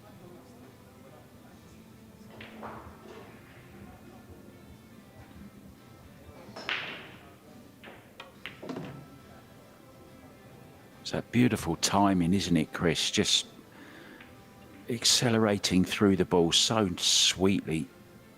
You can't teach that. It's in you.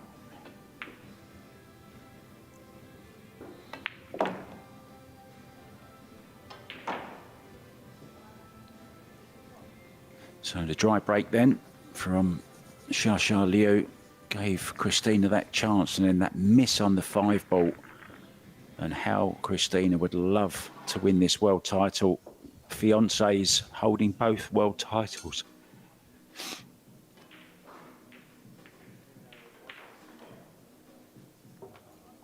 Apologies there, guys. It may have sounded like I was going a bit weird on the microphone there. I had a sneeze coming and couldn't find the mute button. I'm so sorry about that.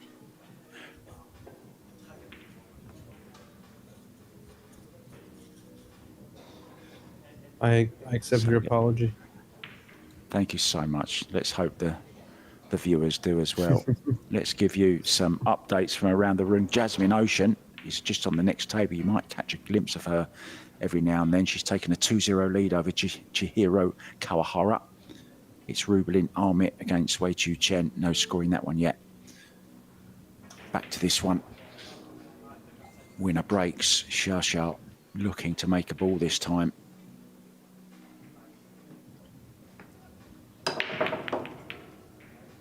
Wow. Oh, wing ball straight in. How's the one, Chris? not as good as her timing on the stroke. I mean, when you brought that up, it made me realize that that's how she hits the brake so hard because it seems like she's hitting it hard, but she's hitting it so square that all the energy is going into the rack. So it's all that timing is just beautiful to watch. I think she plays the one back up near the 8, in between the 8 and the 3. Tough to tell though. She might also play the one 2 rails towards where her right hand is right now, and then draw the cue ball under the 5.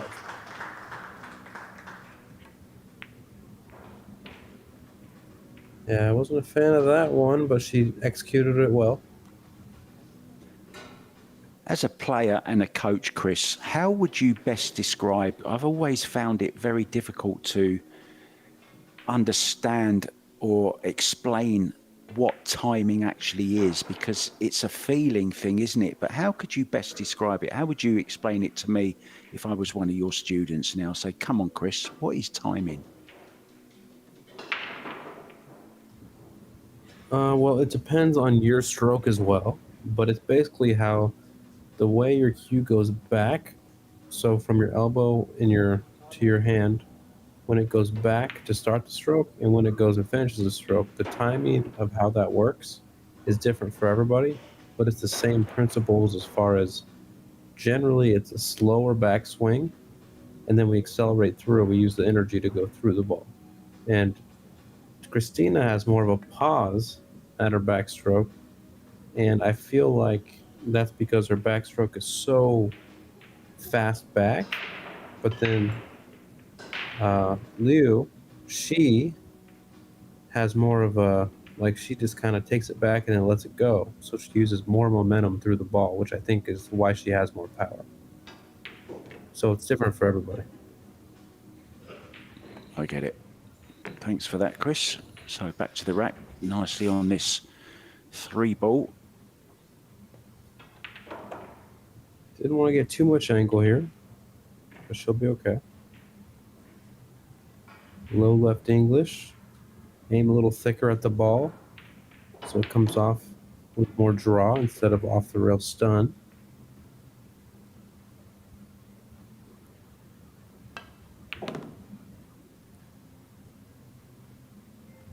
Pretty good there.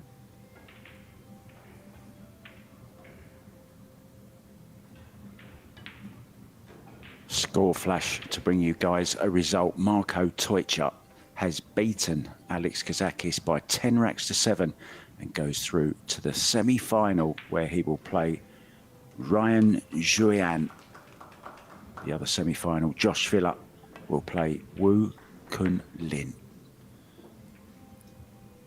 Yeah, Marco is someone that has been knocking on the door for quite a while. You know, he gets last 32, last 16, a lot of matchroom events, a lot of these events, the World 10 ball. He always does well. So I look for him to maybe have a breakthrough tournament this time. Maybe he wins the whole thing. Yeah, maybe as well in his new adopted home country. Of course, he's from Holland, but he's now residing in New Zealand. Sometimes that can give you the boost, can't it, Chris? A little bit of home support when the chips are down kind of thing. A little bit of home support to help you through those tough times. Yeah, I'm sure, not having to change the time zone or anything when you're at an event helps. And, waking up in your own bed or, just doing your own routine every day that you normally do helps a lot with the confidence and being comfortable.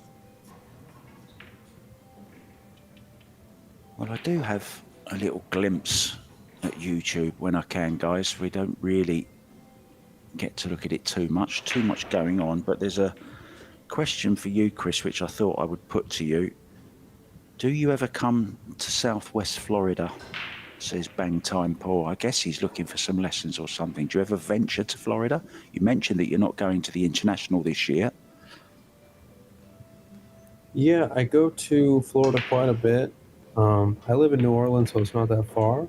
But if you have any questions about lessons or anything, you can always message me on my Facebook account or my Instagram, whatever social media you have.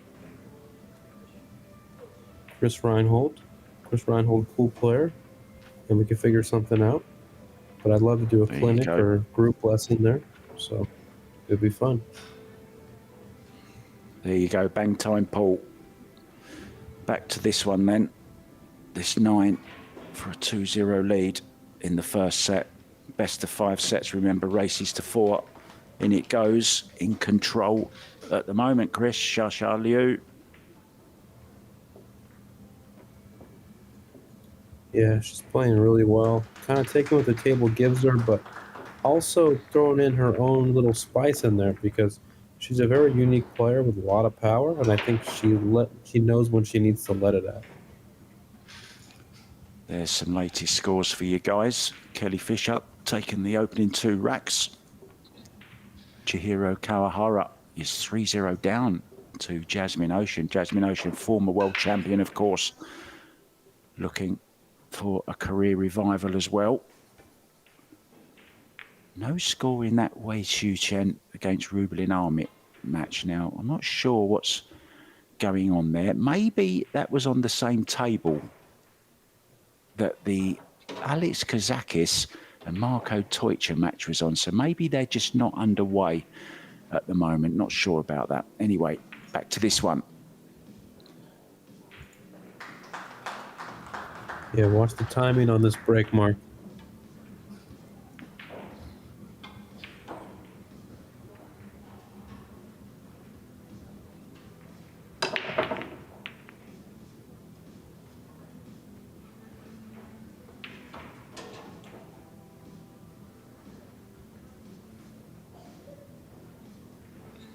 Yeah, Christina's going to have to push here. But Mark, would you push to a kick or would you push to see the right side of the 1 ball? I would probably give her the gap. Push to this, just to the left of this back rail here, in between the diamonds, and give her a little bit through. I wouldn't give her that. I think this safety is a little bit too easy now. Thin off the right-hand side, 2 rails down behind that wall of balls. What about you, Chris? You gotta be careful not. You gotta be careful don't come in too tight to the 5 ball because if you clip that, then you're probably gonna sell out. So you gotta be careful, but that's why she gave it back. Wow. I would have to shoot here, but I don't know. I couldn't give this back, but I'm not sure that I would execute the safe. I'd have to try it though. It's one of those, isn't it, where you know it's a difficult shot, but you don't want to shoot it yourself. And there you see, she's missed it altogether.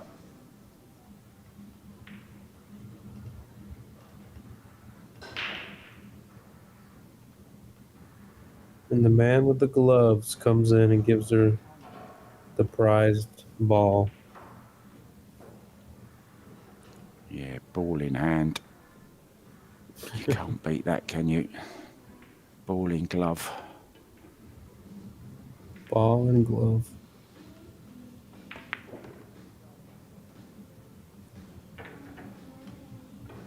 Did you know that's why Michael Jackson never refereed any pool matches? He always insisted on only wearing 1 glove, so they wouldn't let him.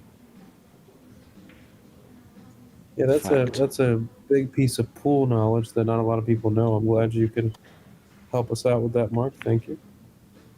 I've got plenty more like that coming up, don't worry. We've still got a couple of days to go, mate.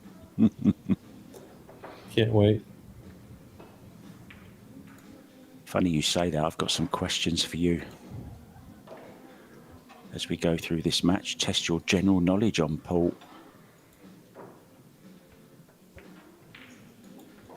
It's probably not that good.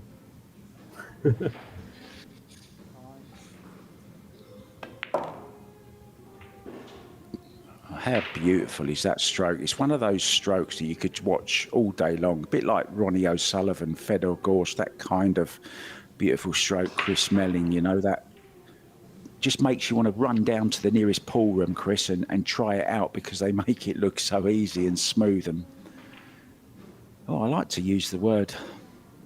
Well, it's just beautiful, isn't it, to watch?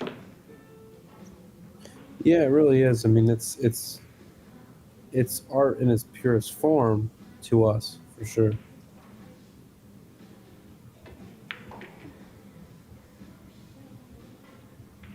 I think she's just going to go 1, 2, 3 rails and come all the way back out to where she is now, but a little further to the left.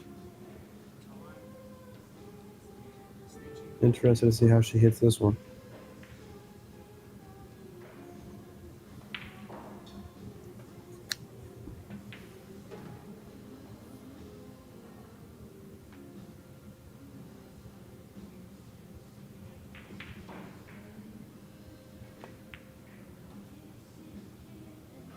Missed it. Oh. She's missed it. Well, the navigation from the 5 to the 6 is not easy. Got to be careful.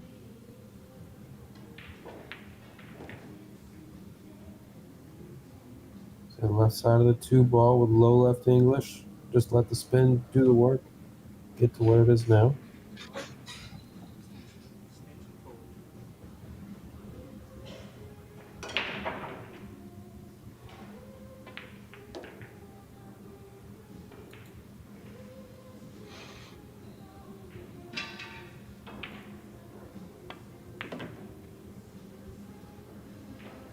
Yeah, hit a little too hard, but I think she's still got the corner. She doesn't feel like taking it on. She can roll up on the 9. I think she's going to attack, being down 2-0. Christina's route to the quarterfinals. She beat Emily Duddy in her first match, then Seo Sewa from South Korea. And then that match against Margaret Fefilova, where she was 2 sets behind and came back to win by 3 sets to 2. Didn't catch it thin enough, Chris, so it's another mistake from Christina, has allowed Liu back in.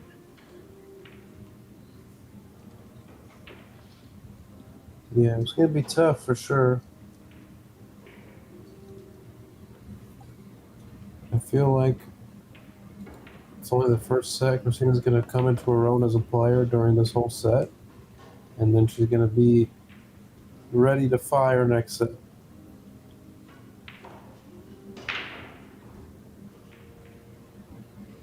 Kelly Fisher on the hill in the first set against Siming Chen, 3-1. Jasmine Ocean, the same scoreline. She's 3-1 up against Chihiro Kawahara. So that's one of the strokes that I need to make myself do sometimes, is just take the longer shot and not try to get perfect on the 8 and the side. Just take what the table gives you. Beautiful shot, beautiful out.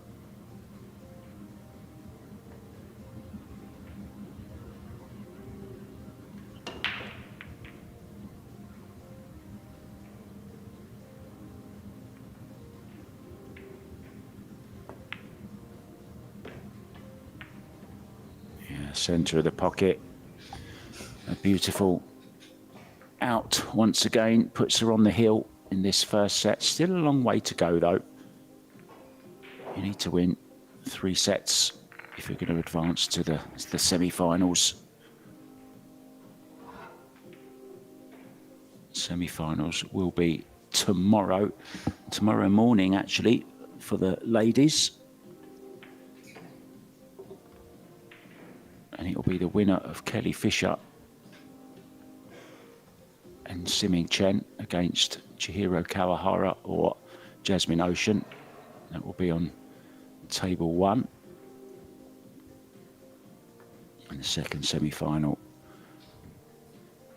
of course, the winner of the other 2. Wei Chu Chen and Rublin Amit still haven't started, but I can confirm that the reason they haven't is because that was the match that went on longer than normal between Alex Kazakis and Marco Tojca. So they obviously had to wait for that match to finish. There is the juniors going on at the moment as well. We have the under-19s, the under-17s for the guys, and of course the ladies juniors. Good wins, Chris, earlier on for Savannah Easton.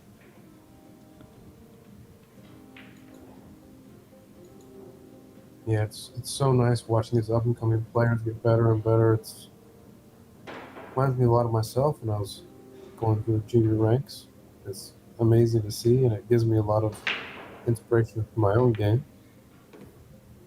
Let's watch this break again, Mark. Wow, power there makes the one in the side this time, Chris, and the three in the side. Oh, now how's the two ball laying? It's possible bank, or is she just left with a safety? I don't think it banks, Chris, does it? Or is it cut?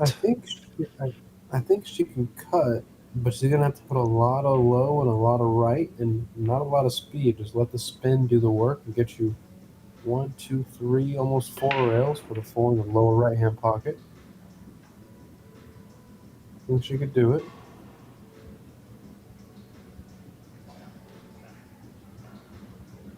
To close out the first set, Mark.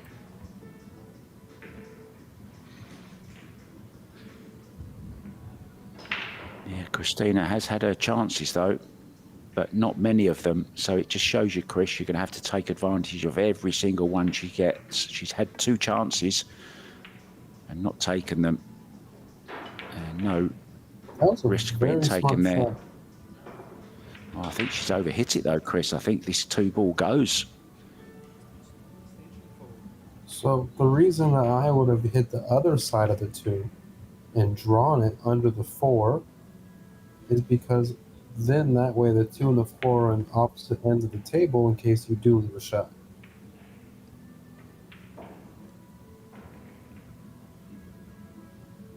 Something to think about.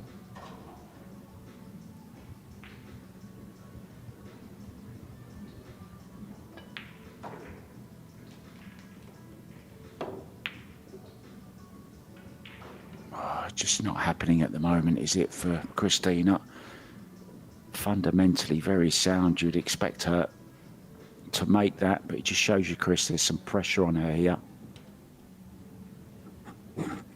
Yeah, it doesn't look like herself, that's for sure. But also, I think she's just kind of overthinking her mechanics and a few other things. Just that slight pause in the backstroke gets her to kind of steer at the last second. Just got to trust her instincts and get through the ball. That's all.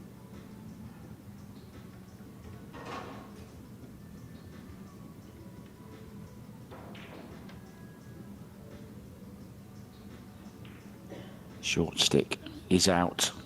We're going airborne with China Airways. Get ready for takeoff, ladies and gentlemen. Fasten your seatbelts.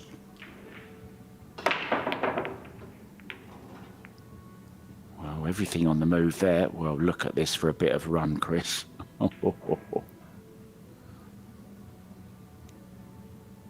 remember my good friend Evans Bishop, he used to tell me, you know what happens when you see a hard shot?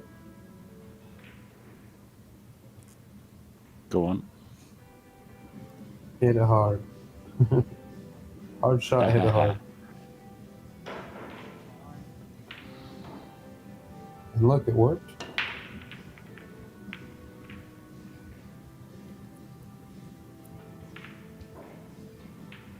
Good shot from Christina there.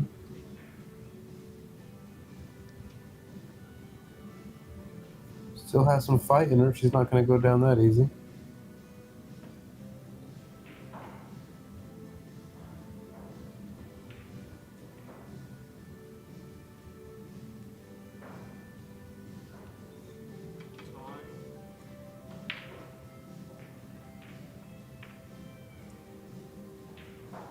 Yeah, watch, get the 9 moving here, maybe. There's a chance here. Now then, this is going to be a gilt-edged opportunity for the crystal.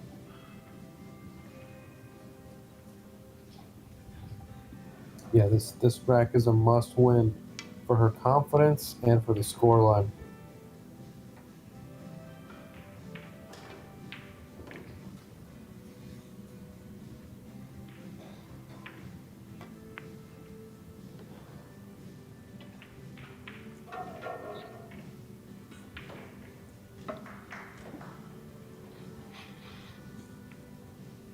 This is what you want, a nice little run out to get yourself into the match, get settled, get that arm, that beautiful cue action going. And more importantly, settle the mind down, Chris, as well. You feel part of it as soon as you get your first rack on the board. Yeah, exactly. Don't want to be checked up on the 6. Got to be careful. If she gets through this rack, it'll help her confidence tremendously.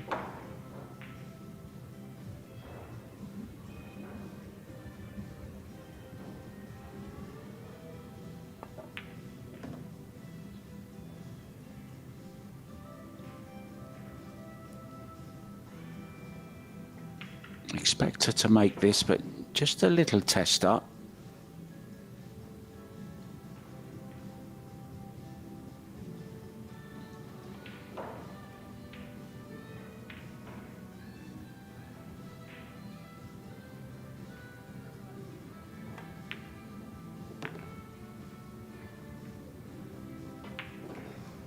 A little weird on this.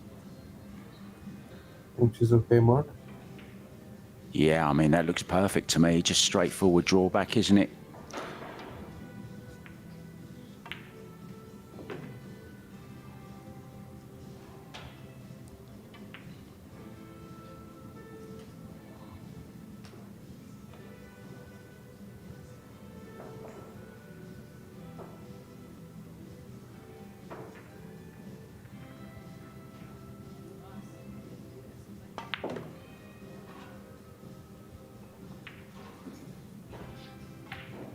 Looking a So little more this- loose now.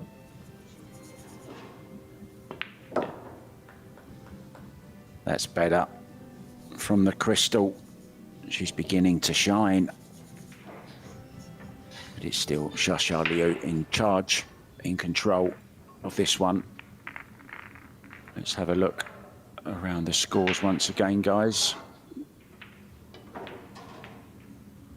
Well, Jasmine has taken the first set against Chihiro Kawahara from Japan. And they have started now, and it's Wei Su-chen. It's Wei Wei who's taken the first two against Rublin Amit. Now, Rublin overcame her good friend and fellow teammate, Cesca Centeno, in the previous round.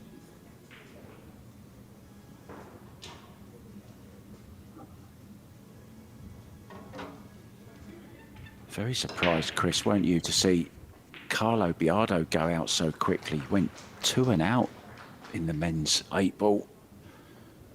Very unusual. Yeah, it happens. First break then for Christina.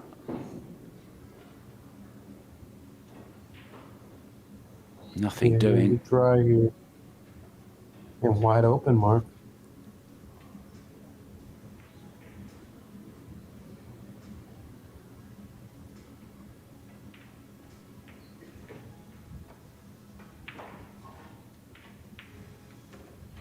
Oh, sometimes I have to pinch myself to see that it's real. Sat here watching top class women's pool, commentating with a Mosconi Cup, 2-time Mosconi Cup player.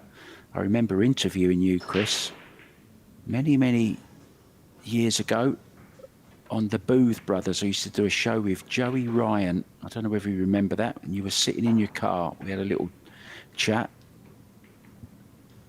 Of course I remember. And I'm very, very thankful for all this game has given me. I've been welcomed to the pool scene with open arms, and I'm just enjoying my time so much. I really am in it. I just want to say that it really is an honour to commentate on these Predator events, World Championships. I've been very, very lucky. Only been in the game about 5 years, and I'm super happy to be sat here with Chris Reinhold, the Mosconi legend already. I enjoy your presence in doing this commentary with you as well, sir. And always fun to be around you. You're awesome. The $10 is in the post, Chris, for saying that, as requested. I thought it was 20. I'm glad you can read my writing as well. Uh-oh, getting away from her here. Yeah, it should be okay though. Kind of a weird in-between shot here. I think with her stroke, the correct shot is to draw this with low right. You play the 6 in the same side pocket. See, something like that.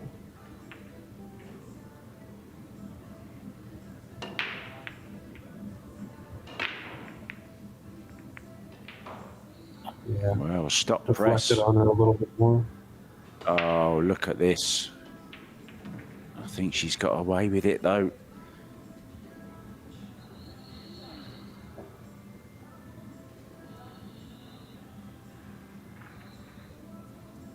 Has she? Can she spin it in, Chris? No, she can't. She's playing the safety.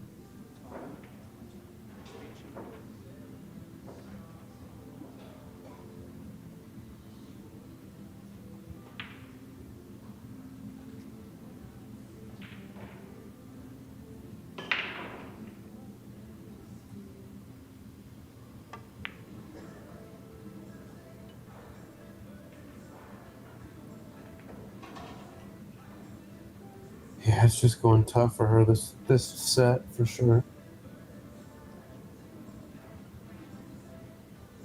Can she avoid the 9 here, Mark, when she makes the 5?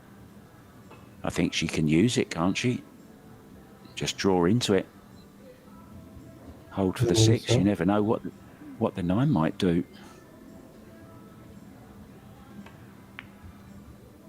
Oh, she could avoid it. But look at that, Chris. Once again, trying to guide the cue ball. Now, this is an easy rail first, this for Christina to catch. And I think she decelerated on that slightly, Chris. Yeah, also at that slower speed, it'll deflect a little more than she thought instead of turn. With cleaner balls, it doesn't really turn. It just kind of deflects to the right. So that's why she... Whoa. Wow.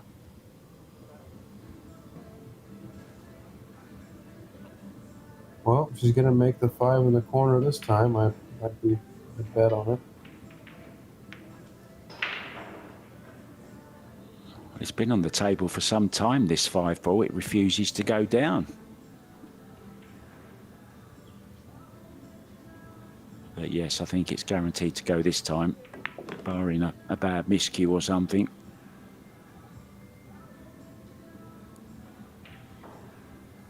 Six, 7, 8, 9 for a first set win of 4 racks to 1.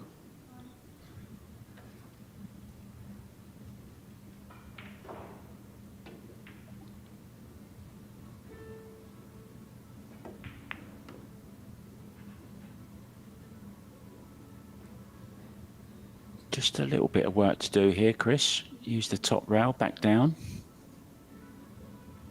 Yeah, she might just leave distance. She might just leave distance and draw back a little bit. A little further away from the middle of the table. I think she's straighter on it than we think. Yeah, it looks a lot straighter from that angle, doesn't it? So yeah, just the drawback. Yeah, for sure. But on this one, you can't decelerate. You have to make sure we accelerate through the ball. Like you said, on the 5 ball she missed, she kind of decelerated. We can't have any of that here. She might hit it with low right just so she has more power to get through the ball.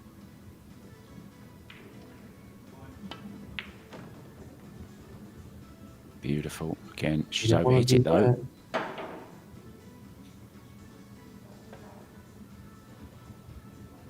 That's one of the problems with the long flowing stroke though, Chris, isn't it? It's hard to accelerate through the ball without getting too much power in it when you've got such a long backswing. Thought she might have just reduced the backswing slightly on that shot.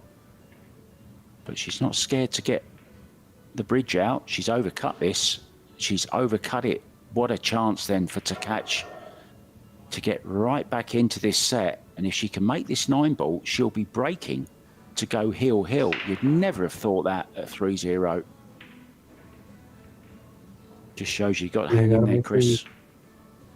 Gotta make sure you give every effort and make sure you follow through and stay down.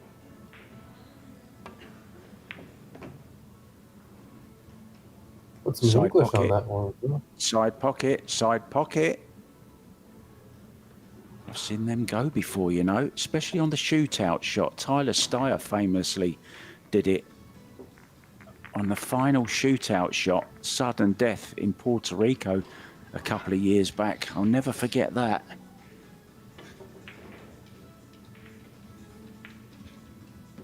I remember when Mark Wilson used to coach me when I was in college. And we'd scratch in the side pocket. He'd say, "You know, it's been there the whole time, right?" And it's one of the dumb things that I say, and it reminds me of some good times for sure. Yeah, Mark Wilson, well-renowned coach, a very, very good coach as well. Kelly Fisher was 3-0 up against Siming Chen. Siming Chen has come back to Hill in their first set, 3-3. Way on the hill in the first set there as well, 3-1 up. Jasmine has taken the first set against Chihiro Kawahara, but it's Kawahara who's taken the opening rack in the second. Back to this one, Christina breaking off, made a ball. What's the 4-ball going? Oh, has it spoilt the party? Look at the 5-6-7, Chris.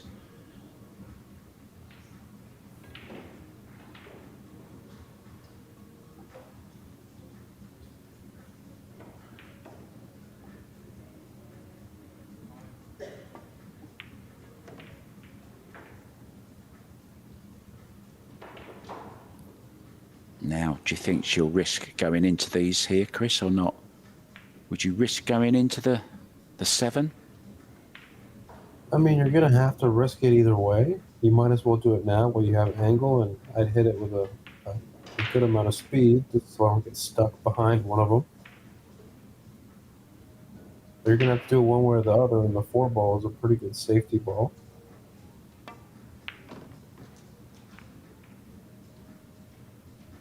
She hit that okay, but I would have hit it a good amount harder. Maybe that's why I'm commentating. Yeah, I too thought she caught it a little bit thin. It would have been, you know, even if she caught the 7 thin, which she did, it wasn't really going to do too much damage, was it? She needed a much fuller hit on the 7 with more pace, in my opinion. But the 5-8 is on.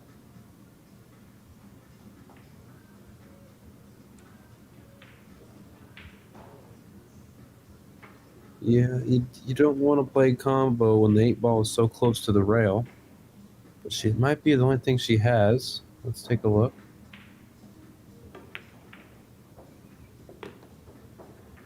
She's playing behind the 6, I believe.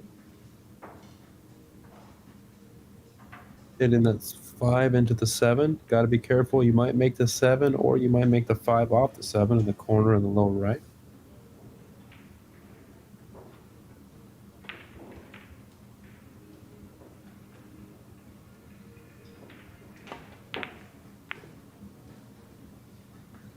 Beautiful shot there.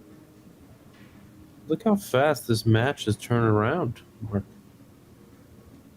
Well, she's now favourite to win the set in a bizarre kind of way, isn't she? Breaking, if she can get ball in hand here or a leave on the 5-ball, run the table, breaking for the set.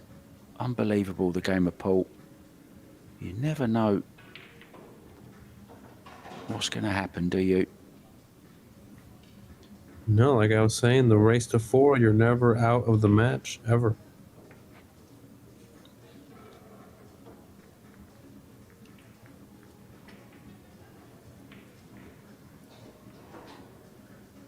Be putting some pace into this one.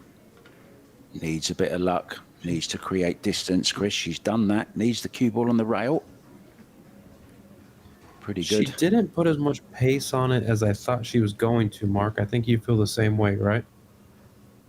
Yeah, I think she wanted a fuller hit, don't you?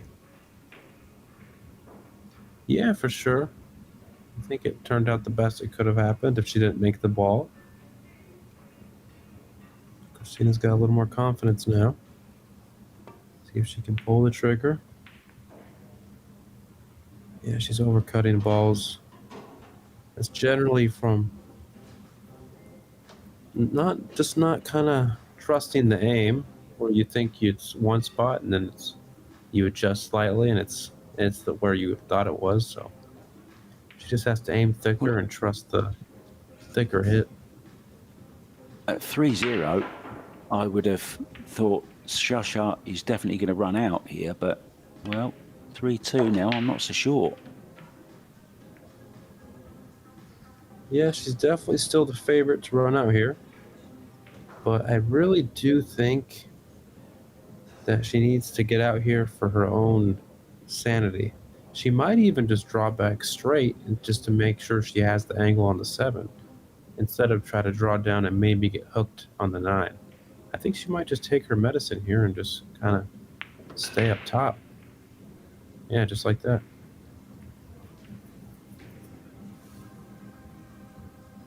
Huge match, this, and a huge stage in the match as well.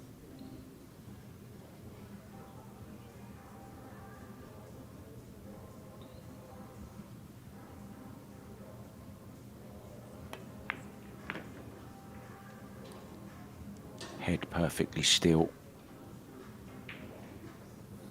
That was picture perfect, Mark. Yeah, the pace and everything, Chris, wasn't it? Kept the head so still there. I was just purely watching her head there. Not a hair moved. Yeah, she's slowing down her rhythm just a little bit here. I don't know if you noticed that. I'm sure you did. But it's helping. Yeah, just being a little bit more sure of things, isn't she? She has missed a couple of sitters, to be honest. So just regrouping, making sure she does everything right. And that will be the first set to Shasha Liu in control of this quarter-final. Kelly Fisher has just taken the opening set as well against Siming Chen. Ocean one up as well. And the first set has gone to Wei Chu Chen as well against Rubelin Amit. So you're up to date. Time out, guys. We're going to nip out very, very briefly. We'll be back, Chris Reinhold and myself, Mark White, with the second set very, very soon. Don't go anywhere.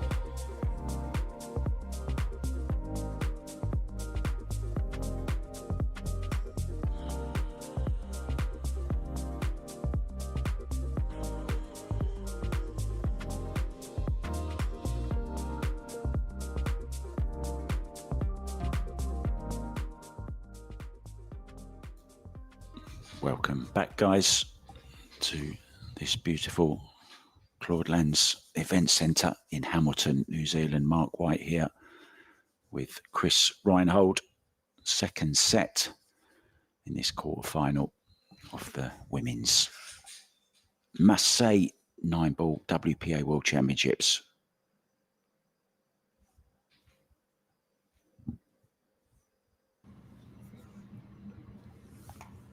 Another dry break.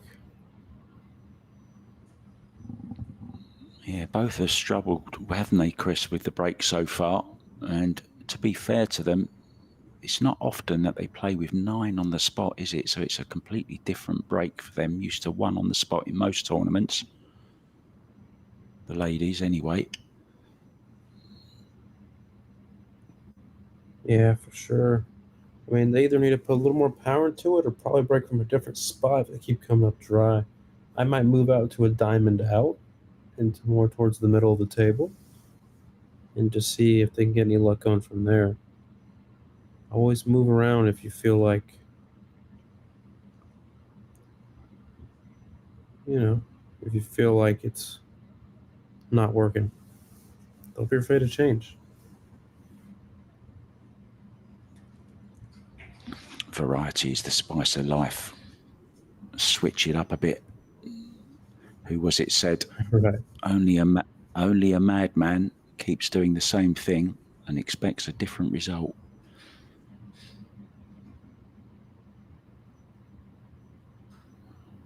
Good kick there. Yeah, no luck though.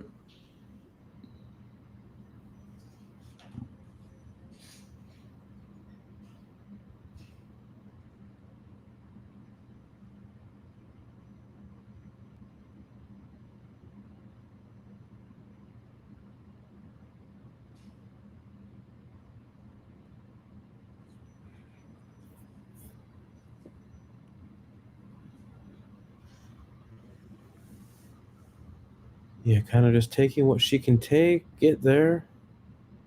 I wouldn't be surprised if she decides to just toss the 2 ball back up towards the middle where her left hand is, and then put the cue ball right where the 2 ball is, or near the 3.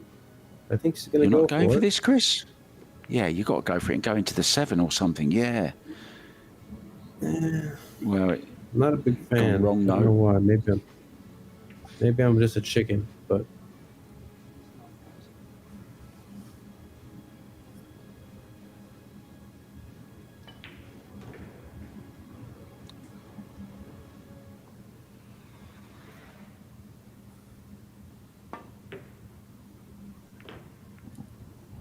I think she's feeling a little better. Oh, not after that. Oh, maybe after that.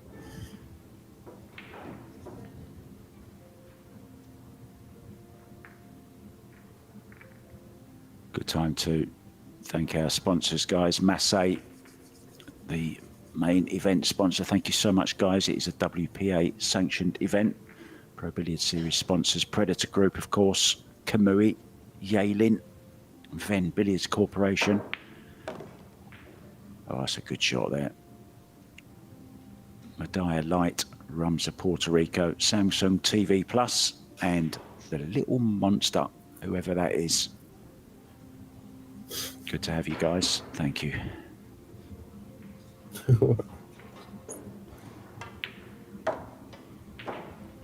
Beautiful. There's a little monster.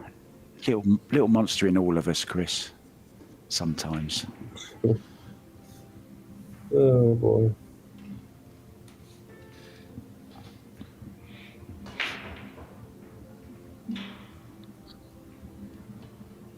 See, it looks like she's second guessing a little bit. Almost like she's not really as comfortable as she usually is. She's got to pick something and go with it. Yeah. Oh. I think she's trying to be a little too perfect, just got to take what the table gives you and get through the ball. Her talent level is so high, she knows what to do. I think she's just kind of overanalyzing right now. Yeah, I was just wondering there when she's placing her hand on the table, doing the measuring, you know this angle, just get down and pot the ball. Do you know what I mean? It's I think she's overcomplicating things. Yeah, it looks like it. It looks like she's stressing out before. It looks like she thinks she missed it before she even hit the ball. And I've never seen this with Christina because she's usually, but we're going to see how maybe the match before it was so close it took a lot of energy out of her. Yeah, it's a very good point as well. Wow, Ooh. look at this. Unbelievable. It's catching.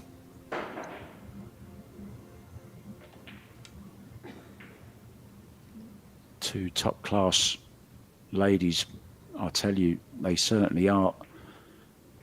Christina, I think, is up to something like number 5. Xia Liu, okay, she's dropped off the rankings of recent years, but she's won plenty of world titles, and both of the players are a lot better than they've shown in this rack. Christina wins it, though. Pool isn't about being perfect. It's more so about doing your best with each opportunity. And I think she's trying to be perfect right now. And when you're struggling, that's not the mindset to have.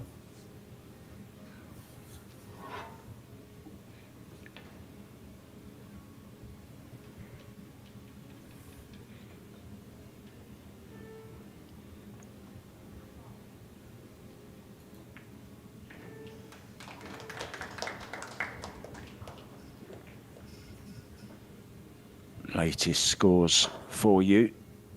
Rubelin Amit has taken the first rack in the second set, having lost the first set to Wei Zhuchen. Jasmine Ocean 2-1 down in the second set. The Austrian took the opening set there. Kelly Fisher 1-0 down to Siming Chen in the second set, but it's Kelly Fisher leading 1-0.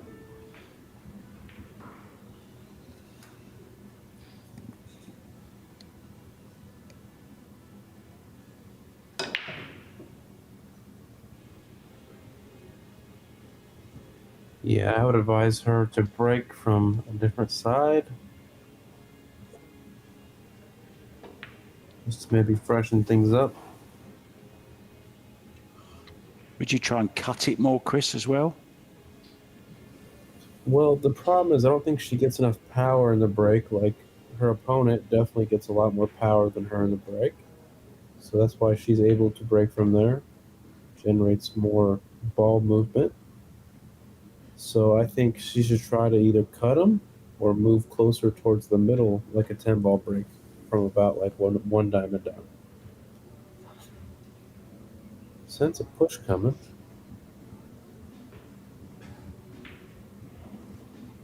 Just tickle into the 8, maybe.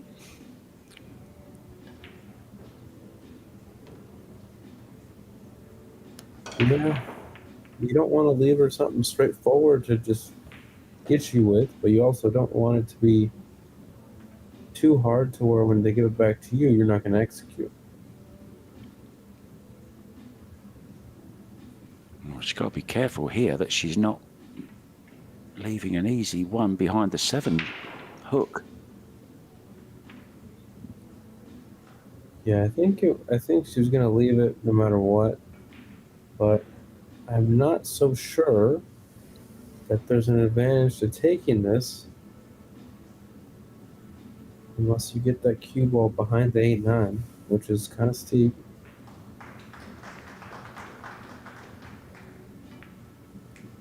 And that's okay. It's a good containing shot for sure.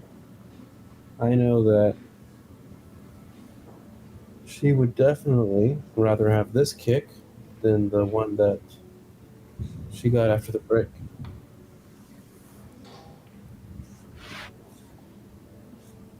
Can she try and get in, play with some low left and try and get in back behind the 7 here, Chris? Or is it just a little bit too far away? Yeah, too far away. Yeah, she played it well. I just would have hit it with a little more pace or draw, so I get back to that end rail near where Christina's at with the cue ball. Created the opportunity. Take her hit.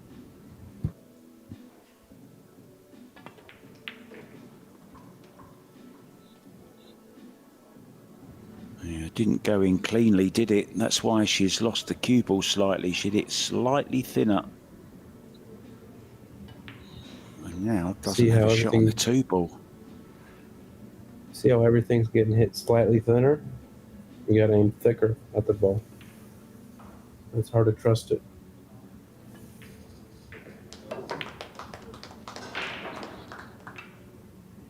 A little bit of frustration there, maybe. Putting lots of pace into it, kind of a hit and hope, wasn't it? Kind of, when it's hard, Yeah, Chris, maybe so. hit it hard. Who said that earlier on today? When it's hard, hit it hard. Oh, my friend Evans Bishop from Phoenix, Arizona. He says, "Hard shot, hit it hard."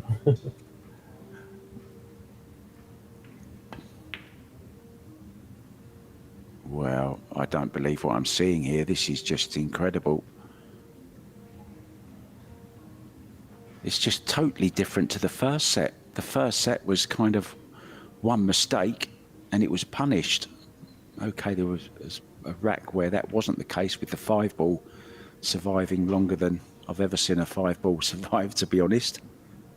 But apart from that, it was clinical finishing, wasn't it? And, you know, punished the mistake, but they're both making mistakes. Perhaps the pressure's getting to them both here. Well, she tried to be a little bit clever there as well. Playing the carom into the 5. Yeah, I think what people they tend to forget is that you can't always win with your best game. You have to kind of win with your B game. Sometimes you have to win with your C game. You just have to kind of understand what it is and go from there. Just do your best each shot, and that's it. It's a lot easier said than done, though.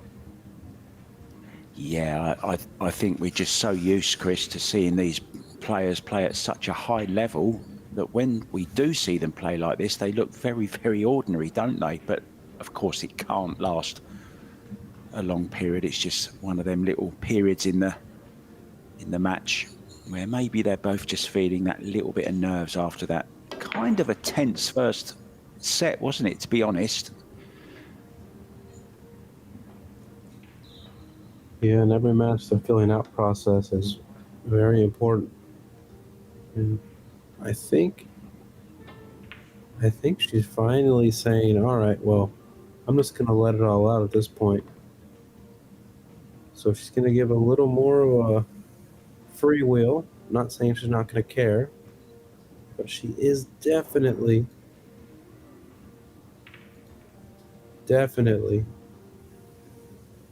feeling better about the game.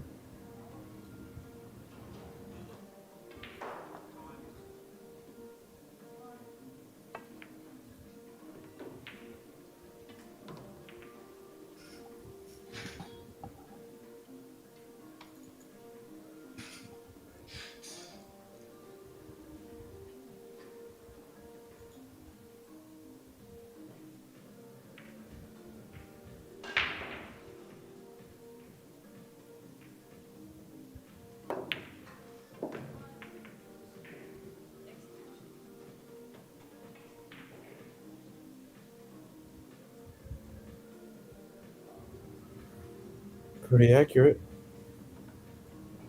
I think she's finally letting her stroke out again after a few miscalculated shots.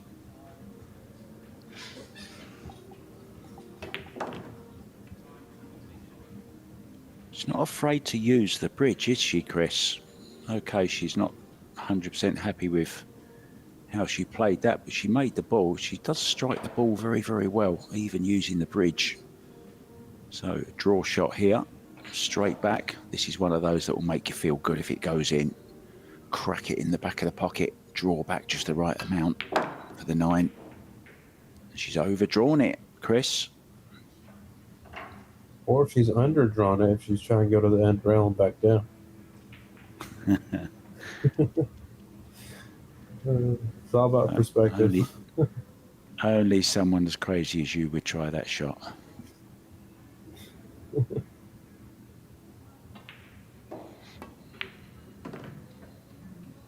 No Beautiful. mistake this time.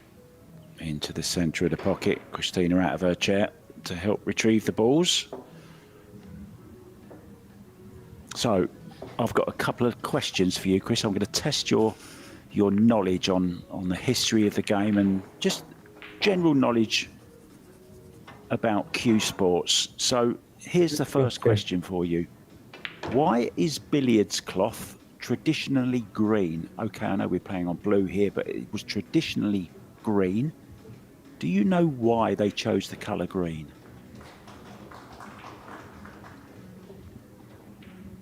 I'm going to put you on the shot clock if you don't hurry up. Cigarettes? Pardon? Nothing What to did do you with cigarette say? smoke. It doesn't show up as much. I have no clue. It's because the roots of snooker, pool, billiards all came from the lawn game of croquet. So that was played on green grass. So when they took it inside, they kind of played croquet on a billiard table, first of all, using not a tip of a cue, but a mace. It was like a flat, more like a hammer kind of thing. So it came from the game of croquet, and it was used to simulate the green lawn. There you go.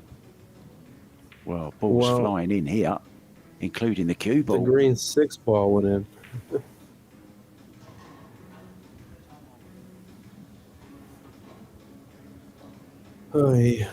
Yeah, I was way off on your question. I'm sorry. I wasn't even in the same realm.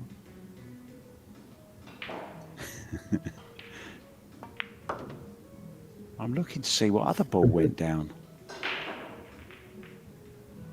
1, 2, 3, the 4 and the 6. Oh yeah, the 4. That's right.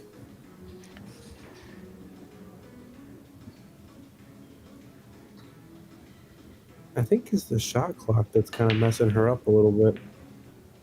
Looks like she's rushing into certain things.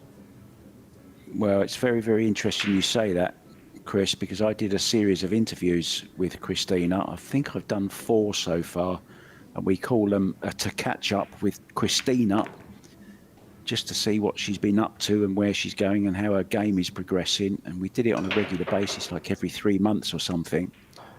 And she told me in one of those that she completely broke down and started again her whole pre-shot routine, because whenever she was playing in tournaments, she was okay on the outside tables, but as soon as she got to the TV tables with the shot clock, she struggled. So obviously, if you're wanting to win tournaments, you're going to end up on the TV table eventually if you're going to win some tournaments. So she completely changed her whole shot routine to incorporate the shot clock. So it's very interesting you said that. Yeah, it makes a lot of sense. Usually she's a little more calculated, but not in a bad way. Just definitely, a different pace for sure. It's noticeable.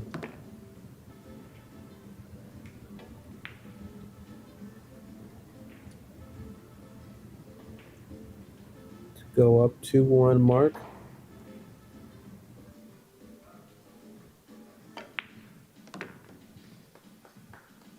Yeah, slowly but surely getting back into this, isn't she? Taking the lead in this second set. And she looked well out of it at 3-0 down in the first set, Chris. But then something changed. Okay, she still lost the first set, but there were signs there that she was beginning to feel a little bit more comfortable.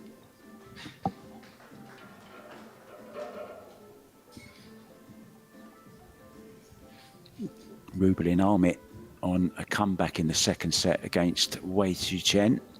She's 3-0 up, the 2-time World Women's 10-ball champion from Philippines. Lost the first one, but she's well ahead in the second set on the hill. Also coming back in the second set, Chihiro Kawahara from Japan. She lost the first set to Jasmine Ocean, but she's on the hill in the second at 3-2.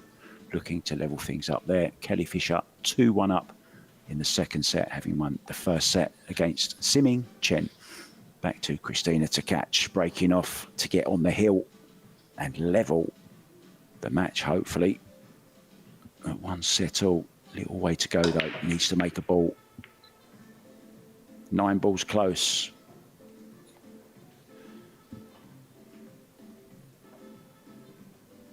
Oh, it's dry again, Chris, and look at the mess these balls are in.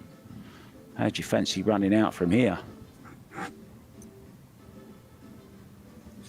You have to push the 1-2 rails towards the 5 and the cue ball behind the 3-9. But yeah, I mean, I would try to change something up on the break, just like I was saying before, just so I can maybe even break from the back rail, so I can get a little more power through the rack.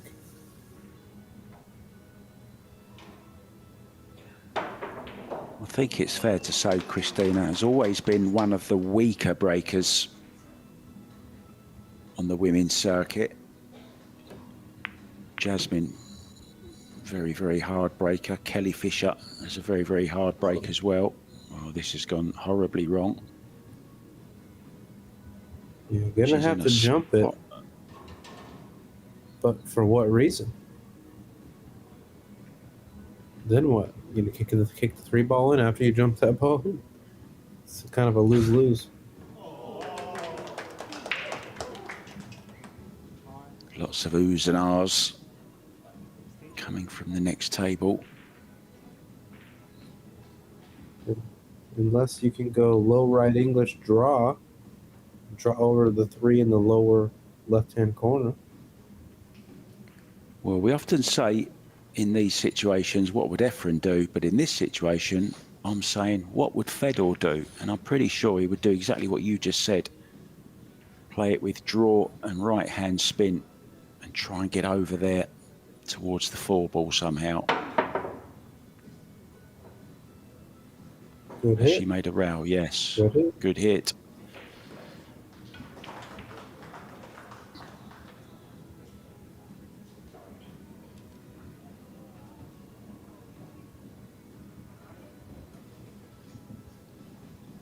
Very odd shot here.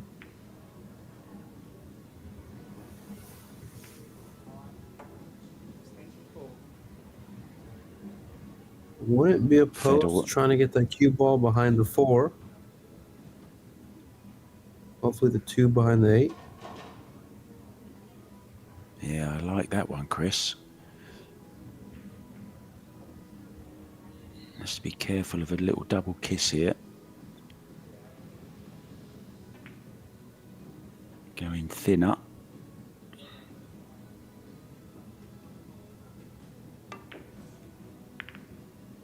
Tried to make it. Well, what an aggressive shot that was.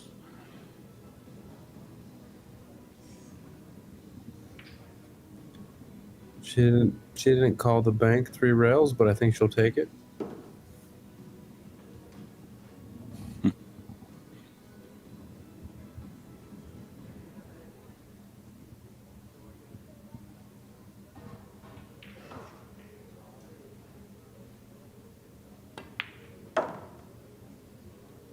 Oh.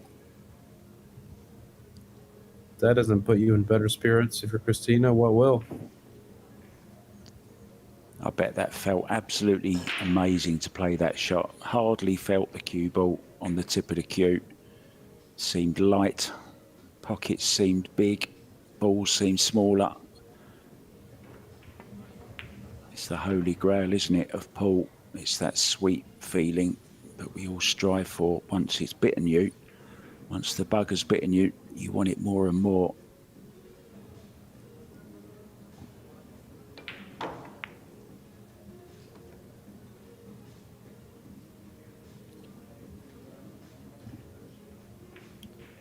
Seeing if she likes the 7 in the side. Not a bad idea.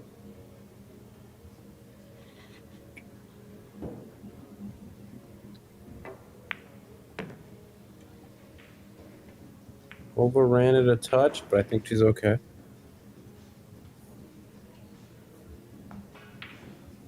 Can even use the rail, can't she, if she has to? But she is straight enough just to hold it, so that's okay. Perfect view of the backhand opening up on the backswing, keeping the cue parallel to the bed of the cloth. Nice smooth delivery. Here I wouldn't mind going 2 rails for the 9 on the right-hand side pocket.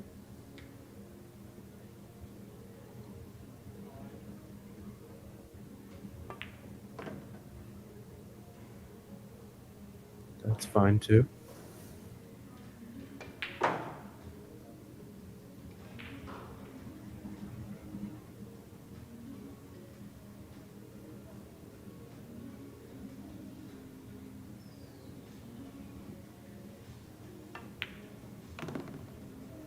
Beautiful action once again, slicing through the cue ball.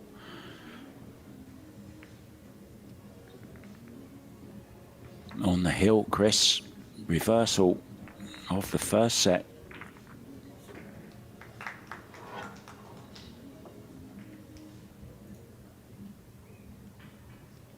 Yeah, she's looking to give it right back to her opponent and make this a race to 2 in sets after they already won one each.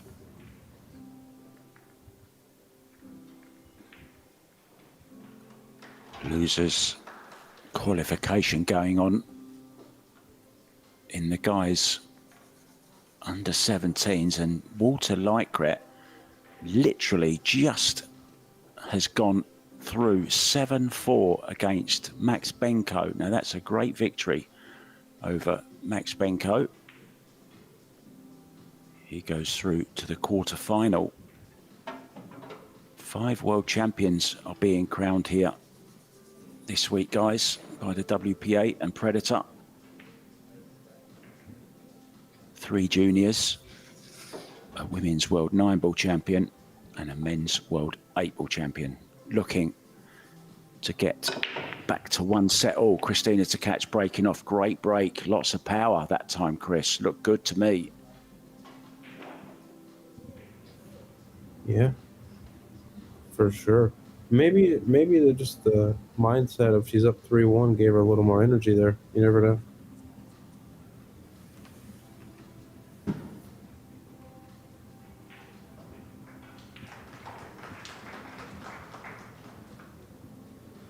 She's looking a lot more confident now than her opponent. It really is a complete switch around.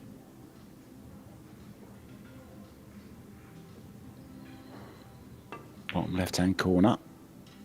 Overcut it.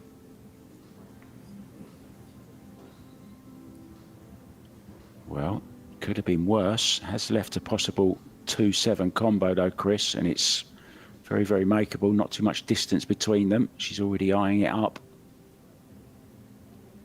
Yeah, it looks like it's on, that's for sure. A little bit of draw on the cue ball.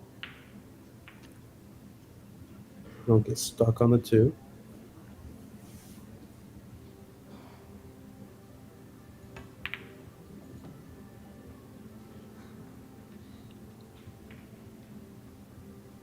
Used all the pocket there. I think she's okay.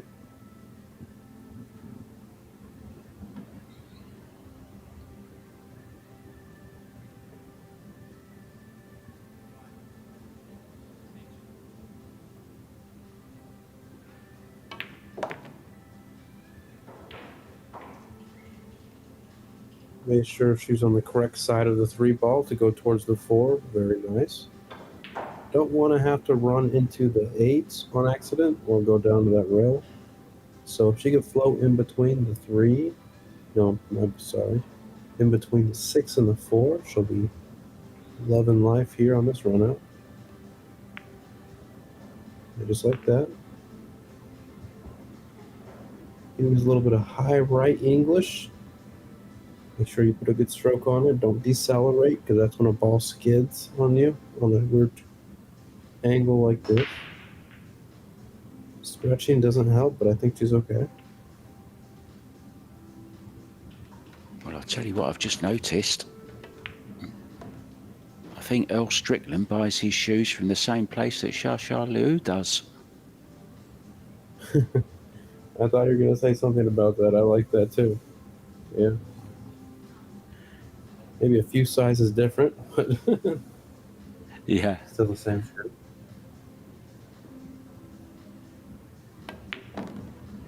You gotta be taller. You gotta be taller. These tall guys, they got an advantage. Slightly worse Got than the wrong your angle here. Phil Yates impression. I was slightly lacking in the impersonation department there, Chris. I apologise for that. Oh boy. Come on, 3 rails for the 8. About where she is now.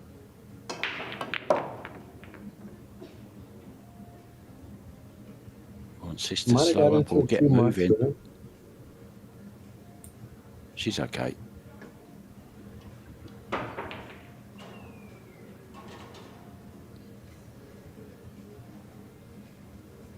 I don't know. This is a very tough cut, and the 9 ball's in a very tricky spot. I'm not saying don't go for it, but I don't think she's the favorite going for it here. Unless it's not as steep as I think, which also might be true. Well, she's going for it. Chris, 4 rails with a cue ball. Unless she's checking it up. I doubt it, though.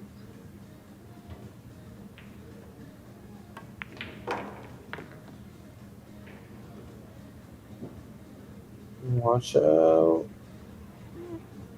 Oh, Does it go on the side? I might just shoot in the corner just to be safe.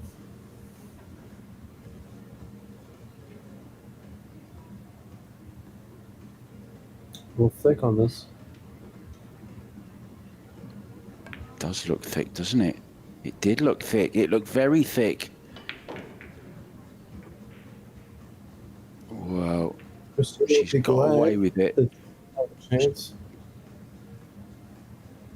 I Didn't think it look she's thick, Mark? had- Right when she lined up? Yeah, 100%. I was in 2 minds whether she was going for the centre even at first. But yeah, it looked way, way too thick.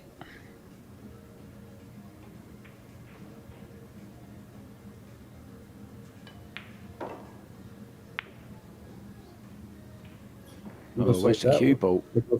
Where's the cue ball going? Oh, is she angled up? Oh, my goodness. Oh, dear, oh, dear. Look like Those scratching. things always get in the way. Points. Unbelievable. Chihiro Kawahara has taken the second set against Jasmine Ocean. They're 1-1. Rubelin Amit has taken the second set against Wei Chu Chen. They're also at 1-1 in sets.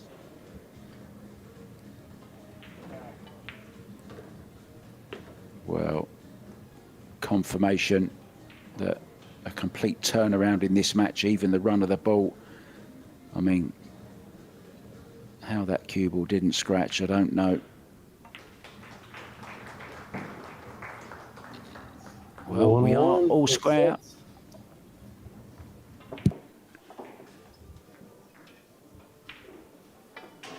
Back with set number 3, guys. Very, very shortly.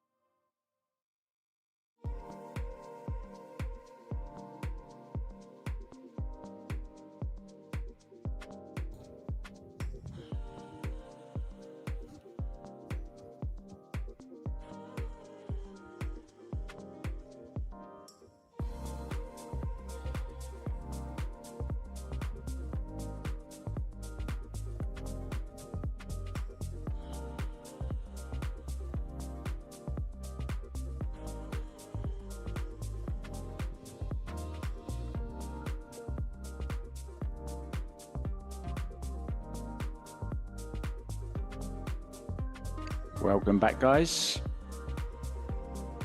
Third set. Xia Liu to break off. All of our quarterfinals in the Ladies World 9-Ball Championships are at 1 set all. Every single match. Oh, it's a scratch.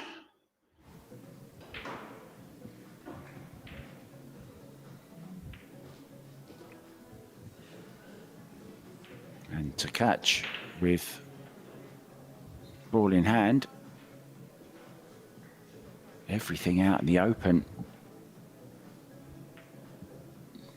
Good chance here to get off to a flying start against the break in this third set. Another race to 4. Best of 5 sets.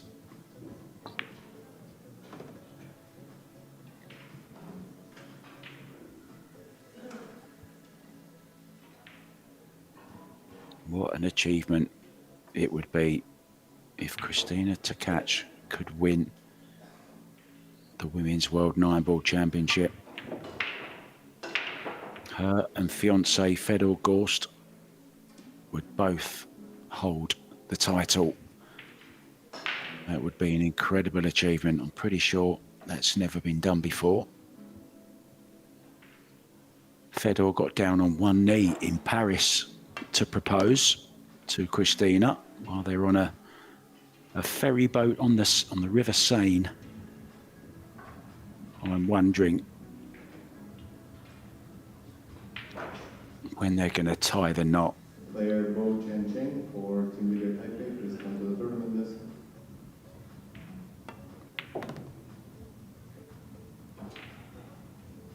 I thought that was Chris Reinhold back, but it's not. It was a public announcement. Oh, Chris has been working. Chris has been working on his New Zealand accents as well as the Brits. Welcome back, Chris. Hello. Hello, love. We'll slow spin here unless she wants to come to the middle table. Middle table, good. Governor. Mark White and Dick Van Dyke in the booth. I don't even know who that is.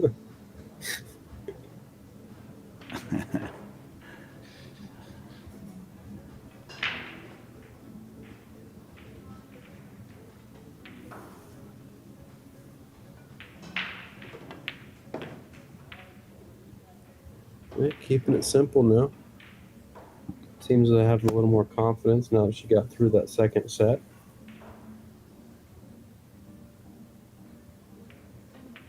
Yeah, leaving the longer 8-ball, Chris, showing a sign of confidence that just wants to stroke this in, come back for the 9 off the side route.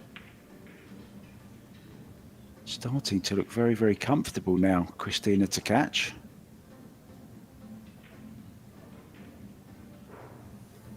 Yeah, it's funny how that works, huh? Oh, a little shaky there, but it's okay.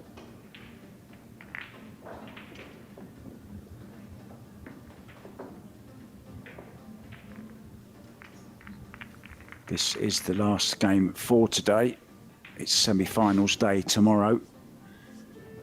And we start off at 10 a.m. local time in Hamilton, New Zealand.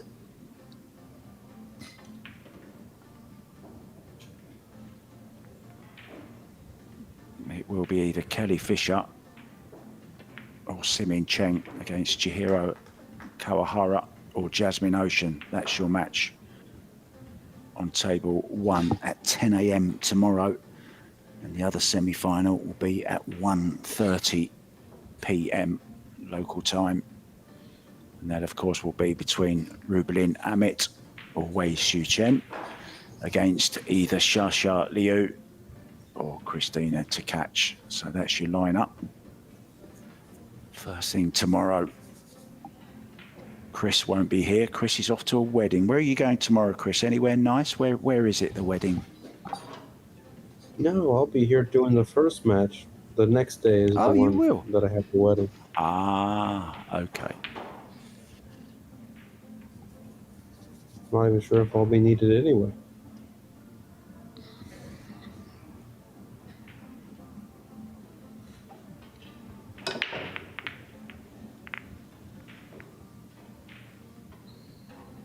Something Dry going break. in. Chance. No.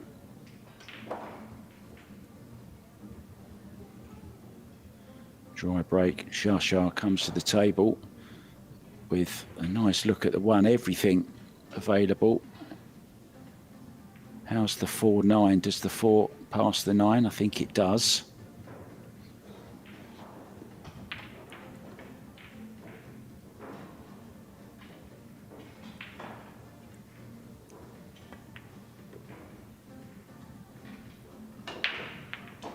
Overrun this again, Chris, just slightly. Okay, she does want that angle going over towards the 3, but just slightly overran. You gotta be careful. Gotta go under the 3, like she's pointing to with her pool cue there. I'm not sure if she wants angle or to be almost straight. It's a tough shot either way.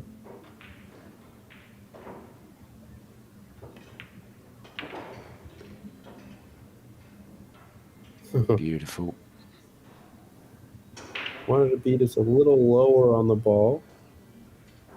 That way she isn't so close to it. I think she's okay. Whatever shot you choose, you don't want to baby the ball. Just make sure you follow through and give yourself the best chance to make the 3 disappear in the pocket.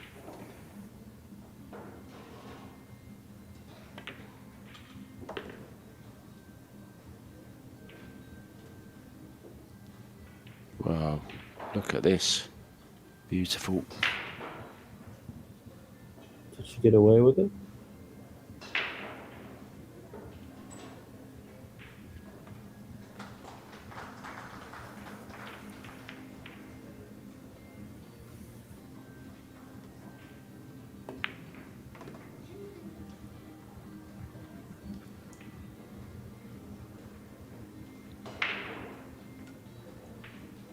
Got a big This is pocket what we over want there to with see. 7. It's what we want to see, this, isn't it, Chris? Both players playing to the top of their ability, both feeling confident, leaving the longer shots, not afraid to do that. We want to see this go all the way, and may the best lady win. Didn't need the 7. Perfect angle on this. Stun off the side rail up for the 7 ball.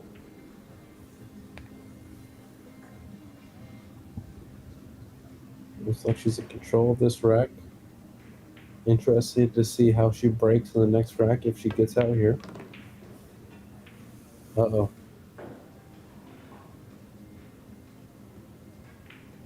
Quick on the backstroke there.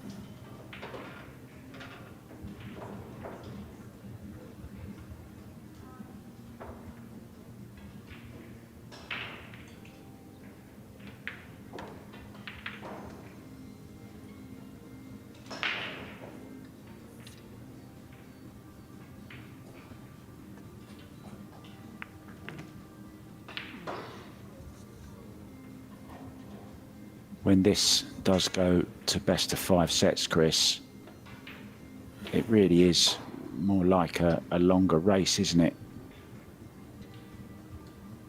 Yeah, I mean, at this point, they are both pretty much in stroke, and the nerves are kind of gone. So we could start to see more of their natural game. Say if this goes in,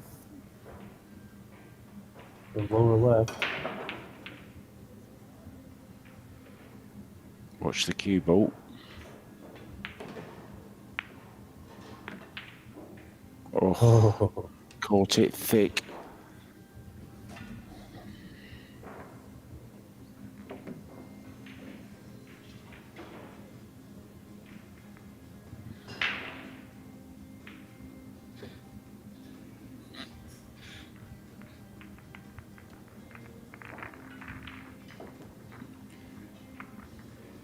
Who are you thinking now, Chris?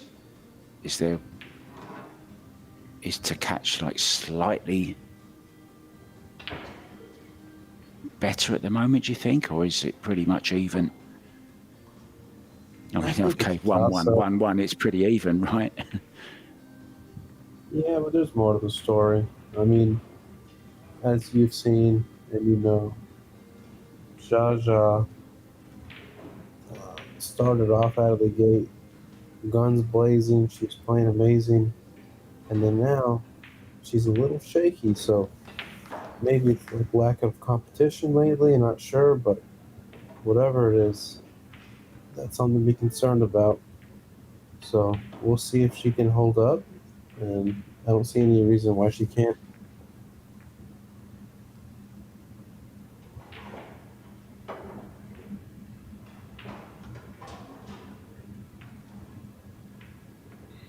Has had the more powerful break. Yeah, look at the timing. Perfect.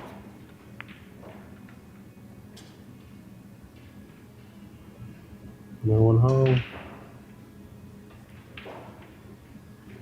Yeah, the 3 balls by the 9 barely moved. Now, does she play a carom here, Chris? 1-6. Does she go all safety? I like the carom, to be honest. Yeah, I'd probably do the carom because the one ball stays there after the contact with the 8. Moved a little bit on her. She elevates. She might be able to get this.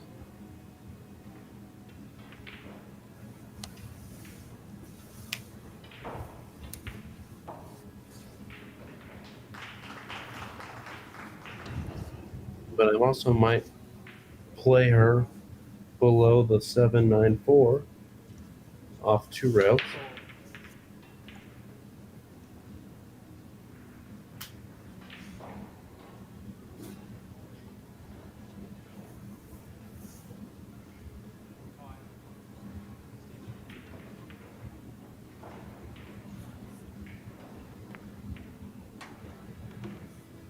Oh no. Wow. Tough rack though. The 3 to the 4, the 4 to the 5, and the 5 to the 7, all very tough. Would you not have considered taking the 1 there and playing safe off of the 2 to give yourself an easier safety, or not? You're right there, Chris. Have you fallen over or something? Shall we call an ambulance? No.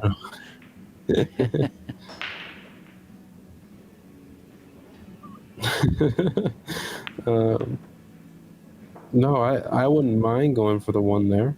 Had to elevate slightly because she was so close to the 1. Maybe she didn't feel comfortable with that. But I wouldn't have minded that. In hindsight, anything else would have been better, but that's not how pool works, I guess. What a beautiful thing hindsight is, huh?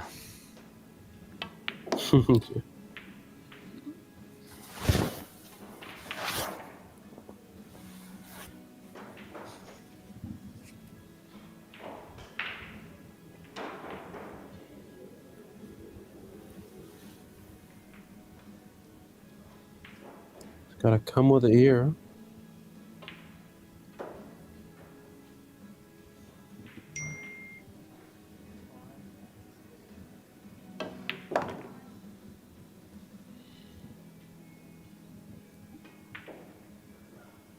Looks pretty good to me. Now I can just stunt, follow slightly.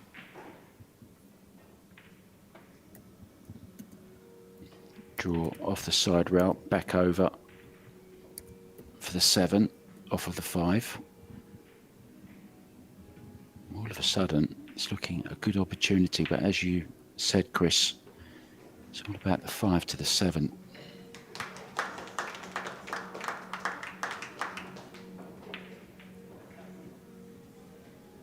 Yeah, this is going to be the toughest shot for sure.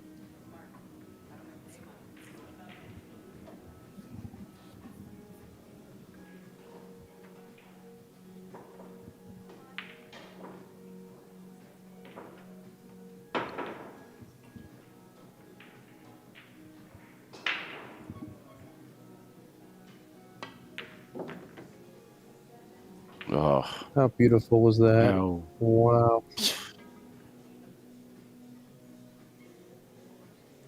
well, when she plays a shot like that, you just wonder how she ever misses with that stroke.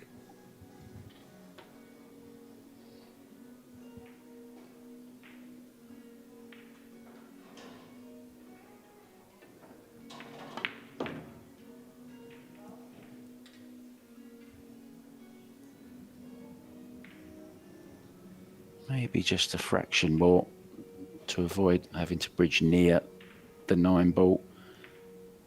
Shouldn't present a problem though.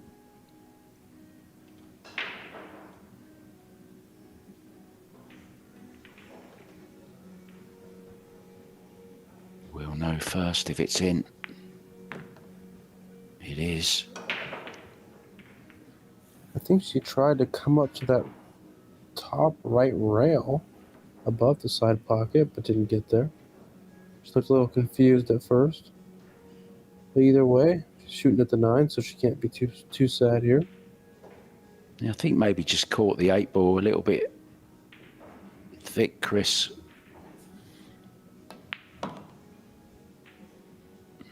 No problem though. Leads 2-1. 1 set all.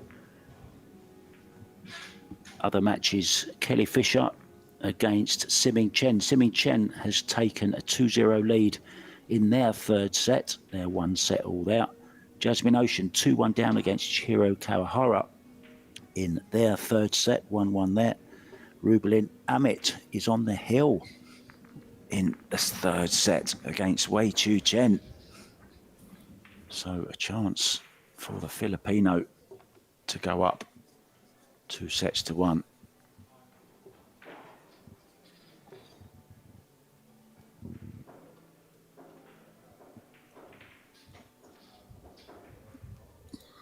Semi-final of the men's World 8 ball will be tomorrow.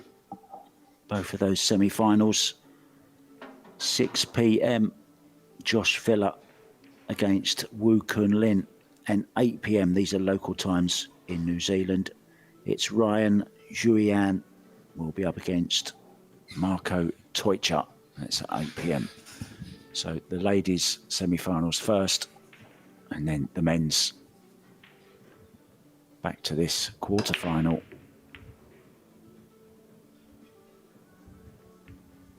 Dry again, Chris. No damage done though, I don't think. Yeah.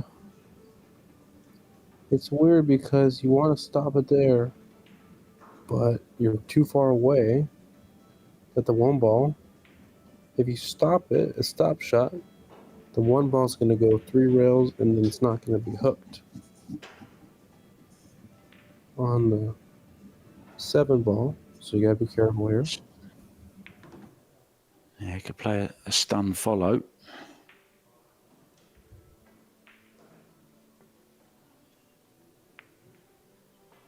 Oh, touchy little shot here. She played it well though, Chris. Really good there. I was very impressed with that shot.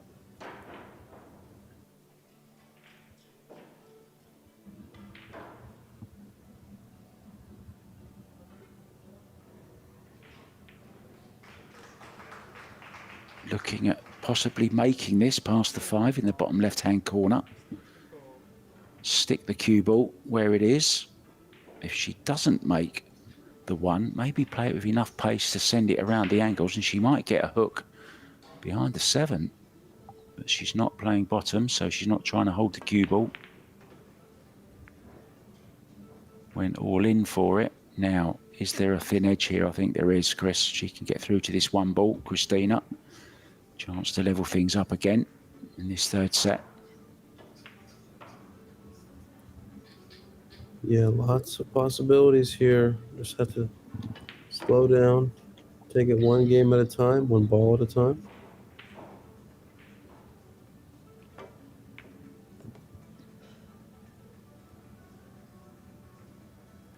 Yeah, very true saying that. You can only pot 1 ball at a time, and you can only make and win 1 rack at a time. Don't get too far ahead of yourself. Stay in the moment. Focus on the next shot in front of you.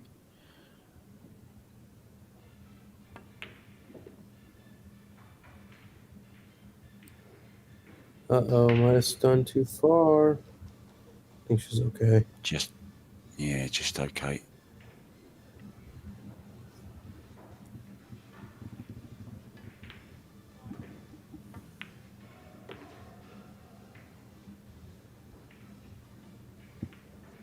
Good angles here. Probably going to use either high left or high right. I like high right. Come down. Do not hit the 8-ball with your leg. It'll be very crucial. Uh-oh, 7-ball, where are you at? Okay, it's fine.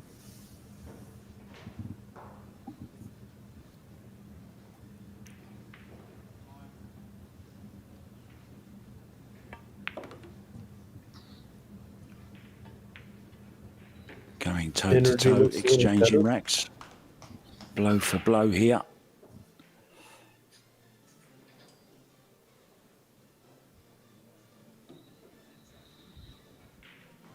Perfect angle for us to see the technique of to catch.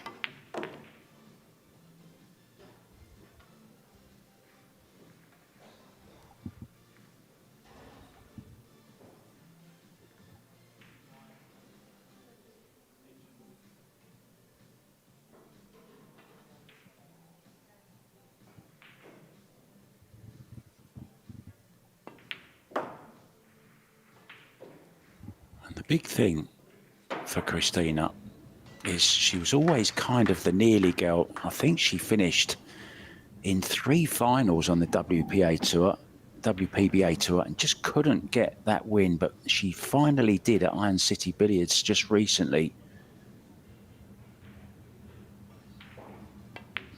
Beat Margaret Fefilova in that final. So she knows how to win now, Chris. It's not kind of a new experience, you know, it's not that first time ever for her anymore. How much closer of a set can this be?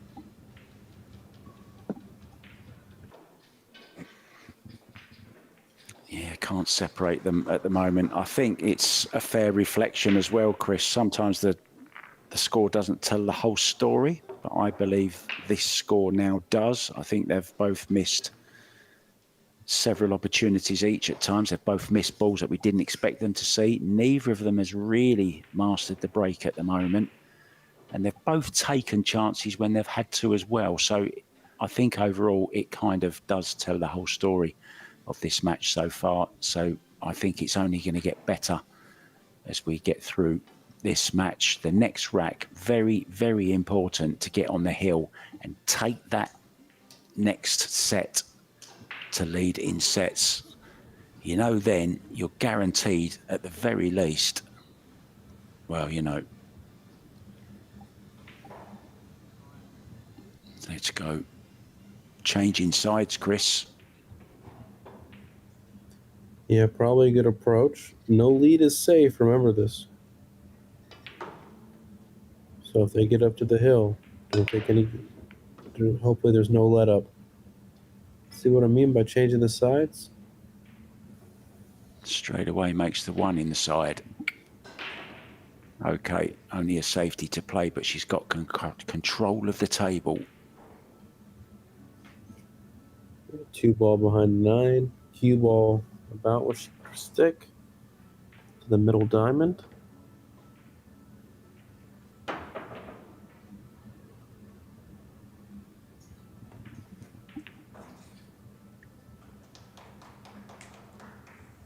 Very nicely played. Good shot there. Little click of the fingers from somebody there in the audience. I'll bet it was Fedor. I know that click anywhere. Well, she's going to be coming at this one with speed because she has to shorten up the angle slightly.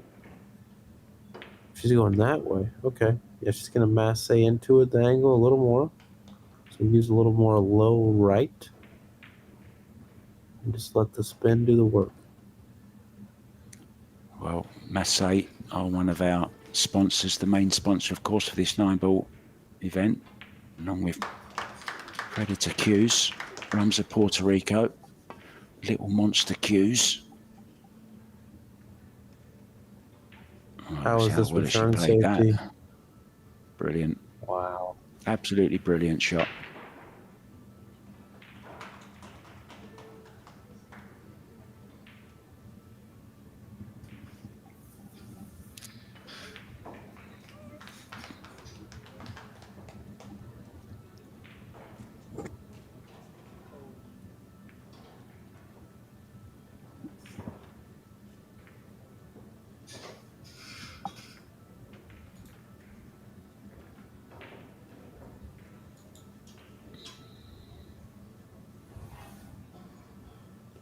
Yeah, a little unsure here, doubting herself a little bit on the decision.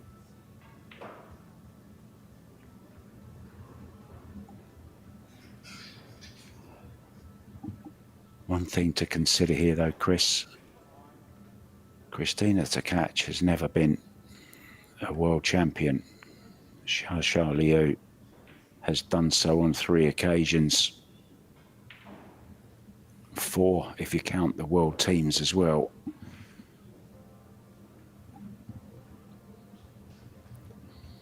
Yeah, she is a heck of a player. She's a threat to win any event that she's at. Male or female, does not matter. Yeah, it was good. She's a great player. Good to see Han Yu back, wasn't it, Chris, as well, playing again. She played in the World 10 Ball last year in Austria. Good to see her back in action after having a family.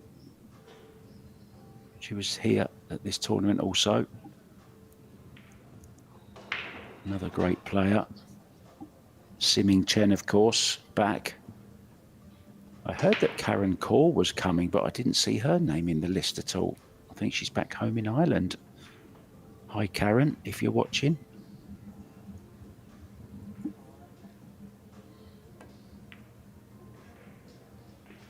That was beautiful.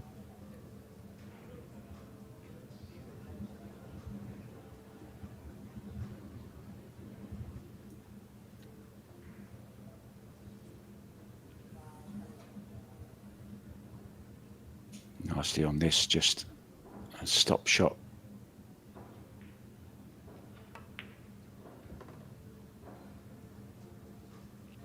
Yeah, I don't want to stun over too much. Those 6 on the side. They're all there. Actually, I prefer the stun, where you put middle left and let the left go a little deeper. So when it hits that second rail, it's going to go wider.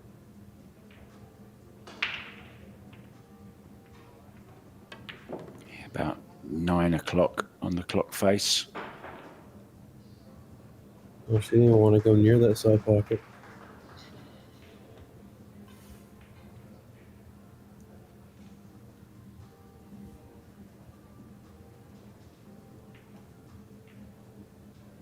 Extension on the cue. Now look at the amount of overhang from the bridge hand here.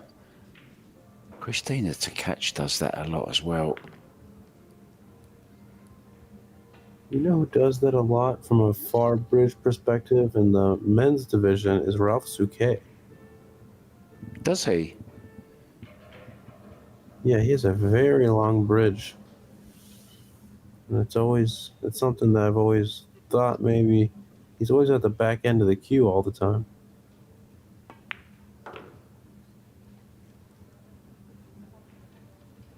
Ralph, not one of the tallest players on the tour, of course. Maybe only outdone by Alex Pagulayan in the height department.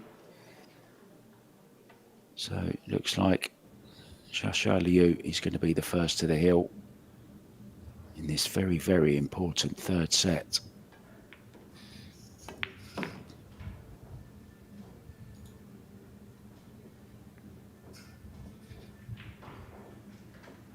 Siming Chen on the hill 3-2 in the 3rd set against Kelly Fisher. Chihiro Kawahara 3-2 down in the 3rd set to Jasmine Ocean, 1 set each there as well. Rubelin Amit did take the 3rd set against Wei Tu Chen. It's now 2-1 in sets to the Filipino. Looks like they're all going all the way, Chris. Yeah, they're all amazing players.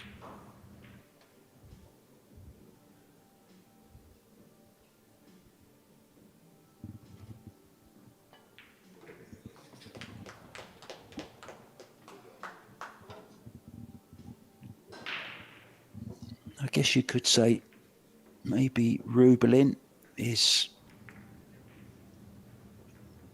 you know, maybe the little surprise in this tournament. She doesn't really play too many, does she? She's there in the Philippines. She's a businesswoman as well. She's even got herself a little shawarma, a little food wrap business with Carlo Biardo, no less, in a shopping mall in Manila. Very smart businesswoman. Actually a trained accountant, Rubelin Amit. Her dad wanted her to be a lawyer.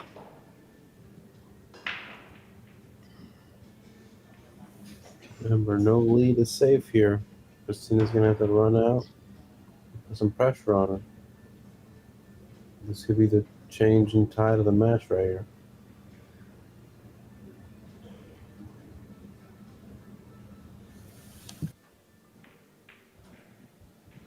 Oh, Jasmine Ocean has taken the third set. She leads 2-1 now against Chihiro Kawahara.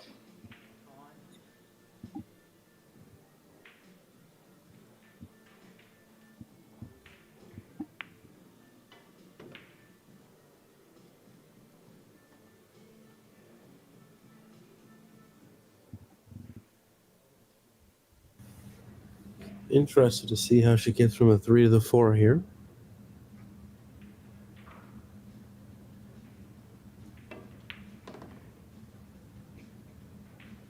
Just like that with a side pocket.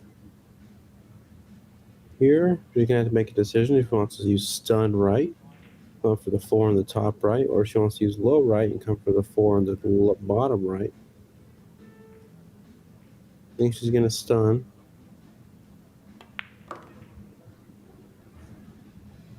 Oh, got a little bit too much into the cue ball.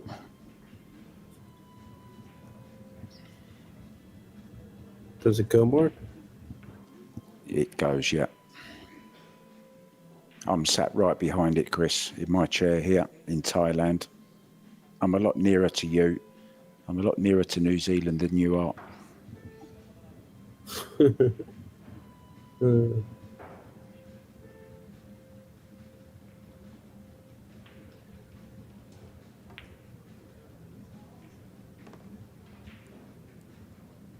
Looking a little more fluid with her cue action here.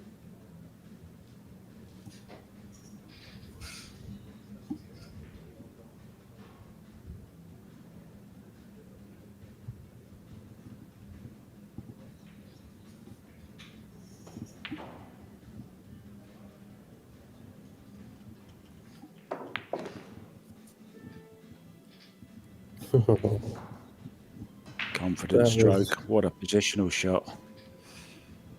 Took the words out of my mouth, Mark.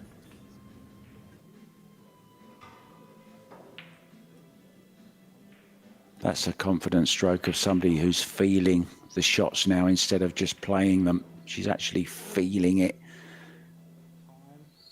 Christina, another one who's not afraid to have a bit of cue overhang. Well, maybe she's not playing this. She didn't have enough of it. She wasn't on it. Where's the cue ball? It's okay. But she's left this 6 ball. Poor shot. Yeah, I wasn't a big fan of that.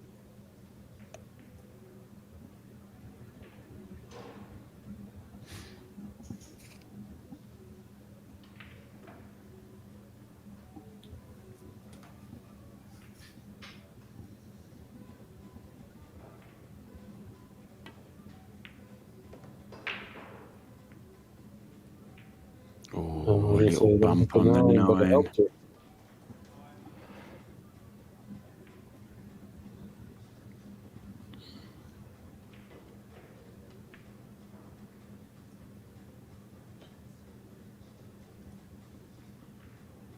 Can just draw across the face of the 8.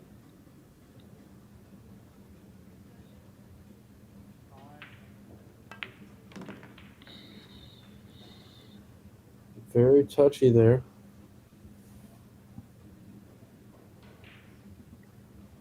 Saw her tapping the table, trying to slow the cue ball down kind of gesture. In and out of the corner here. Bit of low left.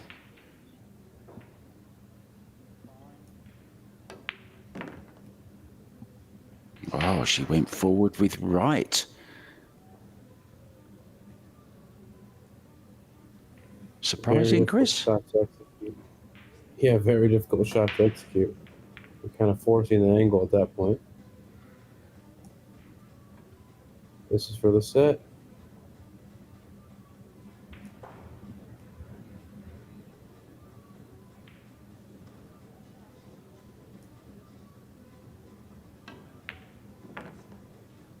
Oh, right in the heart of the pocket. In it goes. 2-1. Shasha Liu leads. We will take a short break, guys. We're going to leave you with a nice bit of music to have a little jig along to. Chris Reinhold and myself, Mark White, will be back with set number 4 very, very soon.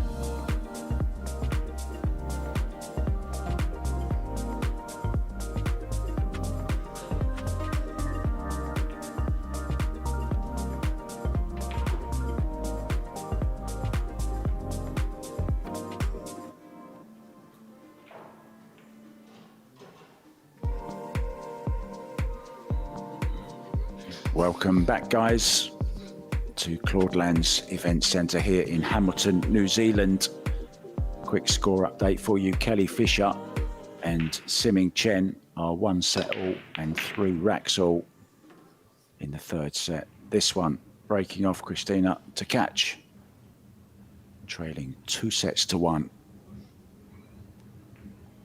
One ball accidentally disappears. Not accidentally, but disappears on the right-hand side.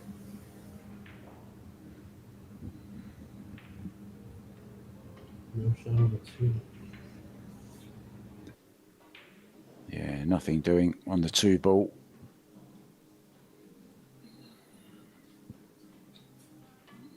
Are you kicking at this? Are you pushing out? Man, she's pushing out. Have to push here.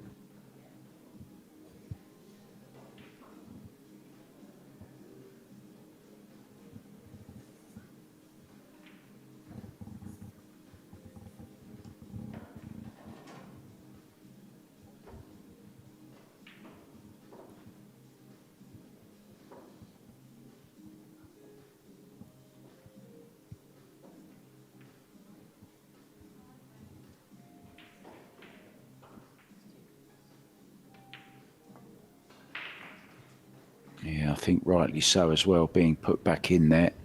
But she's played a beauty. Beautiful here. She's going to want to kick under that low side of the 2. Potentially make it on the side, but airing more towards in between the 4 and the 6. And putting the 2 on the upper top rail. See if she can execute here.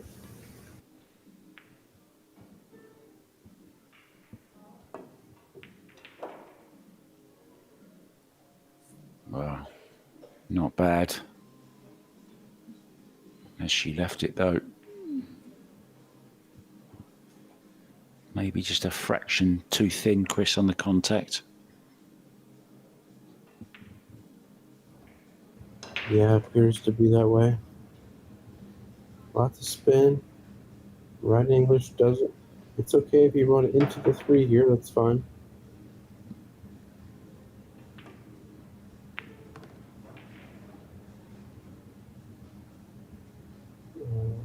A little too hard. Hard to control that. And make sure that you made the 3. Or the 2.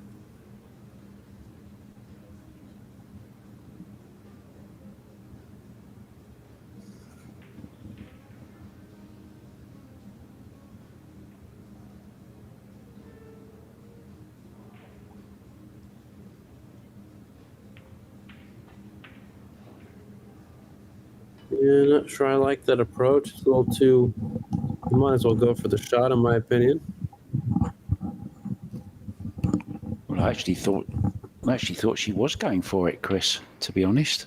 I was quite surprised when I saw the pace that she played the shot at. Obviously was then going for the safety. And this is cuttable.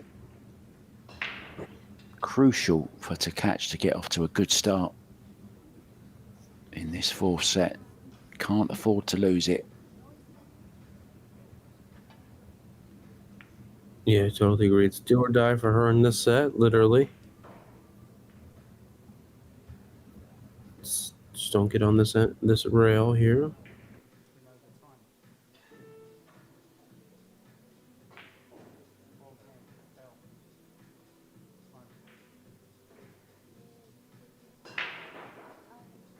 Well, I'm not sure what's going on here.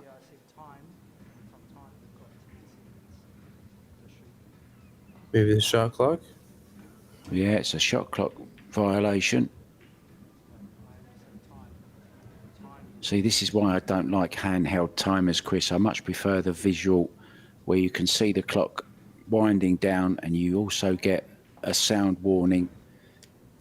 I think it's a little bit open to interpretation, this, because I've heard time called many times on this table during the last 5 days.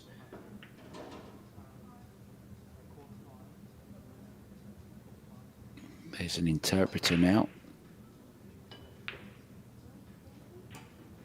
Christina biting her nails, nervous about the outcome. This is a big, big part in the game, this.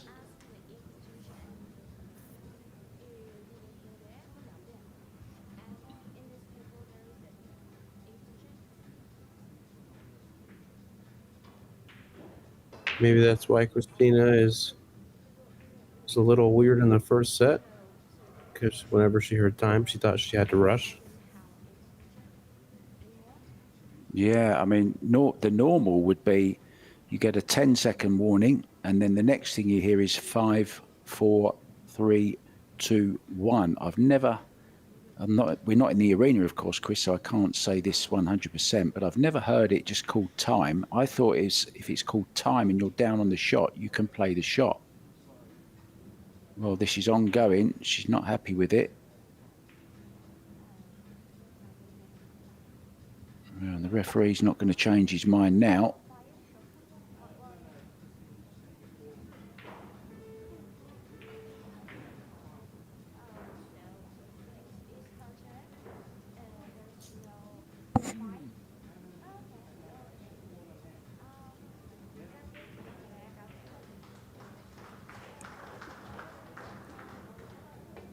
I think everything now is understood.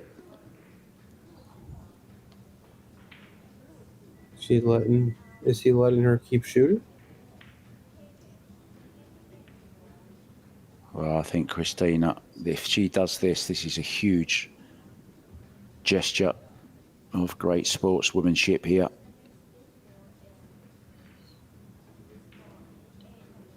Yeah, I personally wouldn't want to win like this, but I would just let the referee make the decision and just stick with it.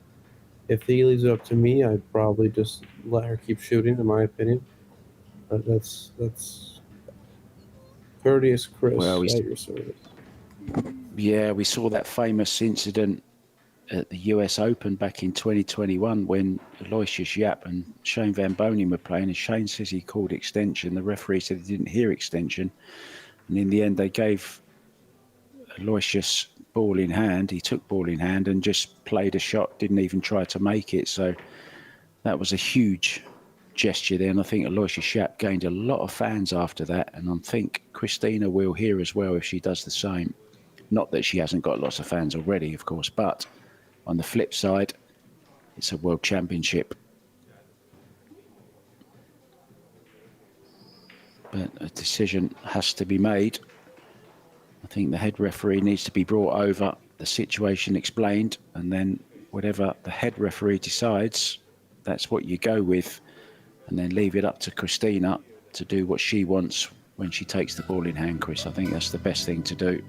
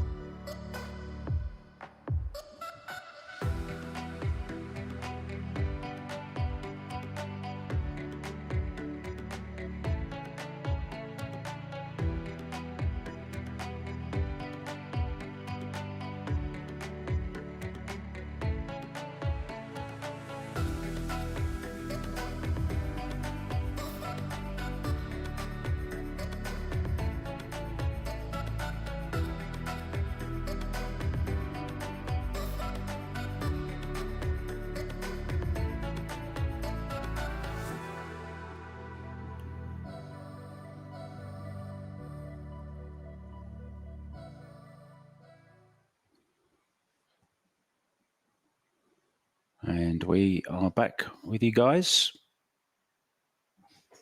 Still not sure exactly what's going on though.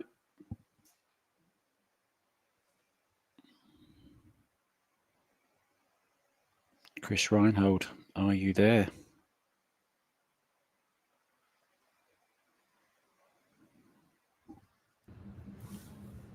Pretty much. Just curious on what's going on. That's all.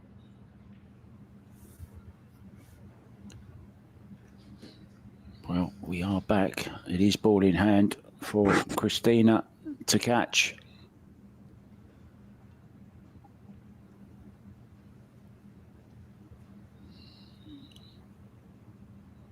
So a shot clock violation is all we can tell you guys on that.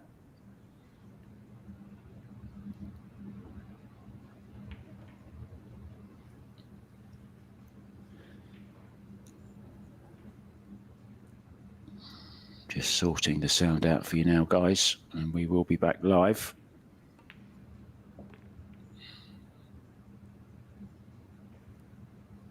Well, that was a bizarre shot, wasn't it? Careering straight into the 6-ball, Chris. Yeah, she could have scratched off the side of it if she wasn't careful, but it's all right. I guess she didn't do it. Uh-oh. Oh, cue ball. Has she drawn in off? She has. She's scratched to catch with the scratch in this match. What a game changer. Well, maybe a little bit of justice there, a little bit of poetic justice. Xia Liu punished straight away. Do you know what? I actually thought that was bizarre, the way that Christina played to get on that 5-ball, Chris, in the side. I really did. It was almost like she played it like not caring.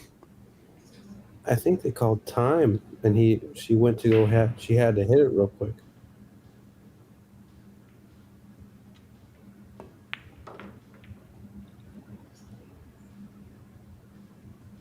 What's going on, Mark?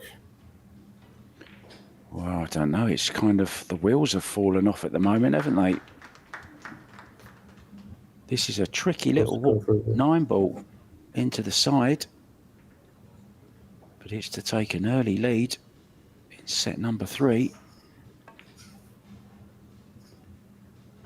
Oh, nearly overdid it. Well, a strange rack. Let's give you a few other latest scores, guys. Kelly Fisher is now 2-1 up in sets over Siming Chen. Jasmine Ocean 2-1 up against Chihiro Kawahara.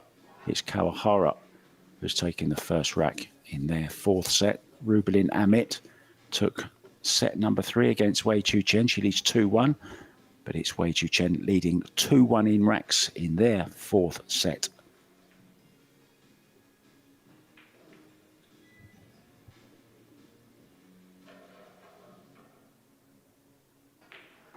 I'm wondering, Chris, I half expected Christina to give that shot back, you know, I really did. And I think she kind of did in a way.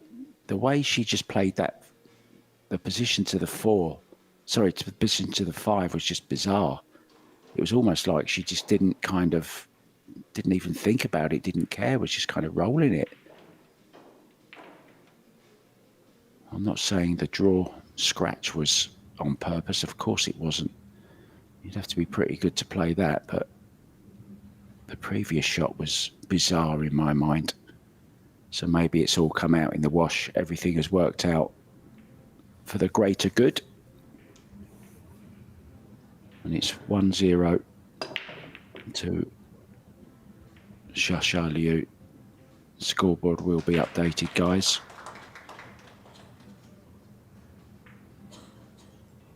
Weird positional shot here, Mark. From the 1 to the 2, you got to drag down, avoid the 7, and come in between the 2 and the 7.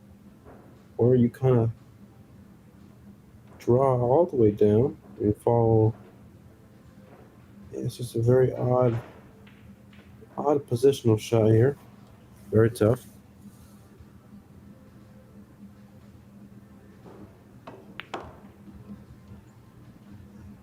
Uh-oh.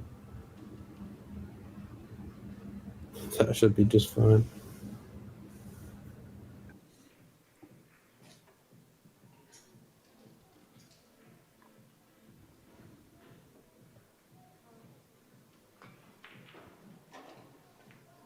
It's all happening in Hamilton, New Zealand.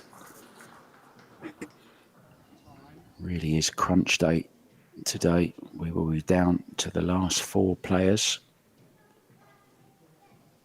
in both tournaments. Good finesse there with the bridge.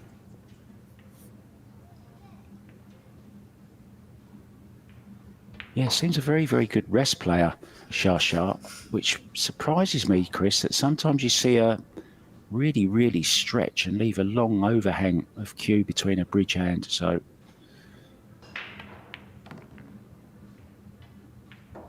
this is nice. I don't want to be on that rail, though. Yeah, I thought she was going to get a bounce off the rail, but she didn't. Kind of slowed up. She's got to drop this in dead weight, leave herself a slightly more awkward, bigger cut on the 5 ball. I think she's pretty straight on this 4.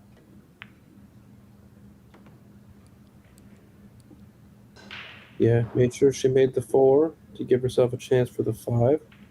Come back and forth. 1, 2 rails out towards slightly on the right side of the middle table. See the knuckles of the backhand there, look, perfectly in line, and then the hand opens on the backswing. Well, this has gone just a little bit awkward.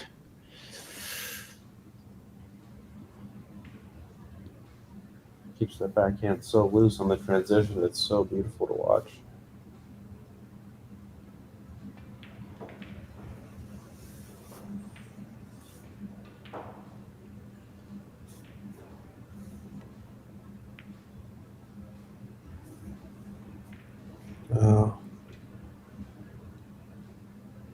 This is destined to go hill, Mark. Yeah, will it go hill, and hill?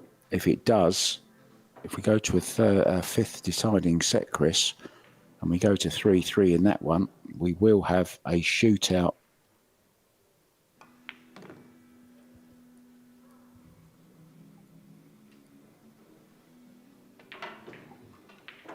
Haven't been too many, to my knowledge.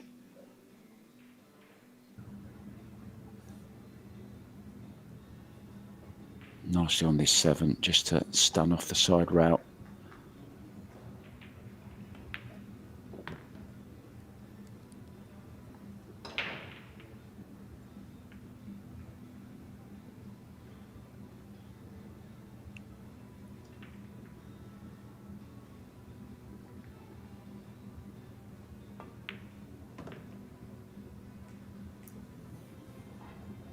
Cleaned it up from there. Christina Tkach ties it up 1-1. Looking to get the set so she can tie up the sets at 2-2. Both players working very, very hard here. Nothing's really coming easy, is it? Even the ref's having a fight with a fly there, I think.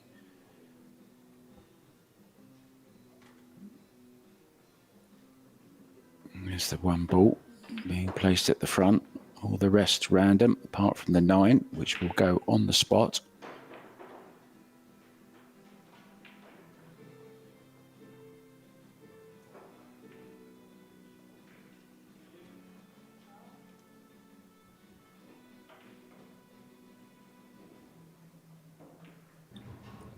I think they're both going to start breaking from that left side, our left side, their right side. Yeah, it's been where. There. Yeah, exactly, Chris. That's where the success has been coming from, isn't it?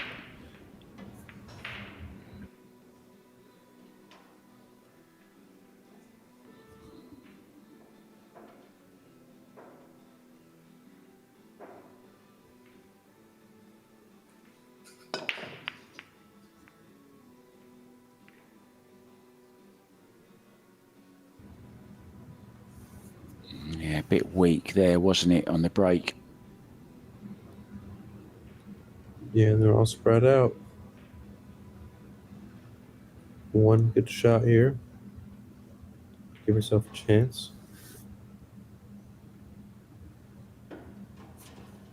Yeah, they kind of all lead to each other, don't they, Chris, here? Just has to make this 1 ball. Guaranteed to be on the 2 in the side. 3 into this bottom left. Leave yourself an angle to get over for the 4. 5 on the same side as the 4, and she's missed the 1 ball. It's never an easy shot.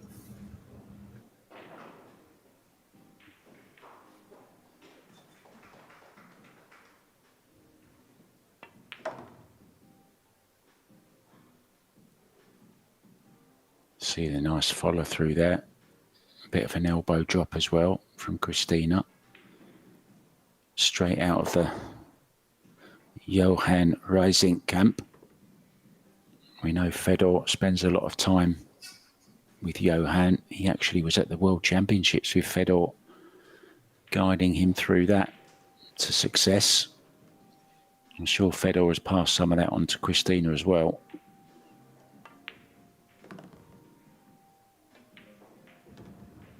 Yeah, I'd imagine so.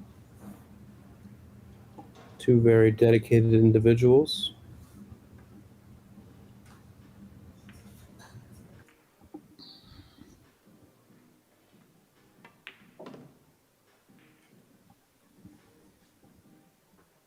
Certainly a very, very strong Scotch doubles pairing, aren't they, Fedor and Christina? I think you'd have to have them as the favourites in a Scotch doubles tournament, a mixed Scotch doubles.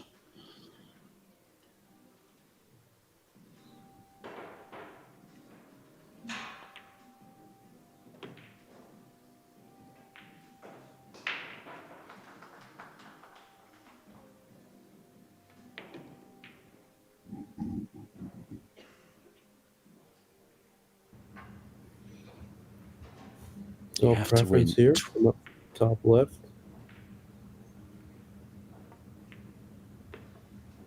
You have to win 12 racks in this match.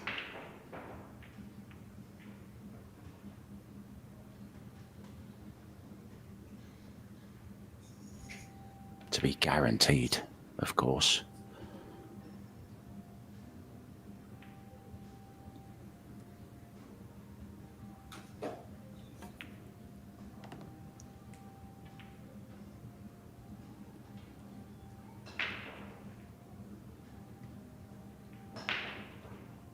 Good stuff, Chris. Once again, she's looking in control, smooth, focused, confident. Which is borne out by that shot that she just played.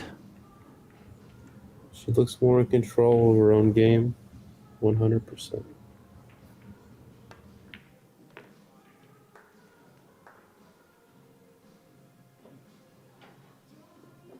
Very quiet character,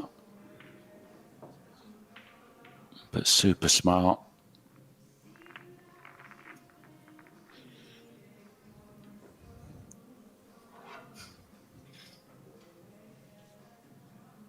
Give you some other scores, guys. Of course, out on table 1. If you want to go and watch that one, it's also available on the Billiard.tv YouTube channel. 2-1 Kelly Fisher leads in sets. They're 1-1 now, herself and Simi Chen. And it's Chihiro Kawahara who's coming back at Jasmine Ocean. Jasmine leading 2-1, but Chihiro is 3-0 up in the 4th set, so looking to tie things up there. Also, Wei Chu Chen, she's 2-1 down in sets against Rubelin Amit, but it's the Taiwanese Wei Wei who's 3-1 up in their 4th set. So we're still no nearer to knowing really who's going to be in the semi-finals tomorrow morning. 10 a.m. we start, guys.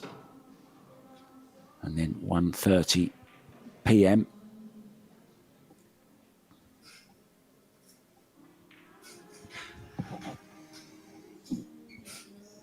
Men's semi-finals to follow those ones.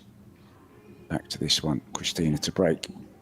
2-1 up, but 2-1 down. Very, very weak break again, Chris. Yeah, played her cue ball well. Middle of the table, got kicked. No balls down. It's with that speed, if the one doesn't go on the side and the wing ball doesn't go, it's very unlikely that any of the other balls will go either.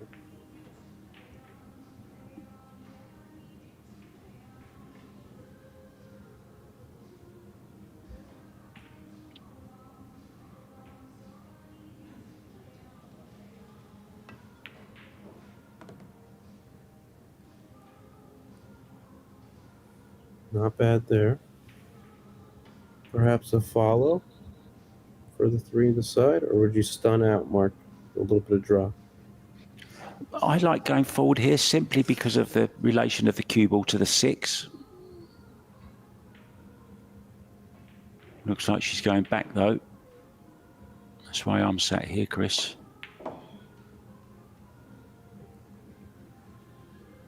She's overhit that by a long way. Yeah, I just thought the speed was easier to control going forwards.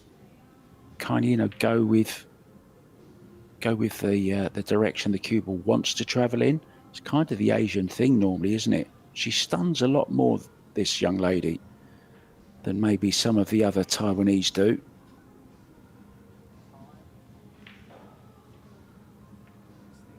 A shot that I wouldn't mind would be play the 3 to the 7 ball, and then play the cue ball 1 rail towards behind the 4. But I don't think that's what she's going to do here.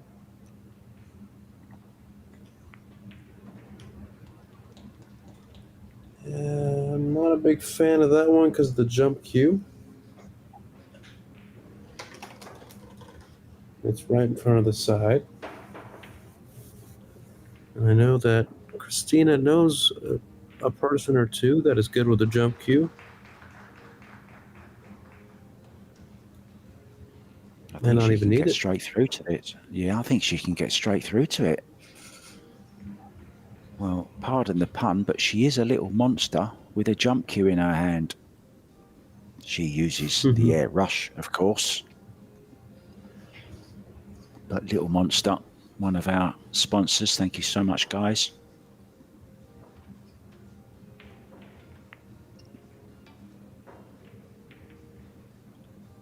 Thought she could make it, Chris. Just Yeah, I thought she had to turn around 7, a touch with left English, let it turn.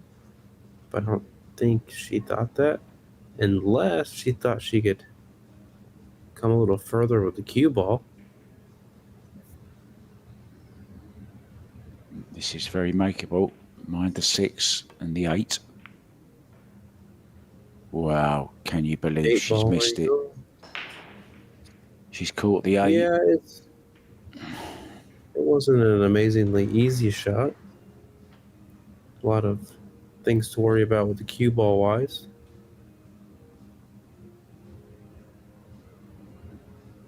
Didn't expect to see her catch it thick though, Chris. But maybe, as you say, it was to do with worrying about the cue ball and trying to steer the cue ball around the back of the 8 maybe. Took a little bit of the focus away from the pot. Anyway, Christina to catch is right back in here with a chance to get on the hill. And we could be 2 sets all.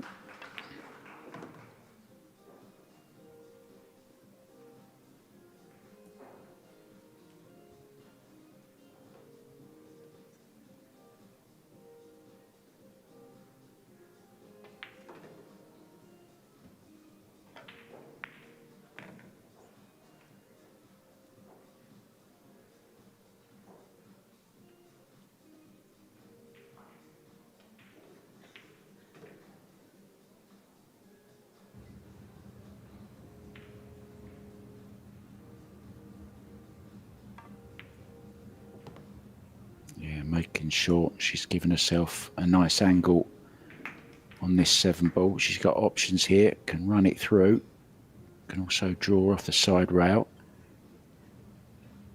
We know she likes to draw the ball. Just coming to see.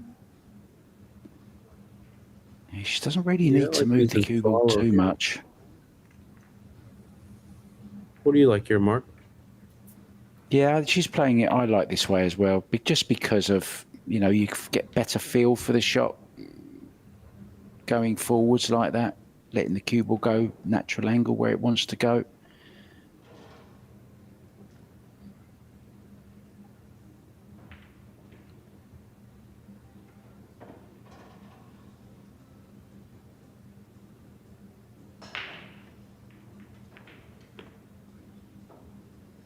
Just drawing across the face of the 9 on that previous shot on the 7 ball. You know, she'd have collided into the 9 by some chance. She might have left herself on the right-hand side route.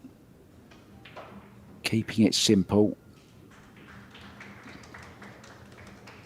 No doubt, huge pressure is on her at the moment, Chris. I mean, she just hasn't been in this situation before. But in it goes, 3-1 up. And breaking.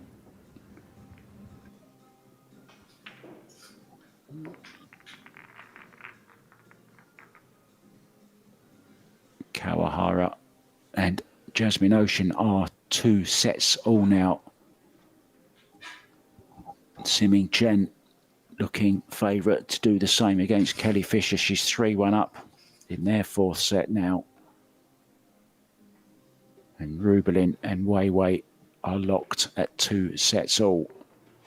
So very soon, where we saw every match was on 1-1 of our quarterfinals, every single match was at 1 set all, and very, very soon it could be 2 sets all in all 4 games as well. That shows you, Chris, exactly how close this competition is this year. Yeah, I mean, it just gets tighter and tighter with everybody, and it's amazing to see the level of play go up and up every year.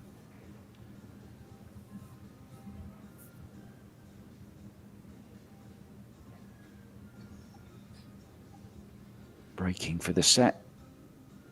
See if she can just get a little bit more pace. Sticking with the same side. She's had a few dries, though, from this side as well. This time, wing ball goes in. Is the 1 ball going to be on? It could be if the 7 and the 5 part company. Wow, is there a gap through there, Chris? There could be. It might be.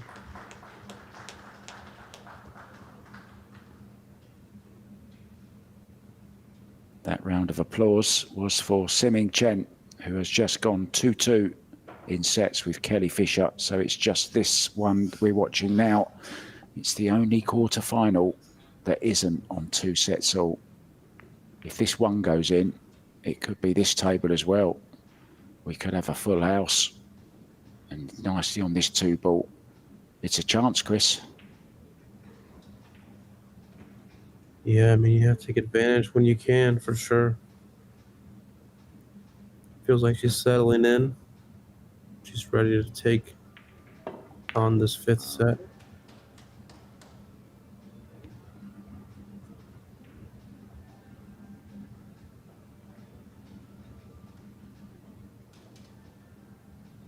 Every match so close. Imagine if they all went to a shootout as well. That's surely not possible, is it? It's possible, but unlikely.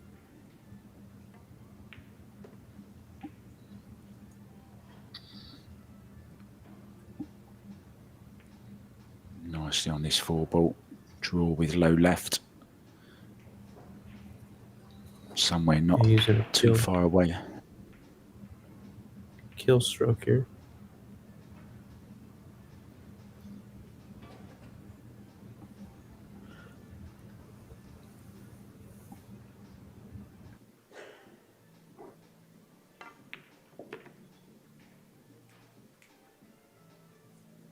Beautifully done. The Federgor snap of the fingers again, I'm sure that was in the background. No one snaps like Fedor. Wants to get the cue ball where it is now.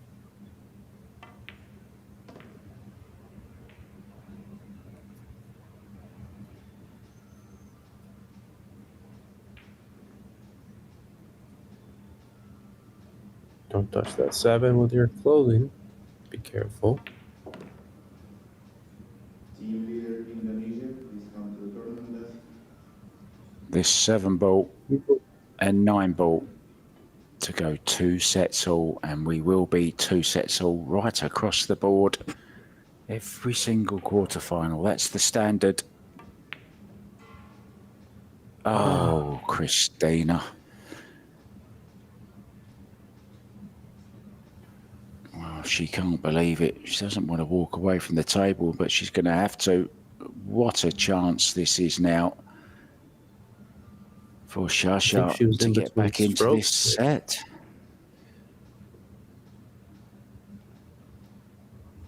Oh, no follow through, Chris. Stabbed at it.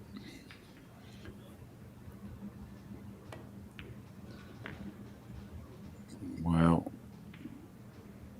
how costly will that mistake be? Okay, she's still going to be only 3-2 down. If this goes in, still work to do for Shasha, but the set should have been over. And it would have kept Liu away from the table as well, Chris. Take her into the next set. Cold. Oh, she's missed the 9. Dear, oh dear. Now we are really seeing what pressure does to these players. Nothing left, though. What do you do here, Chris Reinhold? 2-time Mosconi Cup player. I think you have to pick if you like the cut or the bank. I personally like the cut on this. Gotta try to win.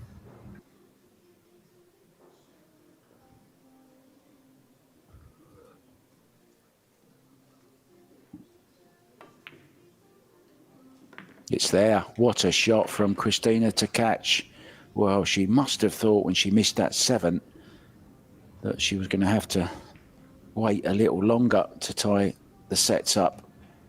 But it is now 2-2 all across the board, Chris, in all our quarterfinals. Kelly Fisher against Semin Cheng, 2-2. Chihiro Kawahara against Jasmine Ocean, 2-2.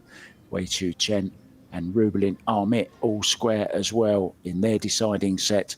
And here, Shasha Liu and Christina to catch all square as well. So we're going to nip out, guys, for a very quick break, and we'll be back with the deciding set very, very soon. You don't want to miss this.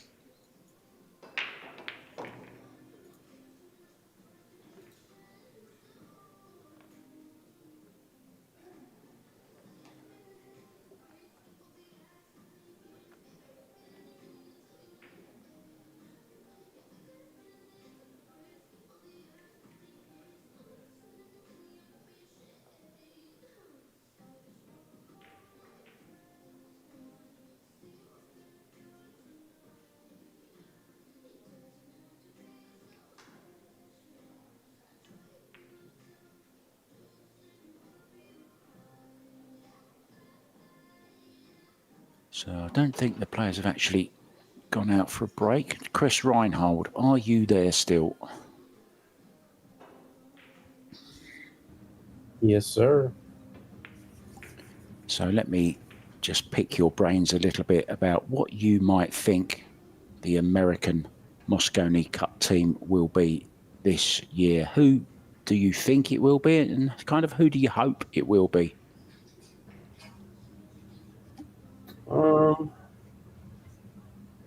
It's tough to say, really, because I think it should be, if I got to pick my team from scratch, it would be something like Federer, SVB, Skyler, Justin Bergman, and myself, Tyler, or Oscar. But I think who I think it will be this year. No Billy Thorpe? Okay, and who do you think it will be? I think it will be what I hope it is this year is SVB, Federer, Skyler, Tyler, and Oscar. That's what I'm hoping for. Same as last year, no? Is that? Is it the same as last year? I'm sure somebody will help us out in the chat. Did Oscar play last year? I can't remember, to be honest. Did Earl play last year? Was it the year Earl played again last year? How do we not know? We're good, aren't we? You should know more than I do. You're an American man. Come on. It was in London, right? Had to be. It was in, yeah, it was. It was Alexandra Palace. Oh, Shane Wolford. Of course, it was Shane Wolford. That's it, Shane Wolford. You don't think he'll get back in again? Played pretty well, I thought, in last year's. No. I'd rather see Oscar on the team than him.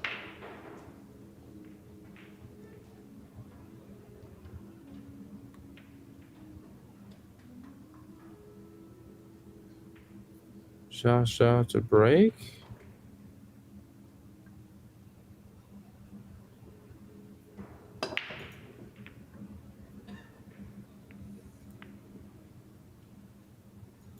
Well, lost you for a second, guys, but I'm back.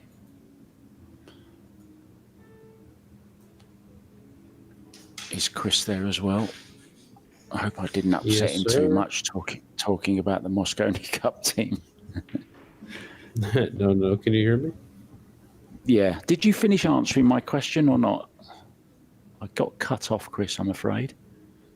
What was your What was the question? Your final thought on who you think the team will be this year? Oh, I think it's going to be Oscar, Tyler, SVB, Federer, and Skyler. Pretty strong. Oscar's had quite a good season, hasn't he, to be honest? He's been playing some good stuff. He's been travelling everywhere as well. Yeah, he's been going to the events and he's been beating a lot of really big players. Yeah, Tyler's had a good couple of results as well, hasn't he? So what about a score prediction? A little bit closer than last year, or you think America can do it on home soil in Florida? I really think America can win. I think it's 11-9 USA. How well Federer and Shane are playing. Yeah, certainly some points to be made between those two, isn't there? I just think the European side this year is going to be a little bit different to what it's been in the last few years, and I think that could possibly cause a little bit of unrest. And it's a whole new dynamic as well, isn't it, this year, with no team captains as such. They're actually player captains, Jason Short and Skylar Woodward. So it's going to be interesting to see, like in match selections and that kind of thing. It's all going to be very, very interesting this year. And I think it is more open this year, but I'm going Europe 11-8. There's my prediction. Yeah, not a bad guess. Uh-oh. They're both kind of hitting a wall a little bit. Yeah, I mean, let's not take fatigue out of it as well. Christina went for a grueling 5 setup in her last match.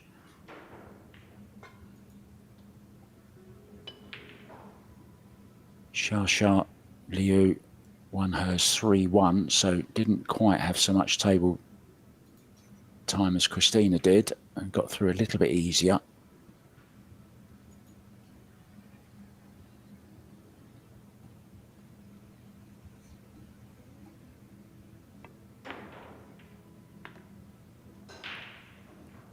But it's just 24 years old, so should have plenty of energy left.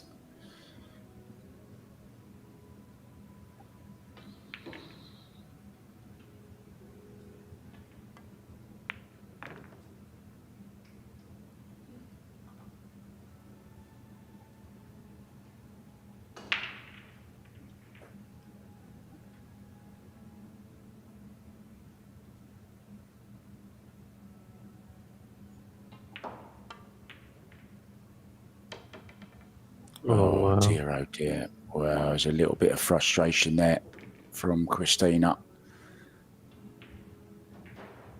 Imperative to get off to a good start in this deciding set. Ideally, you want to be first to 3.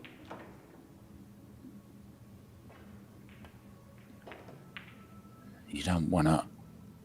Well, you want to be guaranteed at least a shootout, but a 3-1, something like that, you'll have to be favourite to take it. So it's a bad mistake there from Christina on what you thought was an unmissable 6, the way she's been playing, Chris.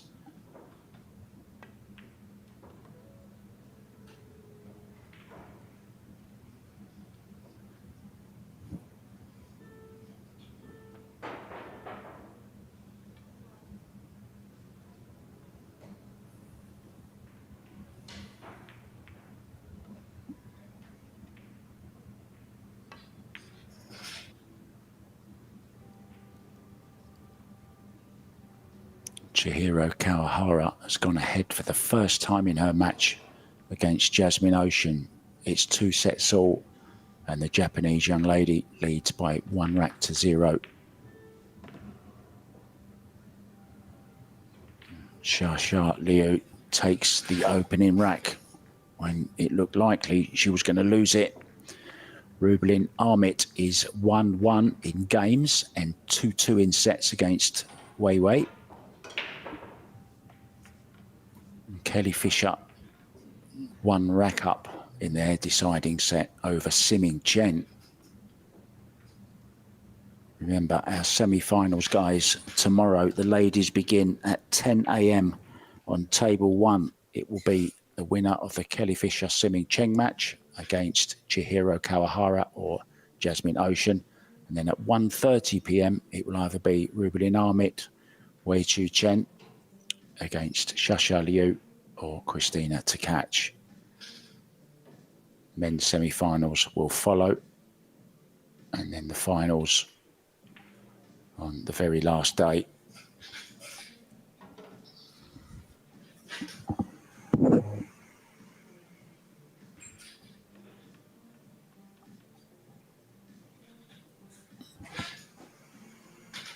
Ladies' final will be on Sunday at 1 p.m, followed by the men's. So here we go.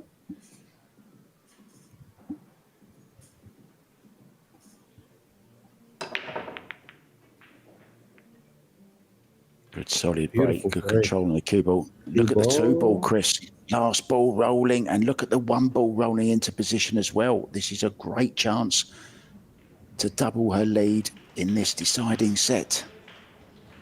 Just play this with a touch of left-hand spin. You remember the saying, Mark? When it rains, it pours.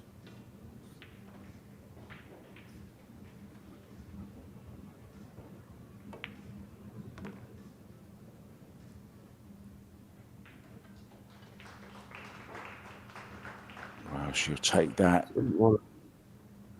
Didn't want to have to go to the corner, but I think she's all right.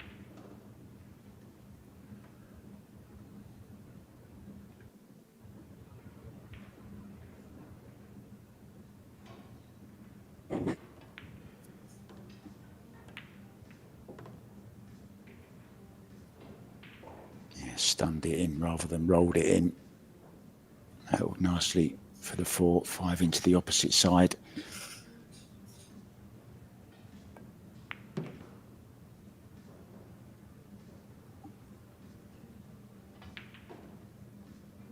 Wow, how costly is that 6 ball going to be, Chris, from Christina to catch in that last rack?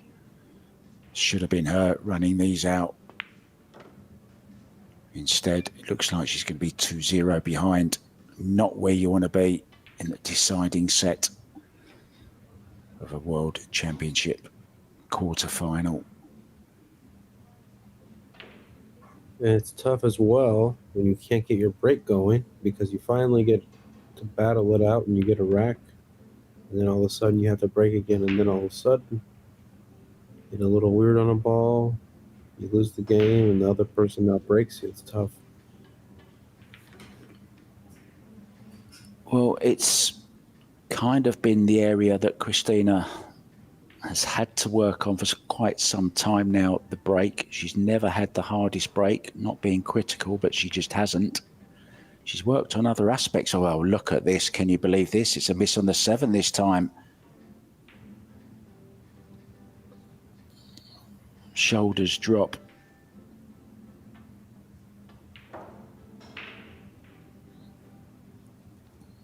There's mistakes in both of them, Chris. The pressure is mounting. And she won't have an easier 7, 8, 9 than this. She was playing that with a lot of English. She was playing a lot of English, wasn't she, Chris? And I thought she played that quite a quick stroke as well on that 7 ball, looking at the replay. So maybe threw the cue ball slightly more. Deflected a bit more. Anyway, we're 1-1. Unbelievable. Here it comes again. Just watch the stroke here, Chris. Was it a little bit short and a little bit stabby? So maybe the English didn't throw the same as it would with a smooth, slower stroke? What do you reckon? No, I think she just didn't think it was going to deflect as much. You know, when you put that much English on a ball, it's really going to deflect to the... She put right on it, so it deflected more to the left than she thought, which made her overcut the ball. So it's just a thicker hit on the ball. Newer cloth, newer conditions, everything cuts easy, so you got to be aware of that.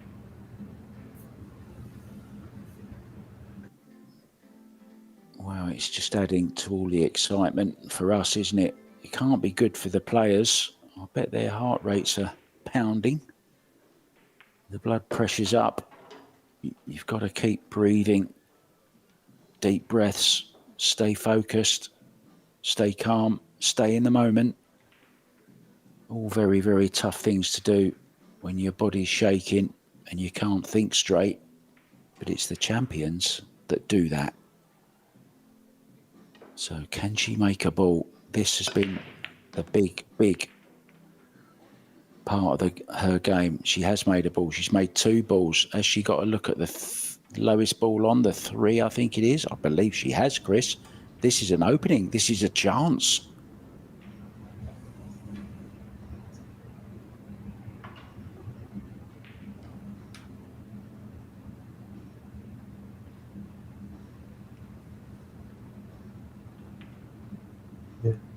Put everything in the ball pocket in itself and take what the table gives you. So all she has to do, trust her training, get through the ball. Little nudge on the 5 as well. Not too bad. Not too shabby, was it? That was ideal, for sure.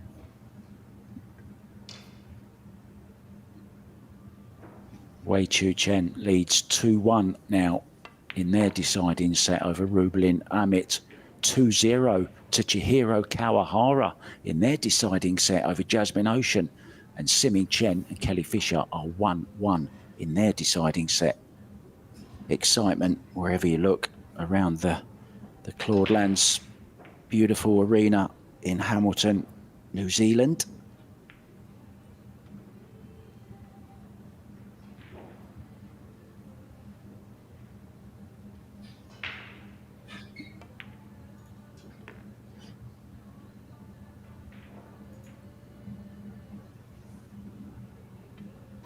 Caught it a little thick there.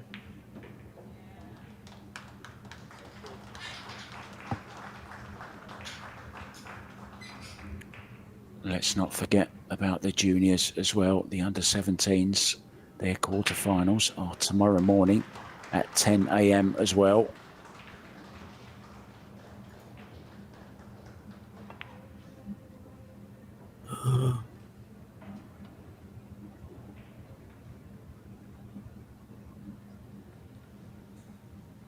Can only be pressure, Chris. Can only be pressure.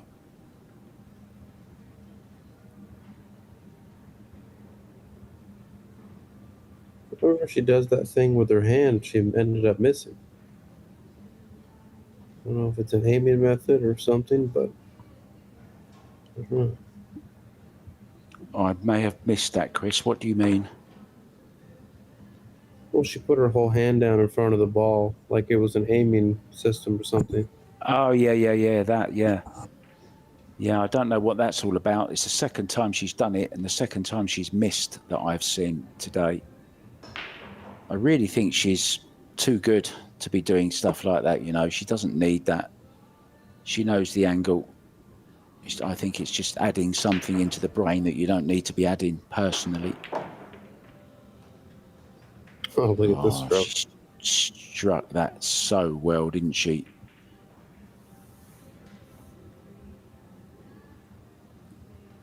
Christina, normally so strong fundamentally, it's kind of her thing, you know. That's what's made her such a force, why she's reached so many finals recently in the WPBA.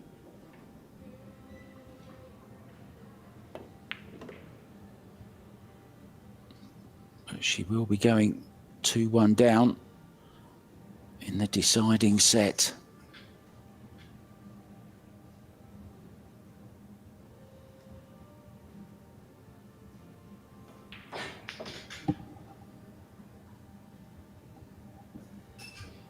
Tomorrow, the young lady quarterfinals will be starting as well.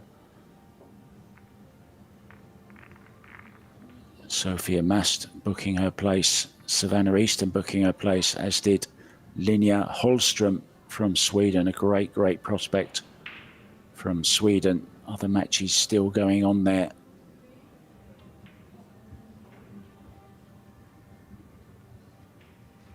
I've also got the under-19s as well.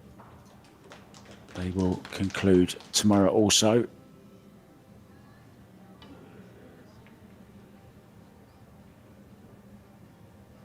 Great win from Adrian Prasad. I know you follow his career, Chris. Yeah, Adrian is a really good up-and-coming player. He's coached by Oscar Dominguez. And Payne McBride. He has all the tools. Payne McBride as well. McBride. Yeah, he's going well, Chris. He's 5-2 up on a fellow American, Hank Linen. So you're guaranteed at least 1-2 into the quarterfinals there. Playing loser qualification at the moment. We are very much coming down to the business end of this match. Xia Liu leading 2-1. Deciding set, but once again, it's a dry break. A longing look at the table to see if she's left anything for her opponent. She certainly has a longish straight in one. I think she's got the angle, Chris. She could just go past, drift past the 7 for the 2. Yeah, that would be ideal. Let's see what kind of angle she has here.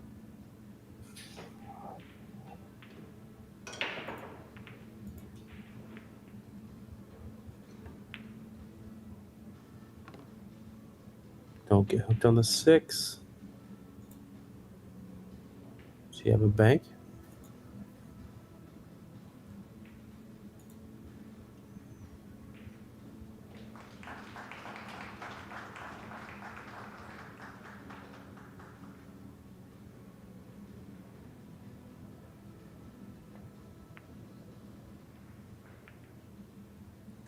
Well, getting very interesting now.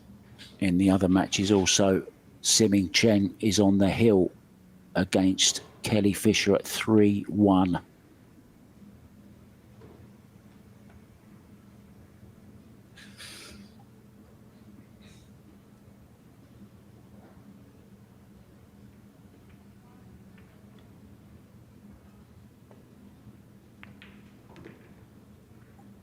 So the best Kelly can wish for is a shootout in that one.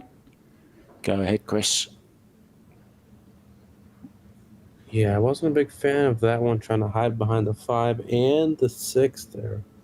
If anything, I would have liked to sit it, go all the way around the table, put the cue ball on the end where the 3 is. Oh, wow. Good shot. Now she's in an attacking position.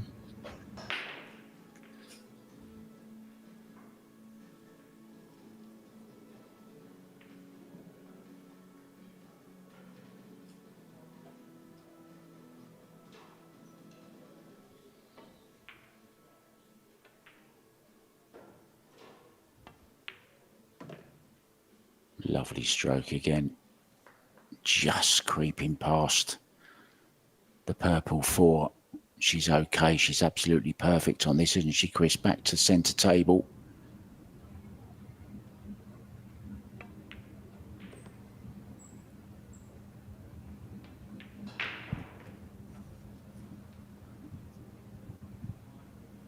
Needs to hold her nerve. Needs to keep the head down. We've seen misses at inopportune times, at crucial times throughout this match by both players.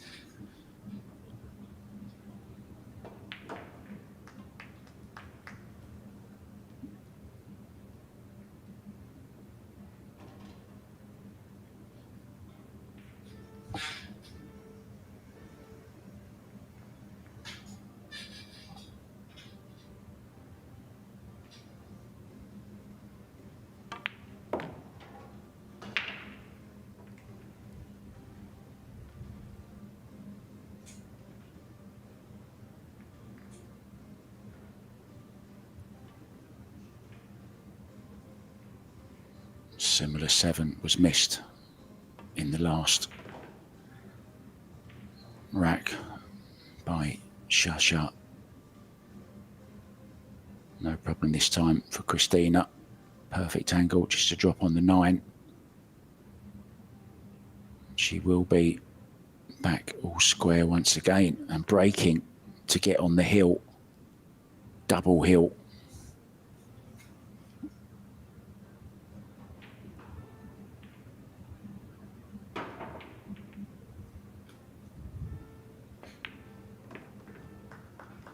Yeah, very nicely done. Handling the pressure very, very well, Chris. 2-2 and 2-2 in racks. Where are we going from here? Needs a good break, needs to make a ball. We said we wanted a close match. Guess we got it.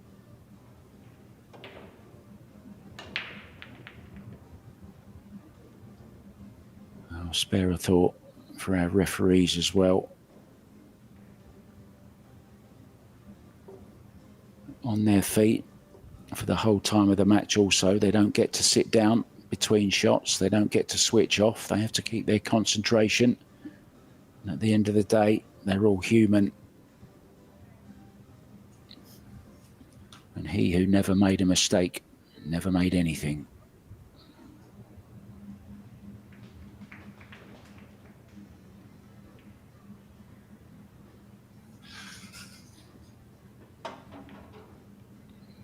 Kawahara on the hill now against Jasmine Ocean.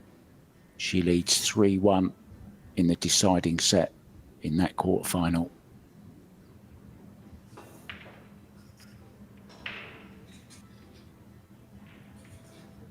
Watch for the one in the side.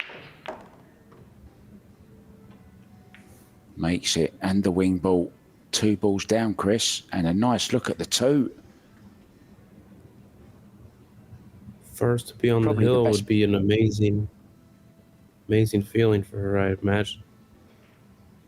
Yeah, and I think that's the best break of the match so far as well by her. Everything in the open, 2 balls down, good look at the lowest ball on. Good chance to get on the hill as well.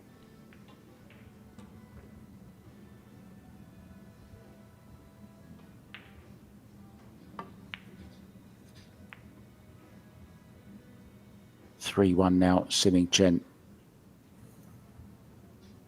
on the hill to win against Kelly Fisher.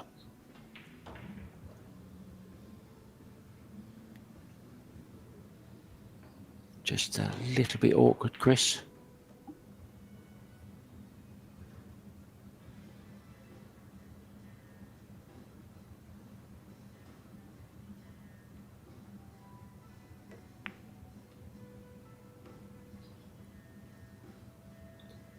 Good shot there.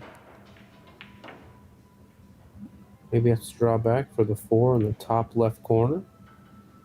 Depends on the angle, but I think that's what she has.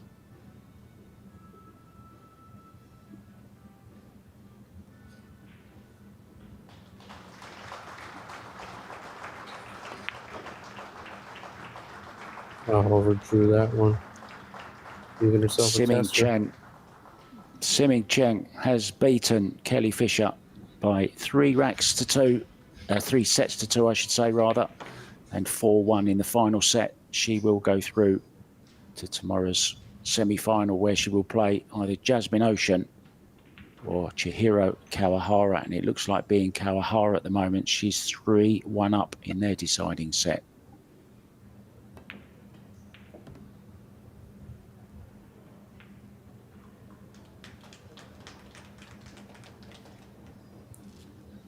Tester here as well. Tough to want to float this one in under pressure. Yeah, great 4-ball, wasn't it, Chris? Under pressure.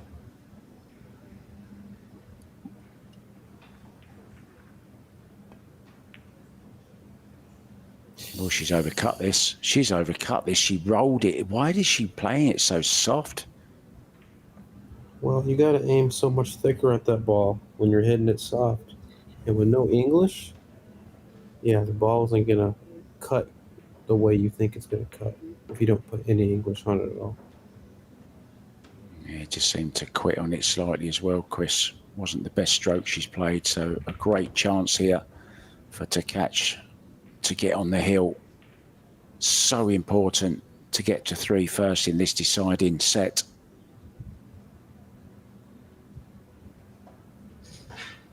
Yeah, oh, listen to this. Got a little bit on the 50-yard line here. Big draw shot, Chris. Needs to miss the point of the pocket. Oh, how well did she hit that? Glorious, glorious cueing.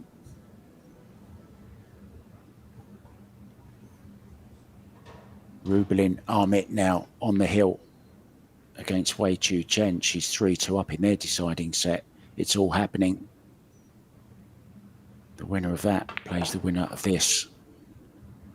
Some right hand spin. Spinning it down towards the 9. It's a beauty.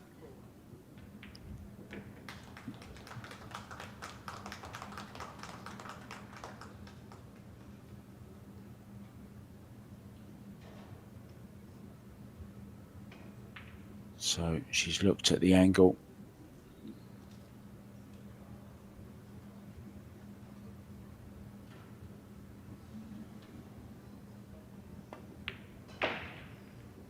Yeah, right into the heart of the pocket. So Christina to catch on the hill. Another result to bring you. Jasmine Ocean is out, beaten 3 sets to 2 by Chihiro Kawahara. It will be Kawahara against Siming Cheng in tomorrow's semi-final, and that will be the first one up at 10 a.m. in the morning. Siming Cheng against Chihiro Kawahara. We're still not sure who's going to be in the other semi-final. Wei Chu Chen has pulled one back. It's now 3-2 to Rubelin Amit in their deciding set. We're 3-2 here and breaking for the match. If ever she wanted another break, Chris, like the one she just had, make a couple of balls, leave herself a shot on the lowest ball, run the rack for a place in the semi-finals.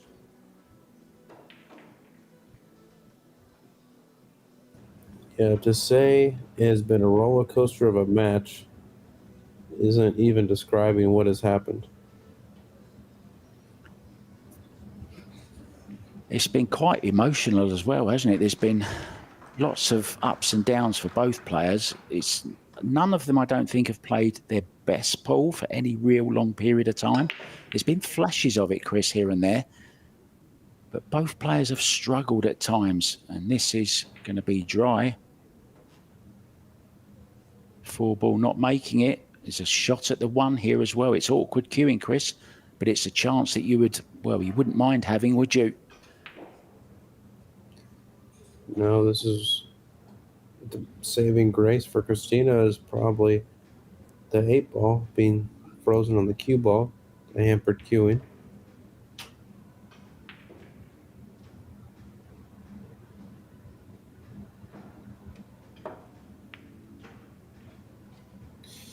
Yep. Yeah, didn't get close to it. Now, are you playing the bank here, Chris? Or are you going safe? I'm going aggressive if I'm Christina because I have a chance to win now. And if I don't, then I still have a shootout to play.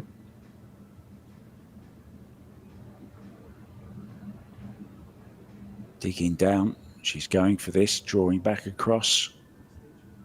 Changed her mind. Going a little bit red in the face now. Blood pressure up. Heart rate up.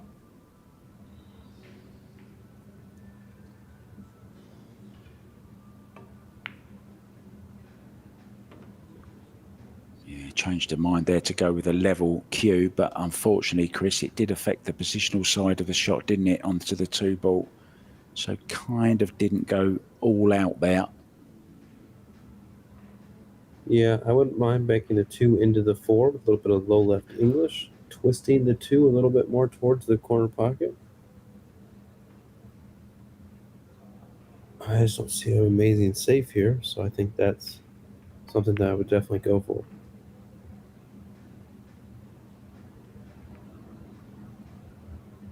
Well, this is certainly jumpable, and try and squeeze it off the 2 ball to make the 4. Yeah, I like the kick here personally because the 2's so close to the rail. And if I hit that 2 ball on the kick, most likely I'm going to make the 4. But she's going airborne, like you suggested. Yeah, extension called. I just feel I'm guaranteed to hit it, Chris, if I'm jumping this, really. You know, cushion sliding, just not guaranteed. I'd rather trust my jumping ability here, as she did. Needs a 2 ball to travel. Oh.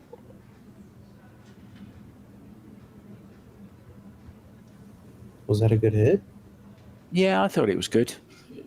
Didn't kind of jump out as me as being a foul. The referee certainly didn't think it was a foul. He was closer than any of us. So, thing is, though, look where the 2's gone. Now, if she can clip this, possibility of making the 3. Make the 3.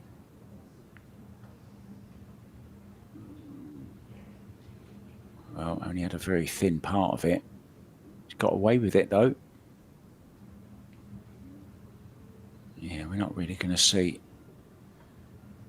whether it was good or not from that angle.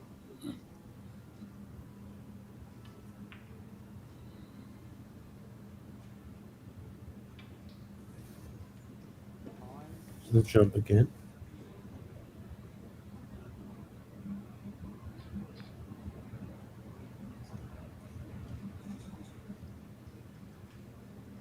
Wasn't a bad shot. Containing safety here. Let's see what she can do. The 2 on the other side of the 8 looks pretty good.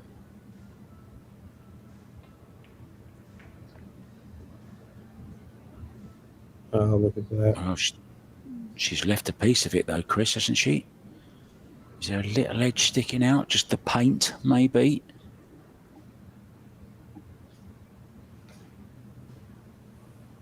I'm not sure. It's so close. You'd have to spin it in the left, most likely.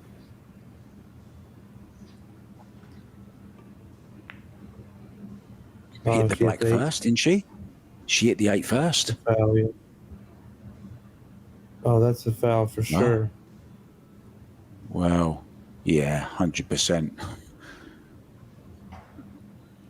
I thought she was there continuing for a second, but I thought, come on, that is 100% a foul on the 8 ball.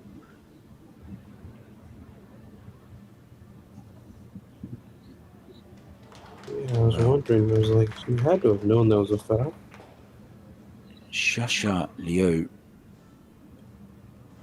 a final chance to take this to a shootout. And for those of you who aren't familiar with the shootouts, well, you thought this was nerve-wracking. You wait till we get down to the shootout. She hasn't fallen perfect, though, on this 5-ball. She's still got work to do.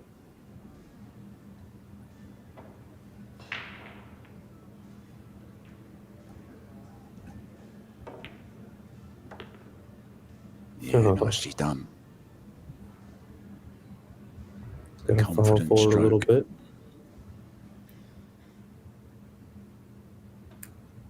Probably play the 8 in the top left corner. Pass the side pocket. That's what I would do.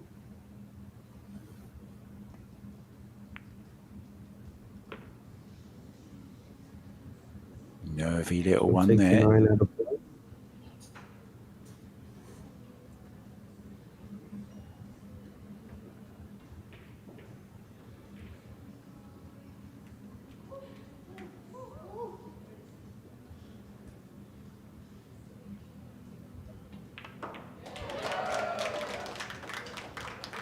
Well, not sure what that roar is, but I'm watching my scoreboard very, very closely. Either Wei Chu Chen has drawn back level for a shootout, or Rublin Amit has won it.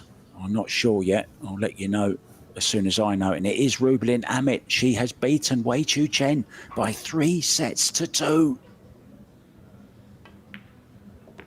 She will play the winner of this one. It looks like this is going to a shootout, or is it? She's overrun the position on the 9-ball here, Chris. This is missable.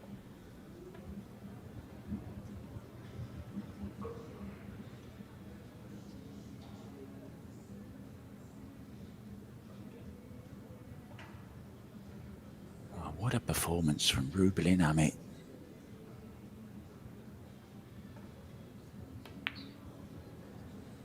Oh, she's gone to the other side and missed it.